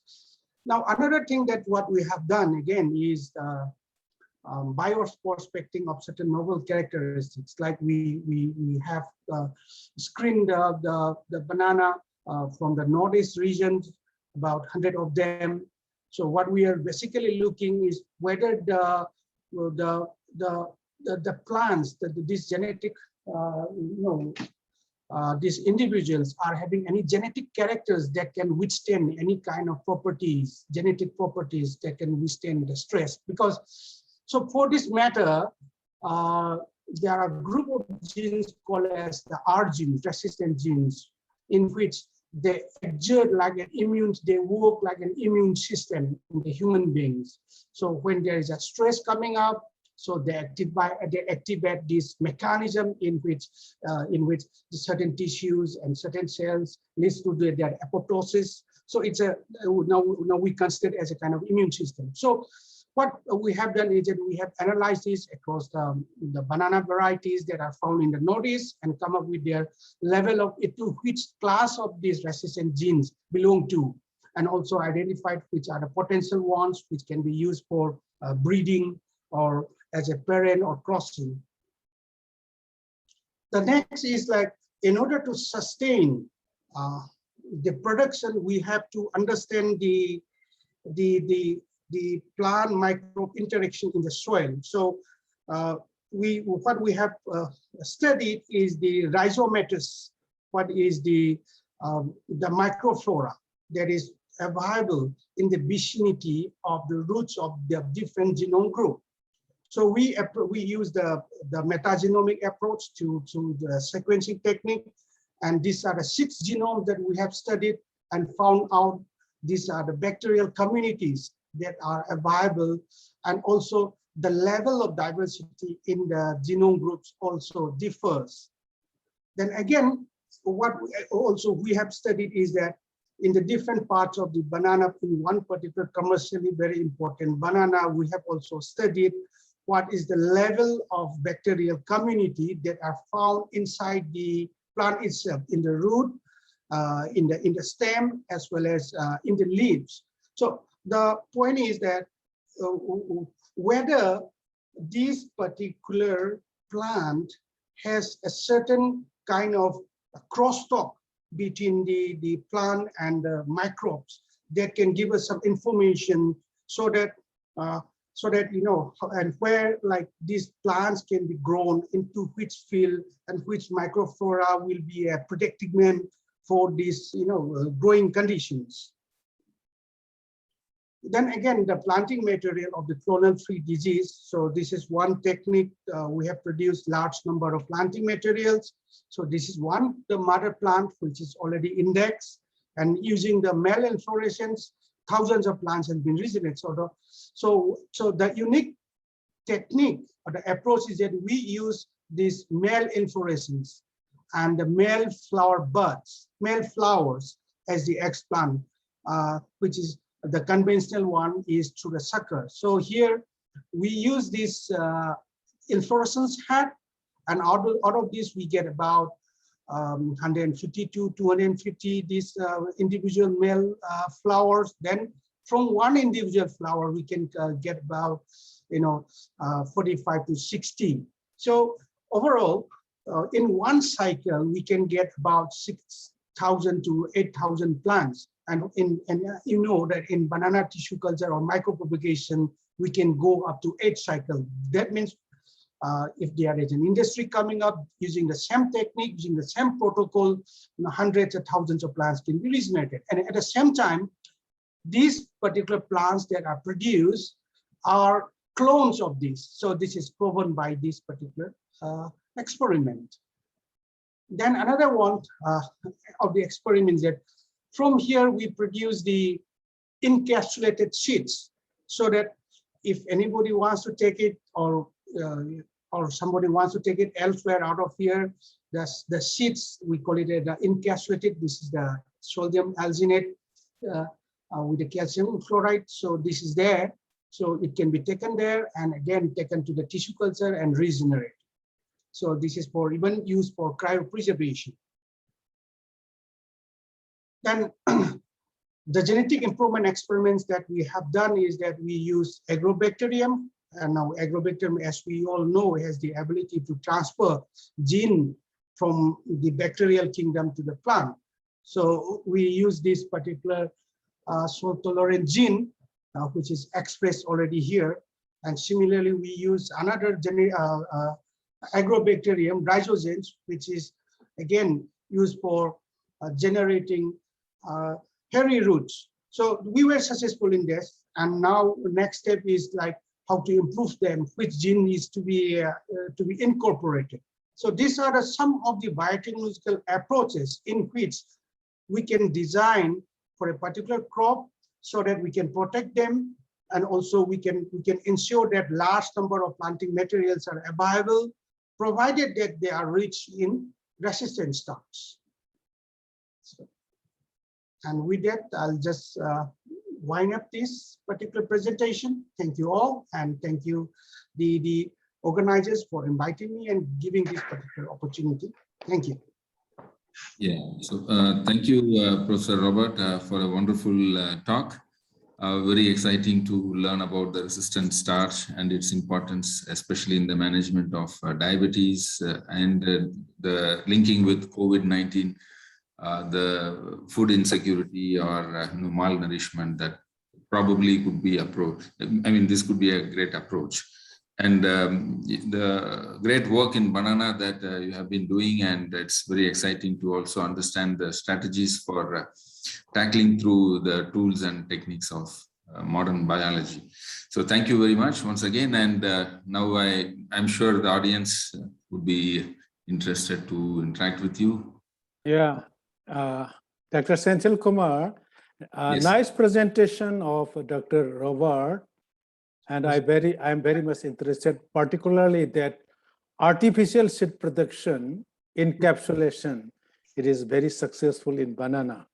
Yes. But based on his nice presentation, now I'm having one query to Dr. Rovar, because as you know, the Northeastern region, because we are very rich in orchids, whether this encapsulation, artificial seed production, which is successful in banana, it can be done in orchid also. If it can be done successfully in orchids, then there is bright future for the orchids of the Northeastern region.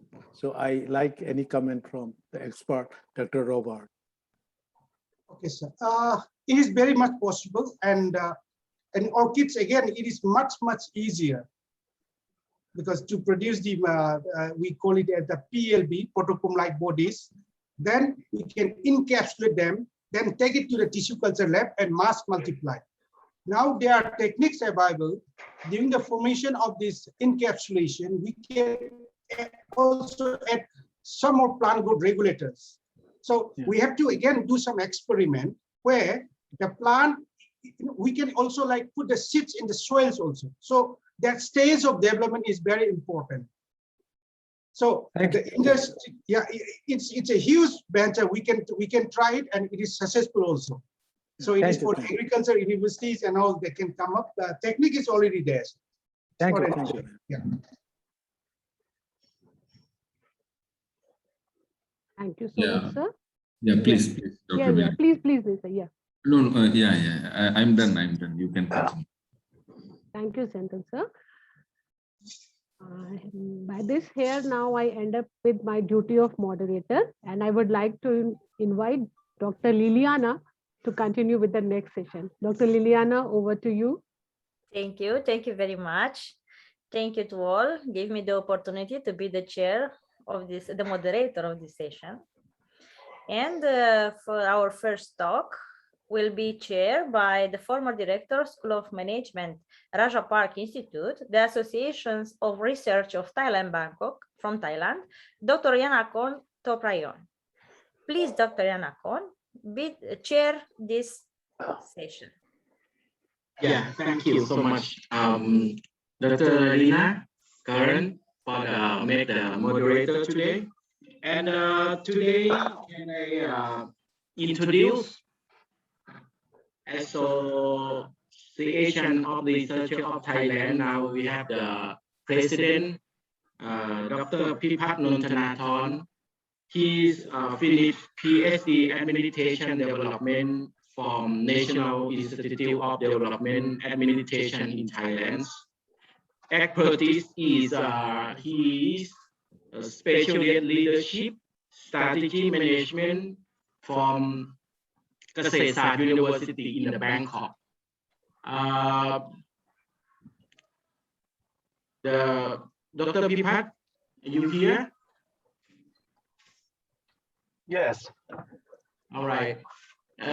Today, I think he's not ready for the presentation, but I can sweep for the presentation, send to them for the chairman. Is okay?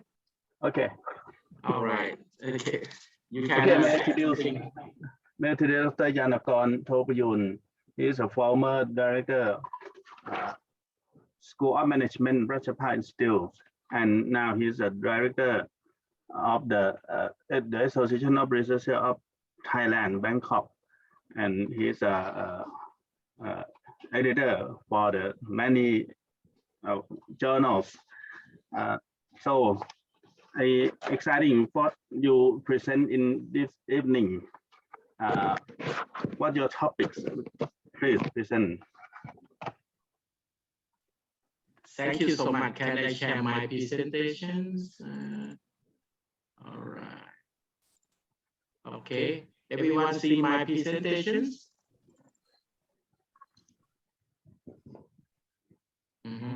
Okay. Okay, good. All right. Just my topics. Word view on the current stations from the life cycle, COVID-19. This paper, a publication in the Journal of Thailand 3 months ago. And I think it's now it's a hot issue for the why I study from the life cycle COVID-19. Okay, now I am Dr. Yanakon Chopayun from the Associate of Researcher of Thailand. When we talk about the COVID-19 phenomenon is lately strong. One of them is because of the first communication seeing each other both at home and abroad. The good point of the first news is there is a charmly defined, but the consequences on the follow quickly as the view, including essentially the economic system, stainless, food, herding, street, colonial, of the careless adaptations, causing is the author. The Thailand and the world today are like being positioner in the causing some of the country again to be unable to work if left for too long. It can cause paralysis. I mean, the matter of the side effect can follow the country may state we call gross domestic tension will increase. And then everyone see my presentation, right? Yes. Okay, the next, can I introduce the life cycle of the a mouse, I mean the rat. Analytical results show that life cycle behavior of rats is very related to the environment, might behave according to the increasing population and ecosystem that change at will. When compared to the life cycle of the people in the world, they are very similar. Currently, citation in the epidemic pace of the corresponding to the last life cycle. The main case are due to scrambling food to eat, scrambling pair to live, scrambling couple to belong, and seizing power to dominate. Mice and humans have a behavior to live, scrambling couple to the attack and this story. Okay, show you. To belong and the seizing, I talk about the behavior to the attack, and this story is author to the dead in which reliable of ecosystem and food chains and system not equilibrated or solution to the middle. I show you in my presentation, I talk about the human trend to subside happily when they are populated with the protein. Humans start to the attack, and this story is also more at the population in case. I mean when the cycle, let's cycle life like a human. When the more rat have the more population, like a human have the more population, same thing, non-equilibrated. First, easy system. Second, food chains. And the third is accuracy. And the animal, scientific, and the first certified leader, and the last one, patients. This is to make the problem when the more population, the human and the less same thing, okay? Example, in the Tune, before over 200 years ago, 100 years ago, the Tune have the same thing like now. The COVID coming before, I don't know what's going on in the Tune, but the same thing like Thailand now. People dead a lot, and barrier of the dead in toilets in Tune, a lot of people dead. right? And how we can fix it. I mean, how the following the guideline. The first, approve the budget to the health and prevent epidemics immediately. I mean, I think it's all country need the budget for the fix it the problem. The second, to provide covenant to the rescue operation unit, namely doctor, nurse, and medical warranty doctor practice. I mean, the people sick over the doctor and nurse now. I think same thing everywhere. And the third, how we can following guidelines supporting the heavily impacted economic and stimulating in the economic to move and got to level in the up. And five, how we can do religion play a role in the testing religion cities. The way religion should play a role, especially Buddhism. Why I talk about the religion Buddhism, I think is good plan for the how we can do when the COVID coming. Should we stay with the COVID? We cannot, we can fight, we cannot win from the COVID, okay? And I think the last, the Thailand, we have the Buddhism in the foundation of the life. Buddhists must know how to apply the Buddhist principle in the Tipakata. Tipakata, I mean like is all Lord Buddha teaching we put in the book the name Tipakata. In all dimension, Buddhism is the religion of life. The doctrine in the index for living. It is not interest to be person of the knowledge or keep only as an element in the LS or is the judge of level to lead.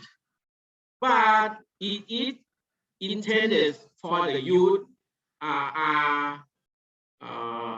I mean, focus for the details on the number 6. You can see the detox, real value, detox education, detox institute, detox purity thinking, detox in inspirations. I think the knowledge file from my paper today make everyone for the can stay with the COVID. Have the mindset is you know, for the good thing. Today for the my paper make time is shortly, and because you know me and my president too much for the have the busy for the looking something for the my association. Thank you for listening, and hopefully next time we can come to join again. Thank you so much. Okay. Thank you, Professor. Please, Professor. Yes, any question for the audience? Yes.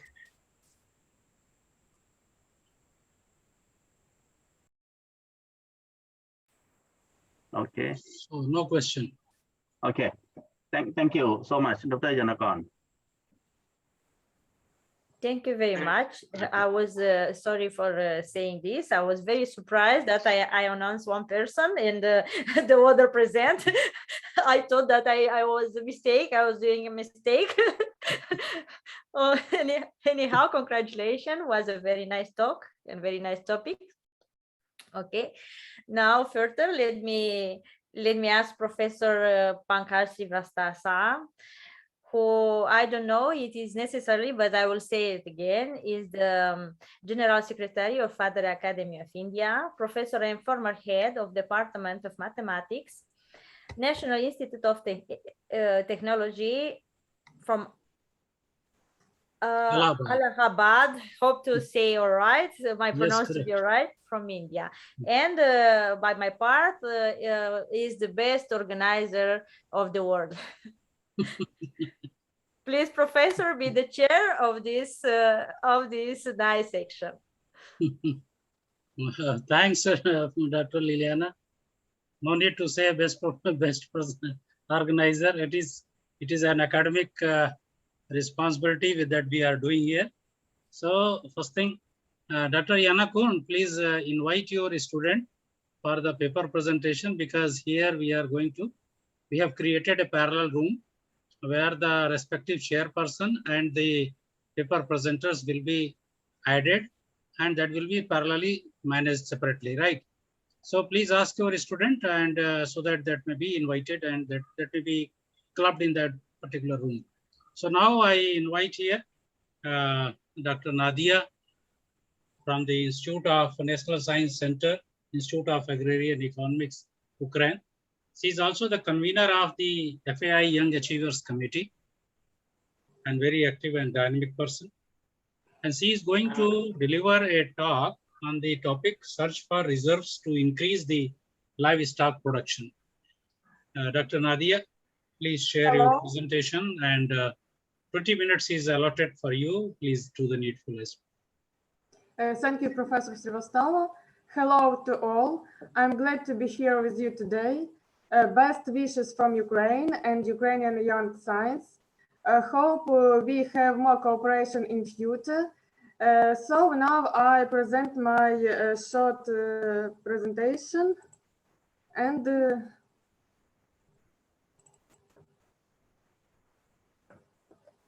did you hear? Did you see?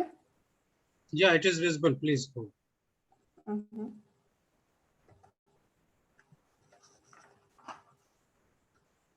The purpose of my speech is to analyze livestock production factors and to search for reserves to increase efficiency in order to achieve sustainable development goals in the post-pandemic period.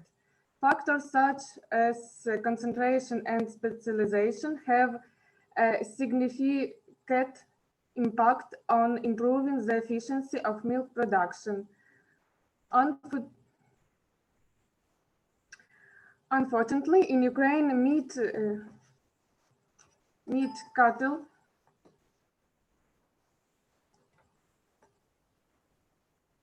breeding as an independent industry is poorly developed for nowadays. In fact, most of the beef product produced in the country is fattening young stock from dairy cows.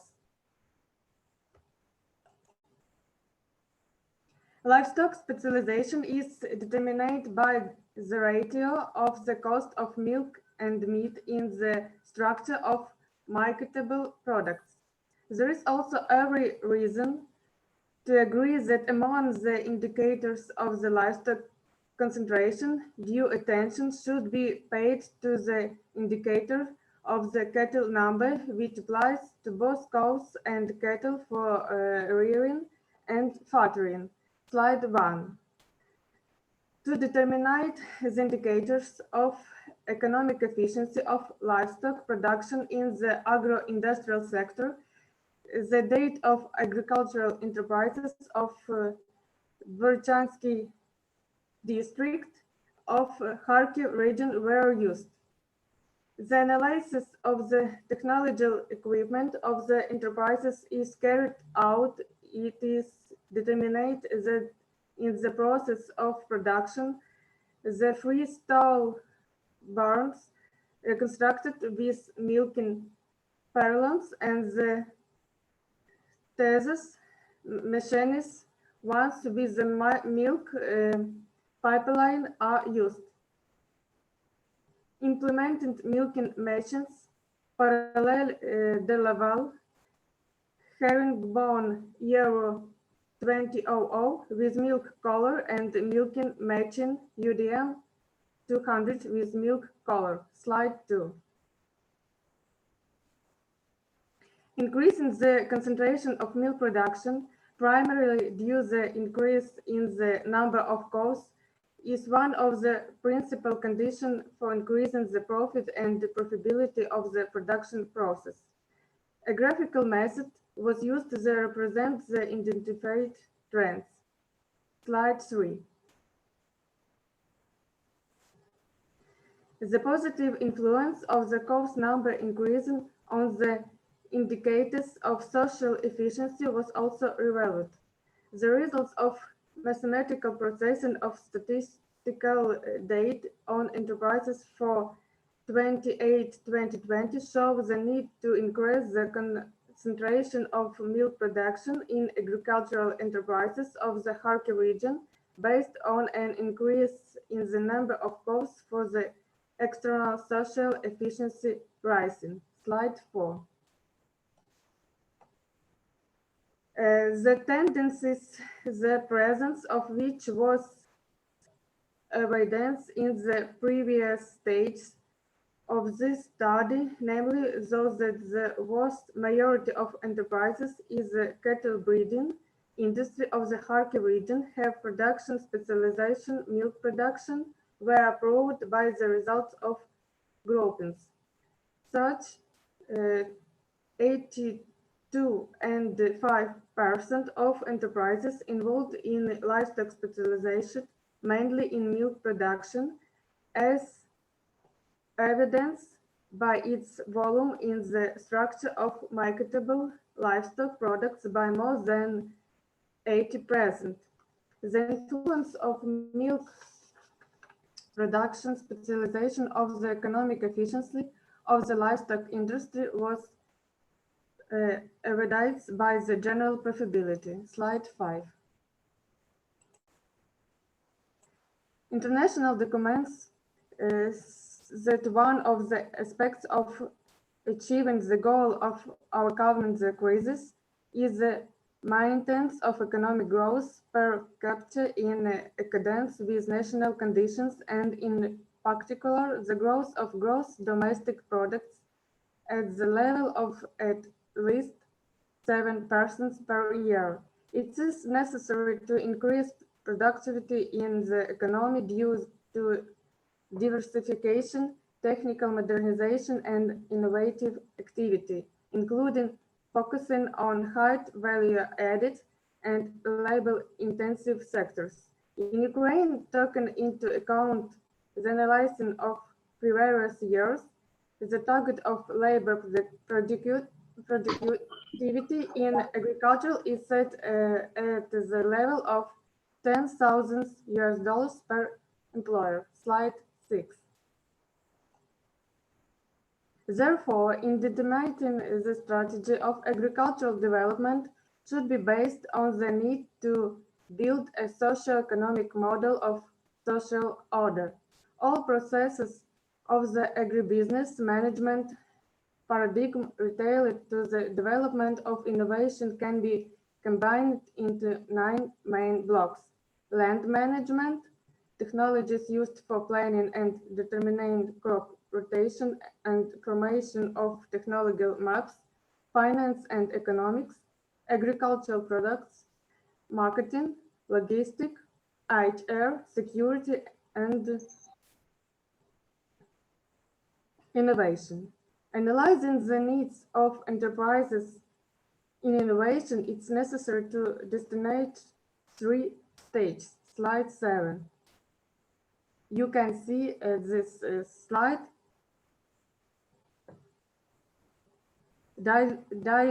Diagnosis and consulting, project management, open innovation.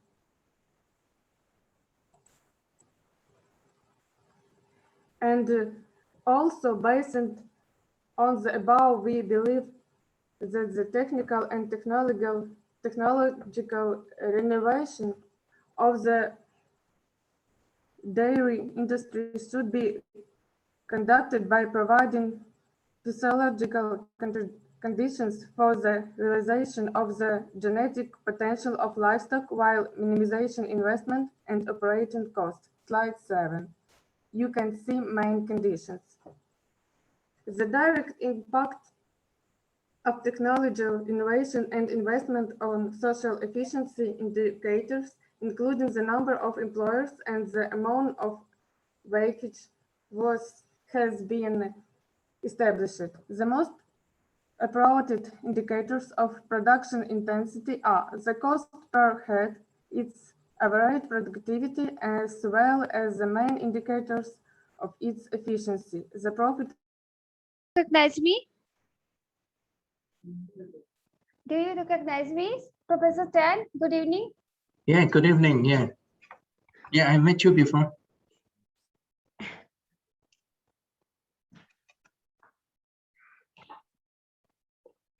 So who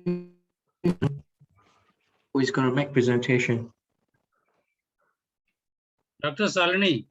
Yes, sir. Good evening. Yeah, you will have to conduct this paper presentation session. Okay, sir. Here, so far one paper presenter is there. The supervisor, Dr. Yana Kurin is here, and the great Dr. Tan is here with you. Right.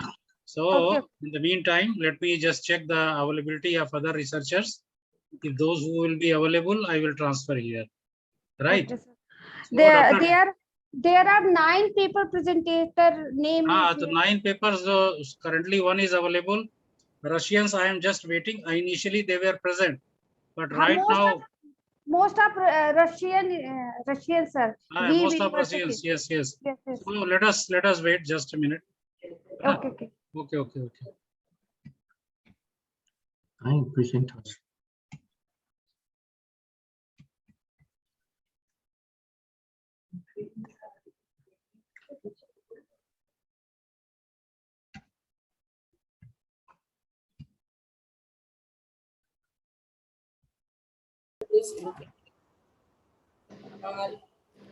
Yes. Those separate track will be allotted for the paper presenters. So please be in the link. Those are interested to present their papers. Thank you. Yeah, thanks, Dr. Amuta. The parallel room has been created, and the paper presenters have been transferred in that respective room under the chairmanship of Dr. Shalini Singh. So she is looking after. So thank you, Dr. Nadia, for your fine presentation. Right, thank you, thanks a lot. So if any questions, sir, if somebody is interested to ask Dr. Nadia. No. So okay, thanks, Professor Liliana Guran, to carry out the remaining speakers. No problem. Thank you, Professor. Then let me go on my job and invite for the next session. I want to invite the next chair. The Secretary FIE Meghalaya Chapter, Central Agriculture University, Imphal, India, Professor Pradeep Kumar Bora. Please, Professor, you are the chair.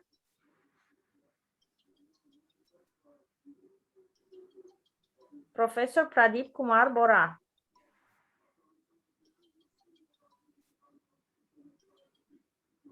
Yeah, Dr. Yanakun. Okay. I'm adding. I'm already. Okay. Professor Pradeep is not. Professor Bora. Dr. P.K. Bora, are you here?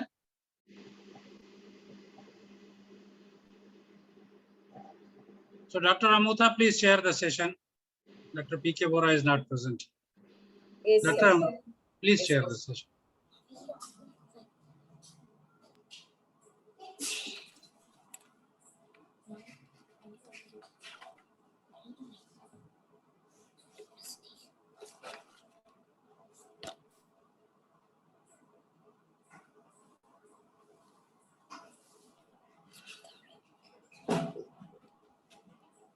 It's my duty to invite the resource person, Professor Tridip Hazarika.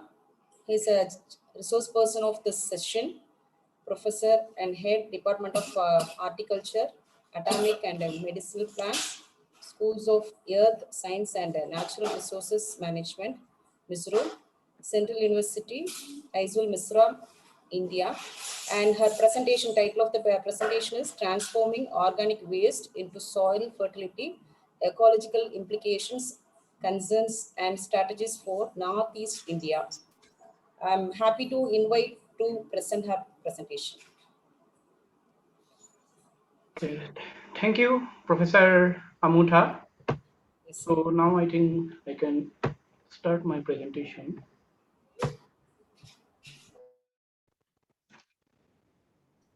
Can you see my screen? Yeah, we are seeing. On PowerPoint, right? Yeah, okay. Could you see my? Yeah. Go ahead. Yes.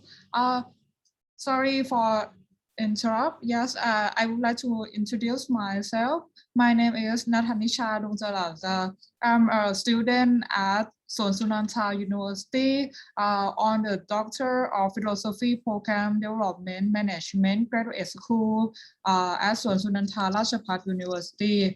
First of all, I would like to introduction my thesis first. That organic. Actually, organic is that word which is that mainly that claims on the production process rather than that of the product itself.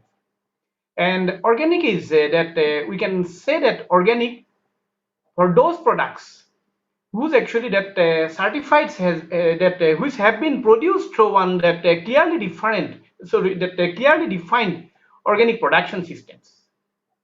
Actually, when we have to talk about the organics, we have to think about the principles of organics. So basically, that organic farmings, we used to that follow that crop. We used to use that green manures. We used to that use that mainly that organic residues. We used to that follow that biological nitrogen fixations, crop rotations, then farmyard manures, and all kinds of organic waste we can use in whenever we are coming to that organic farmings. And whenever we have to discuss about that organic farmings, we have to concentrate about that principles of organic farmings. Basically, there are that four principles of organic farmings. First one is the principles of health. Second one is the principles of ecology. Third one is the principles of fairness. And the fourth one is the principles of care.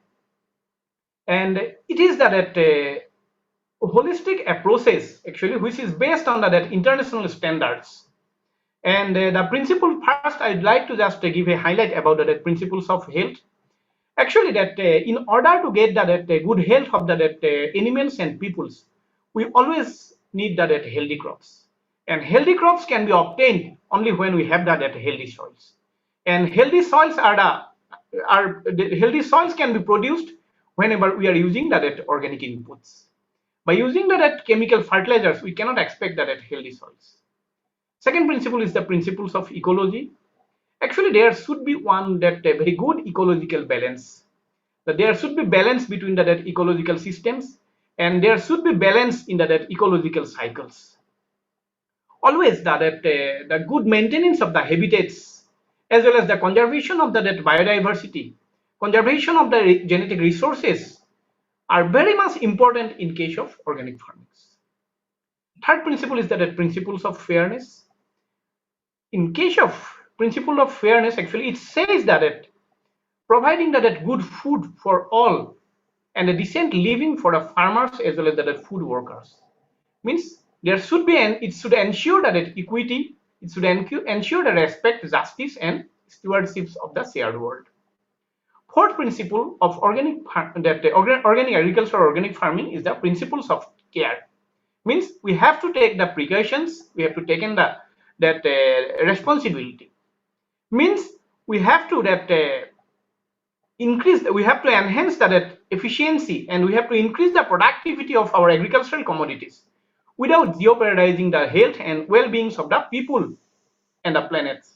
So based on these four principles, actually all that organic farming is actually conceptualized.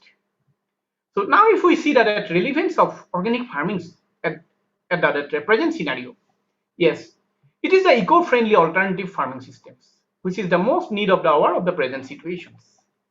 Secondly, organic farming use that low use of the non-renewable energy sources. Yes. Hardly it is conducive to the survival of all the living things, which is not conducive. If we use the chemical fertilizers continuously year after year, then the whole soil system get disturbed, and ultimately it will affect the health problems in the living organisms.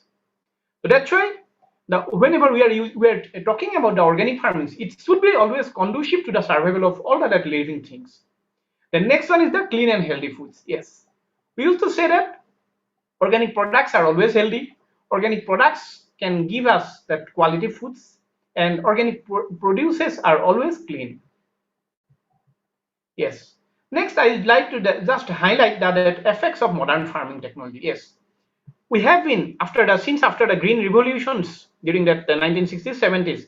So we have been continuously using that modern farming technology. We are using that agricultural inputs. We are using that chemical fertilizers. We are using the insecticides. We are using the pesticides, fungicides. So, but then why now we have to think for again that organic agriculture or organic technologies? Yes, there are lots of demerits of this modern farming technologies. As for examples, chemical contaminations. Yes, whenever we used to use any kinds of chemical fertilizers, insecticides or pesticides, always there should be residues in the plants. Then second point is the salinity and water loggings. Yes, all our soils may be possible to become saline soils because of using of excessive fertilizers, excessive chemicals. Depletion of energy resources may also be possible because of using of more amount of chemical fertilizers. And finally, the low productivity. This is the main reasons why we have to now think to the organic agriculture from the modern farming technologies. Yes, the same land where we have been using 5 kgs of fertilizers 20 years before. Now it needs to add 50 kgs, minimum 10 times we have to increase. So ultimately the input cost of agriculture have been increased because of this using of these modern farming technologies. Yes, now I'd like to highlight the benefits of this organic farming. First, we'll always get that healthy foods. Secondly, that improvement in the soil quality. If we don't use that organics, or if we don't use any green manurings, if we are using only the chemical fertilizers, then the soil lost its biological dynamics. So that microflora and fauna, whatever is there in the soil, they will get lost after a few years. That's why, in order to improve the soil quality, organic is must. Next point is that employment opportunities. Yes, that is also another effect because of or if we use that organic farming as a business, there is chance to increase that employment opportunities. So organic farming actually it is one of the very suitable technologies for a countries like India, because in India we have huge populations. We have and out of that maximum farming populations are from poor families or small farmers. Even we have that marginal and large farmer populations is less as compared to small farmers. And actually 65% of the country's total crop area are by default organics. Yes, this is one because since time immemorial, we have been used organics without using any chemical fertilizers. Most of the farmers, those poor farmers, those who may not have that capacity to use to buy the chemical fertilizers, they have been used organics. They are depending only on organics. In so out of that total farmers, 65% of the total crop area is by default organic. And even in addition to that, there are certain inherent advantages are also there, like we have that very agroclimatic regions, then local self-sustaining agri-systems we have, and the number of progressive farmers are quite big, and manpower in India actually manpower is quite inexpensive, and in organic actually use of manpower is must, so we can use those manpowers in our country without spending too much money for using them. Now one question comes, why now we have to shift to organics? Because after the green revolutions, we have increased we have almost doubled the productions of most of the horticultural and agricultural commodities. And why now we have to shift for organics? Actually, that the use of pesticides in the world, it is increased in the last 30 years. It have been increased to that 10-folds. Even in India, that we are using that around 80,000 tons of pesticides annually. So in addition to the pesticides, the fertilizer consumption is also that increased substantially.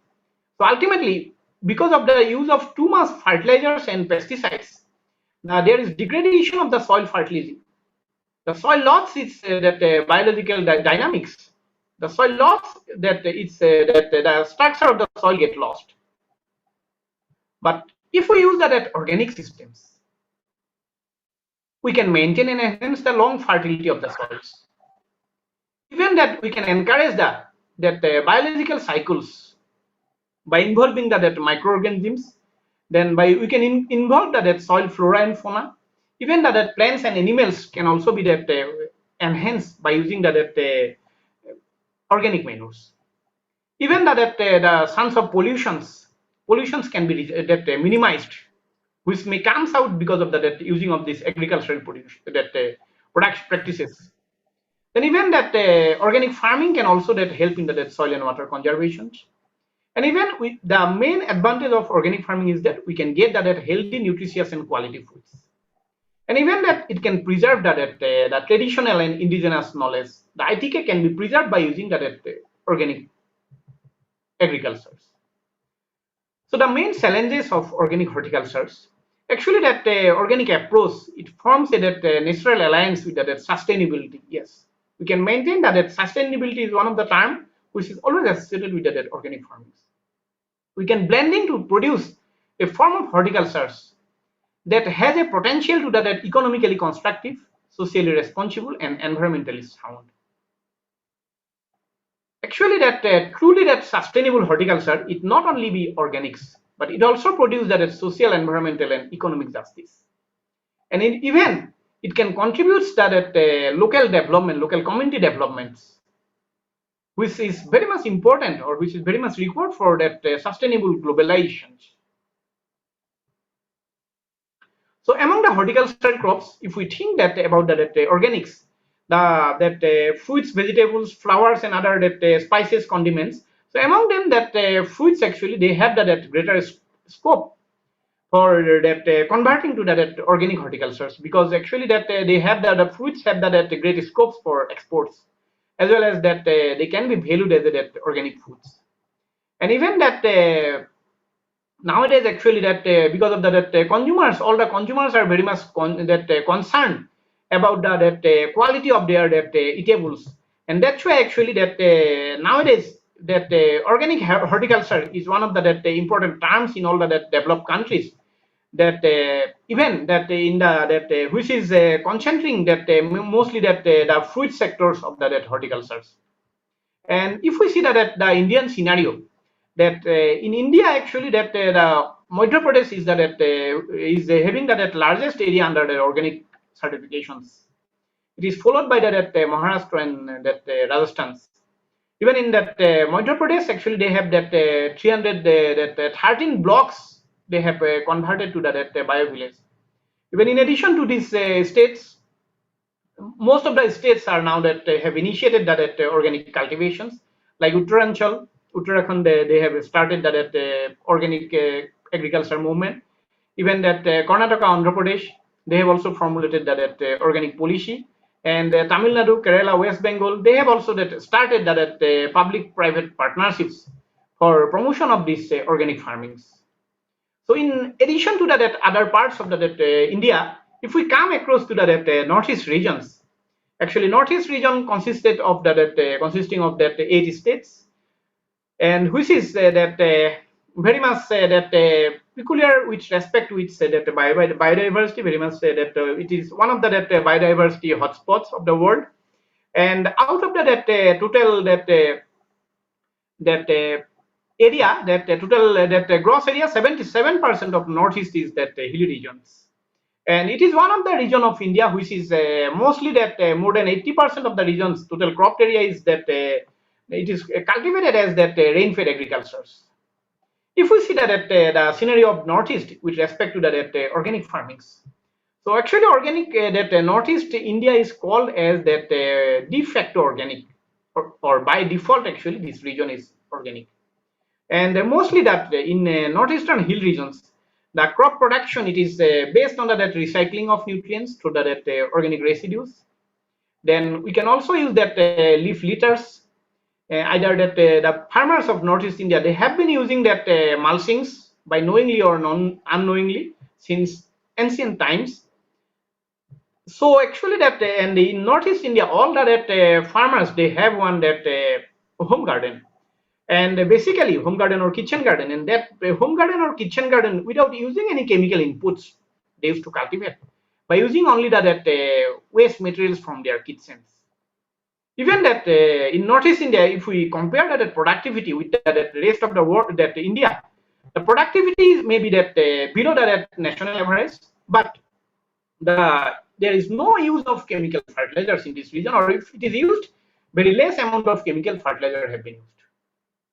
If we see that potentials of this Northeast India, actually that this region is suitable for very much suitable for a number of horticultural crops. The average annual rainfall is 2,500 meters, and even that irrigated area is very less. Only that 18% of that net cropped area is under that irrigations. So that low fertilizer consumptions in this region, it depicts that farmers' tendency to use that organic practices. Even as I mentioned that the most of the fruits trees are grown as at home gardens in the body systems. All the farmers have one that backyard garden, and in that gardens they used to have that all that backyard gardens, kitchen gardens, or nutritional gardens. They used to have that edible fruits, except very few commercial fruits. All the fruits are relationship. So we may need interpersonal relationship that is more important. So again, you have to look into your context and theory. What exactly is your environment, and what kind of theories that you think can explain the relationship of your variables. So when you look at the interrelationship of the variable, you probably can identify certain directions of theory. The theories are important because it helps you to explain clearer, and it helps you to explain with direction. And so I think overall, yeah, very low means what? Middle level means what? And those are the expectations, like what, which means you already have some idea. That's why when I say not only the mean, but the expected goal. And so your performances is to achieve that goal. So the deviation becomes your performances, not necessarily the mean. Deviation, meaning how far it is deviated from the performance, could be your goal rather than the mean. So in operations, we have to be slightly careful rather than looking at the statistics on the surface. Maybe we have to look into operational criteria or operational theory, which they look at the standard or they look at the goal and they look at the deviations, minimizing it. And yeah, so I think you would do a good job if you can polish all this issue. Yeah. อาจารย์ยานครน่าจะเป็นอย่างนี้ดีแล้วล่ะจะบอกแก้นิดหน่อยหมายความว่าพัฒนาต่อเนื่อง I think it's a full paper. You do the list level program, right? Yes. Yeah, but now this paper, so you know, very shortly we can understand what's going on in your full paper, okay? And then I think Ajahn Tan give you for the suggestion for the how can fix it the U paper. And Dr. Charini, she said she really confusing what standard is 0.99 over. You know, it's when we look the number, make the mistake, you understand, because it's all not how I can say, it's not support, because it's all you show is a very shortly. We can understand is all your paper, okay? Yeah. Dr. Charini, you want to say something?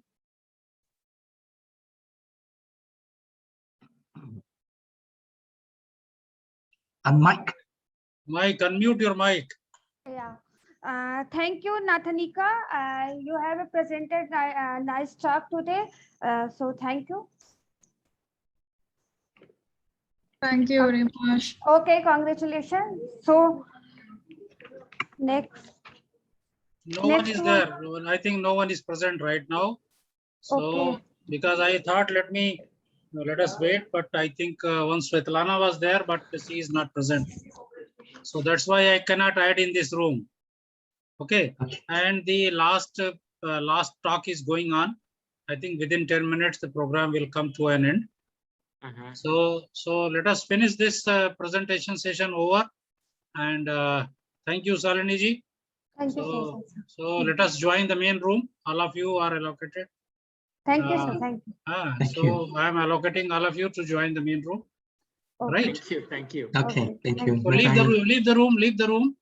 Leave the Okay, room. sure. Leave the room. Oh. Okay. Leave the room and come to the main section.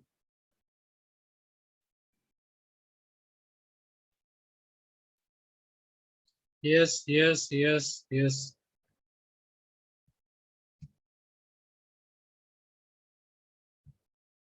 Like Arunachal, kiwi and orange, Assam pineapples and mandarin, then Manipur passion fruits, Meghalaya mandarin, then Mizoram passion fruits, Nagaland pineapples and passion fruits. Tripura is also that for passion fruits. Yes, this is another advantage of this Northeast India, that multi-storied systems, which is very much popular in that Meghalaya, Tripura, and that Mizoram, where we are that different heights of that 2 to 3 numbers of different crops of different height are grown that together in the same field with organic management practices. Yes. Another thing is that as I told you that this region is actually very much famous for a number of value-added horticultural crops. It is the region for that origin place of this citrus. Actually, there are that 17 species, 53 varieties, and 7 probable hybrids of citrus are there, and which contains a very good amount of bioactive compounds as well as that other flavonoids, phenols, and all other that antioxidants are. They are very rich source of antioxidants. Even this region is also very good source of this banana. In addition to that, this region contains a number of that fruit crops which are not yet popular that commercialized, but even though they are popular that because of their that medicinal properties as well as because of their that highly nutritious nutritive value. As for example, Dilenia indica is one of the that underutilized fruit crops of Northeast India, but this fruit is having that antioxidant properties, even it is having that anti-cancerous properties. In addition to that, the region is very much famous for a number of Garcinia species. We all know that because of that hydroxycitric acids in that Garcinia, all the species nowadays, Garcinia is one of the valued products of our country because of its, but these all are the species of Garcinia which are available in our country, in this, especially that in these northeastern regions. And if we see that nutrient-wise that consumption patterns of these fertilizers, as compared to that other parts of that India, this northeastern regions actually they use that fertilizers very less, even that it is less than that the national average that 50, even less than half of this national average of this our that fertilizer consumptions in other parts of the world. So that's why actually then in these regions since the time immemorial that although the fertilizers have been used, but the fertilizers are mostly used for the plantation crops because like tea and rubber, these are the most important plantation crops in these regions, and it is also used for the cereals. Actually, because of this actually since the time immemorial that the very less fertilizers have been used in that for food productions.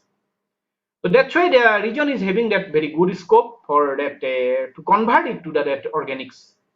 Even that the Sikkim, I already told you that it is already that 100% organic converted to that organics. In addition to that, the Tripura, actually Tripura is also that gained that its positions in that organic pineapple producers among the 60 agri export zones. Even Mizoram, Meghalaya, Assam, these states also have taken that initiatives to produce some fruit crops like mandarins, lemons, passion fruits, pineapples. organically. Even that in Manipur, they have started that Manipur Organic Mission Agency for that organic production of this Manipurs. Even that Arunachal Pradesh, they have also that formed that state soil health mission, which is actually that initial step for that entry into that systemic organic food productions. And with this, actually, that existing that food crops, because this is the region actually where we'll get that all diversified that horticultural commodities. Like you will have that different types of food crops in this region. Even we'll get that temperate food crops like apple, kiwi in the Arunachal Pradesh. Then tropical and subtropical fruit crops are also available. So that's why actually this region is having one that great scopes for converting into that organic hubs for that food productions in the country. And if we see that prospect of this organic farmings in these northeastern regions, actually it is one of that region which have that potentials of contributing that 20 lakhs hectares of agricultural lands towards the organic farmings. And as I told you that since that average chemical fertilizer uses are very less, and some states have already that become that organics by default. So that's why actually that, and in some states like that Sikkim and some other hilly states, they have been using that organic practices without using any that chemical fertilizers since that very ancient times. That's why actually this region is having that great scope to convert it to that organics. Yes, what are the strengths of these northeastern regions for this organic farmings? Actually, northeastern region is that is a place of origin of a number of nutritious fruits like Assam lemons, mandarins, pineapples. Even in India, out of the total pineapple productions, 45% of the production is coming from this northeast India. And even it is that fourth largest producer of these oranges. This region produces the best quality gingers, very less fiber. So that's why actually, and till now actually that 18% of the regions of this northeast India can be that classified as that organic by default. And in Tripura, that they already that agri export zone have been set up for organic pineapples, and that another agri export zone that have been started that in Sikkim for that organic gingers. So because of all these things, actually, this region is having that great scope to convert it to that 100% organics. Now that what are the constraints in adaptation of these organic farmings in northeastern regions? Yes, first thing is that high rainfalls. In these regions, actually, it experiences the rainfall that since April to that September, which actually that because of the high rainfall, there is chance of more occurrence of the disease and pest developments. Then second point is that which is most important, that is the non-availability of the quality planting materials of the organic products. So the quality planting material, there is no that very good that nursery that which can supply large scale that quality planting materials to the whole farmers of these regions. Then absence of the that large scale processing unit, service and value additions. If we have to think about the value addition of this organic that produced from these regions, then because of the that absence of this processing unit, because of the that good post harvest facilities, this region we cannot even go for this processing of all those aspects. Then next point, that lack of efficient that quality control mechanisms and organized marketing system, that is one of the most important factor. As for examples, in Mizoram, although that this region produces very good that ginger and turmeric, but even that the farmers, they don't get that price more than 50%. It is because of that lack of this good marketing channel, and because of that some middlemen involved in the systems, and they used to that give very less price to the organic producers of these states. Even there is lack of awareness about the organic food markets. So then that non-availability of these accreditations and certifying agencies in these regions, then lack of sufficient infrastructures, like there is no proper infrastructures for this storage, processing, transportations, then certifications, then lack of awareness about that organic food production standards. The farmers are not aware about the biofertilizers. The farmers are not aware about that microbial inoculants. Even that another reason is that there is lack of systematic land tenure and that ownership systems in these regions. And another reason that the Zoom practices, actually because of that prevailing that Zoom cultivations or shifting cultivations, actually there is a heavy loss of that organic matters from the soils. And because of that, actually there is that soil erosion may take place, and due to which actually the organic matter get lost every year from in these regions. Yes, next is that challenges for this organic farming in these northeast regions. So benchmark survey of the regions actually for identification of these potential areas for organic food production is very much important. Then research, development and extension strategies is very urgently required for promotion of organic cultivations in these regions. Then human resource development. As for examples, in Mizoram there is no biofertilizer unit. The whole state there is no even a single biofertilizer units. So even there should be awareness about the vermicompost botanicals among the farmers. This vermicompost technology is very easy. The farmers can produce by themselves if they will train properly. Even that the farmers should be that it is the time to that assist that farmers for that post-harvest handling, processing and value additions. Then identifying that certification agencies within the regions and the reduction of the certification cost, because otherwise if the certified agencies will come from that other parts of the India, then definitely that certification cost will get increased because of their cost, that high cost during that transport due to their transportation and other cost. And then creation of infrastructures and mechanisms for marketing of the organic produce. So these are some of the Sorry to certifying interrupt, agencies. Professor Hazarika. Kindly summarize your work, sir. Okay. Yeah, it is about to summarize. Yeah. So that's why actually the mainly the strategies that to go for that organics. Yes, we have to select that high valued crops. Then it is that we have to give that criteria for commercial exploitations of these underutilized fruit crops. Then excessive awareness program is very much required. Then infrastructure facilities. Then export oriented research. Then we have to we need it is very much important to create to form that organic grower societies.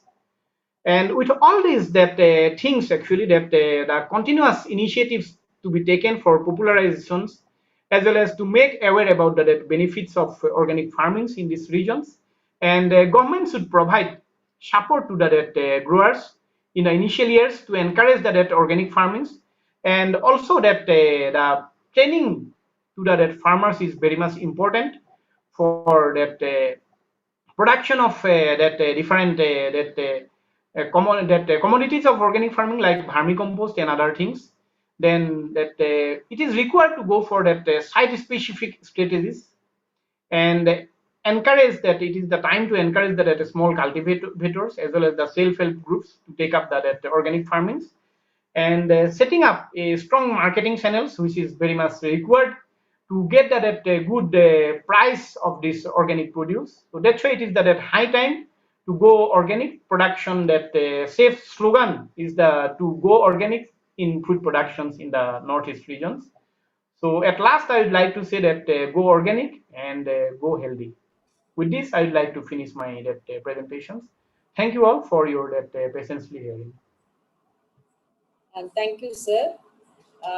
Professor Very Hazarika, good. essential and emerging to know about the organic waste, organic fertilizers, organic food, and transforming organic waste into soil fertilizers and all. It's a very nice presentation. Thank you, sir. Any queries from the audience? Yeah. Yes, ma'am. Yes, nice presentation, Dr. Hazarika, because it is good presentation. So in the context of the Northeastern region, it was already identified by the or even the Honorable Prime Minister of India, organic hub. Now the question is actually, Sikkim is the first Indian state.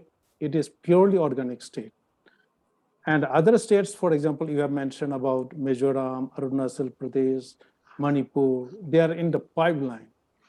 Now the issue is not only food security, nutrition security, health security is also more important.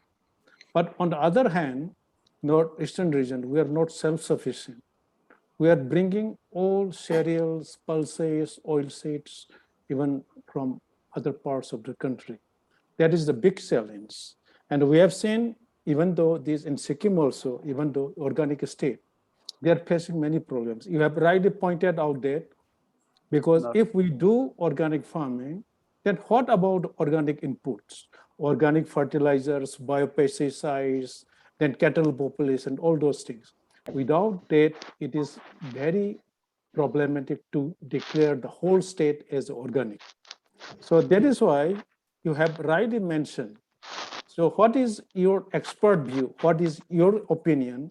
Whether we have to suggest our policymakers of the northeastern states, whether the states should be converted as organic states, just like Sikkim, or whether we have to start organic, particularly on high value fruits, as we have mentioned, and the vegetables, particularly in those areas in foothills where the pesticide fertilizer consumption is nil.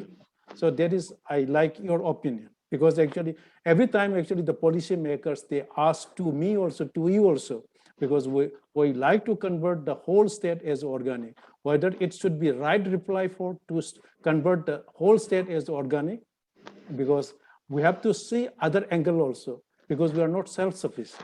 That is what is your expert. Thank you, sir, for your that very good question. Actually, for me, that at a time, if we convert that whole state up to 100% organics, in that case, there will be that lots of problems. As you mentioned, that we are not self-sufficient in that almost all that inputs. So that's why actually stepwise, if we have if we can take that, if we can involve that policymaker to convert it to organics, like that 20%, or first actually if we include that high valued crops, then definitely if the farmers will get more profit because of that high valued crops, then they will more interested to convert that their other parts to that organics. So like that, actually, if we can that convert, instead of converting that at a time, if we can convert it to stepwise that to organics, then I think, I hope that it will be that good decision for the policymakers. Thank you. Thank you, Professor. Thank you, sir. Thank you, Professor Hasarika. Over to Liliana, Dr. Liliana Grania. Yes, I want to thank you to all the professors that gave here very interesting presentation. And I want to thank all of you that give me the chance to be moderator of this section. Thank you. And I give my role to Dr. Amuta. Why? To be the chair for the paper section, the moderator for the paper presentations. Yes, ma'am. So the paper presentation is going on. So those are interested, they can join the track. And Dr. Shalini, ma'am, is taking care of chairing the session. It is going on. Those are interested can join the. No, that is paper presentation session is over. Sarani ji has conducted nicely. So now it is the turn for the vote of thanks. So Dr. Senthil, are you here? Yes, Dr. yes. Senthil, are you Yeah, here? yeah. Yes. Yeah, I'm here. Yeah.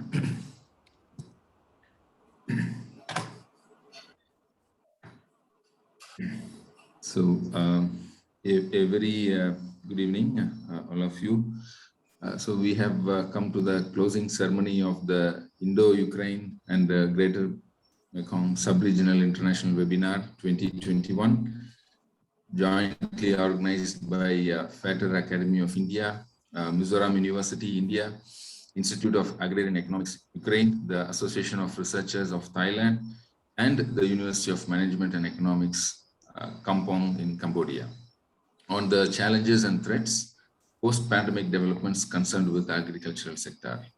So we had great stalwarts in the field of agricultural research sector from all across the world today, who have specializations in different research areas.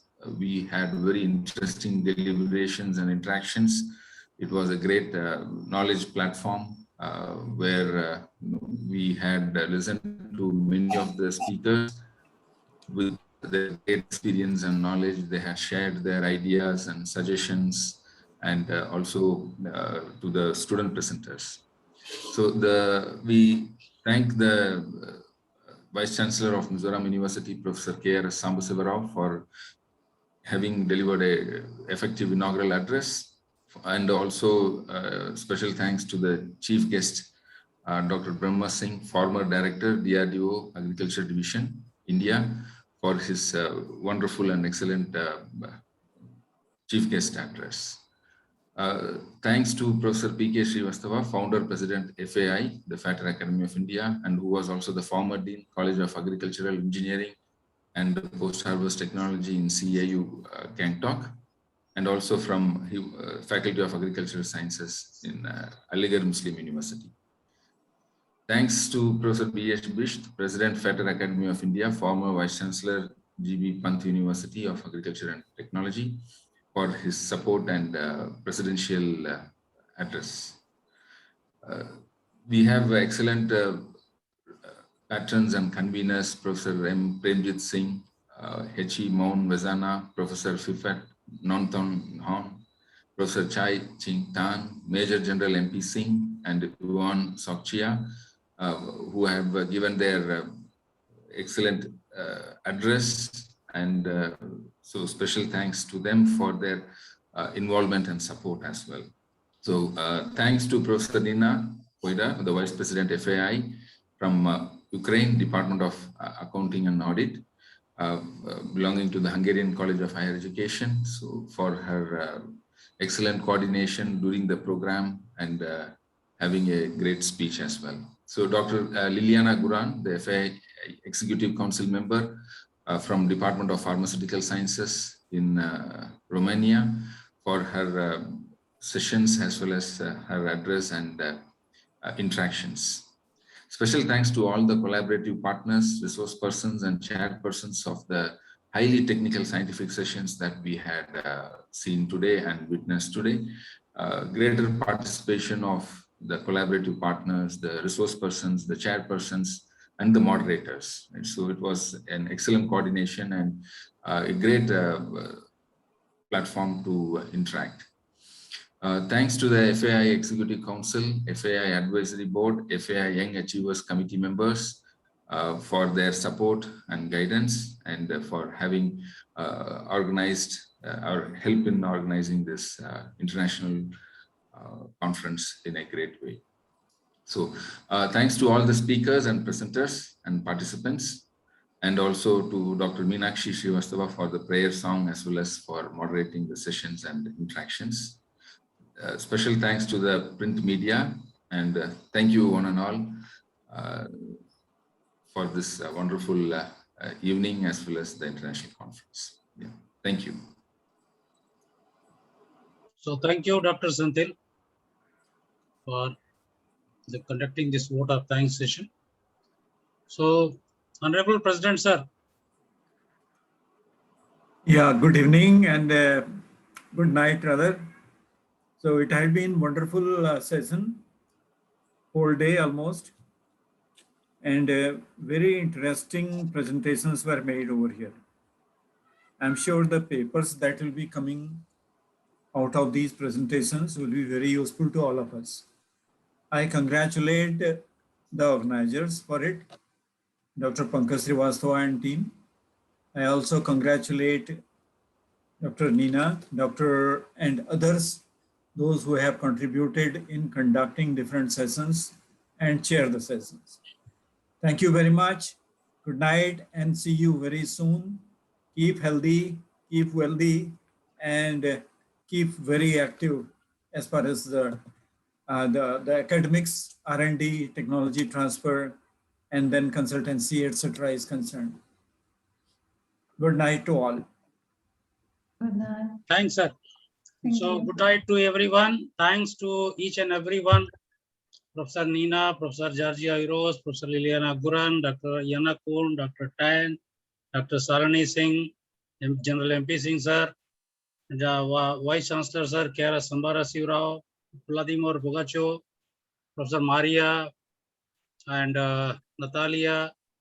So each and everyone, Dr. P.K. Shrivastava, sir, Professor Premji Singh, sir. So due to all of your support and cooperation, the event has been successfully came to an end. And on behalf of FAI, with the permission of the President, I would like to announce to the end of the program.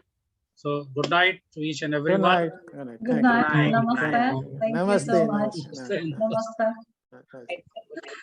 Namaskar, everyone. Namaskar. Namaskar. Dr. Yana. Stay safe and healthy. Namaskar. Stay safe Dr. too. Yana. Okay. Thank you, Dr. Amuta, each and everyone, those who students who participated. Thanks, Dr. Pogacho. Next, we will meet Dr. Maria. MP Singh, sir, you have been continuously present. So we are grateful to you. Praveen, sir, thanks. Sambasiv Raoji, thanks for your kind presence. So with the permission of all of you, allow to close this meeting, sir? Okay. Yeah. Okay, sir. Have a nice time. Okay, bye-bye. Bye-bye. Bye-bye. Bye. Bye-bye. Bye-bye. Bye-bye. Bye-bye, Professor Maria. Bye-bye.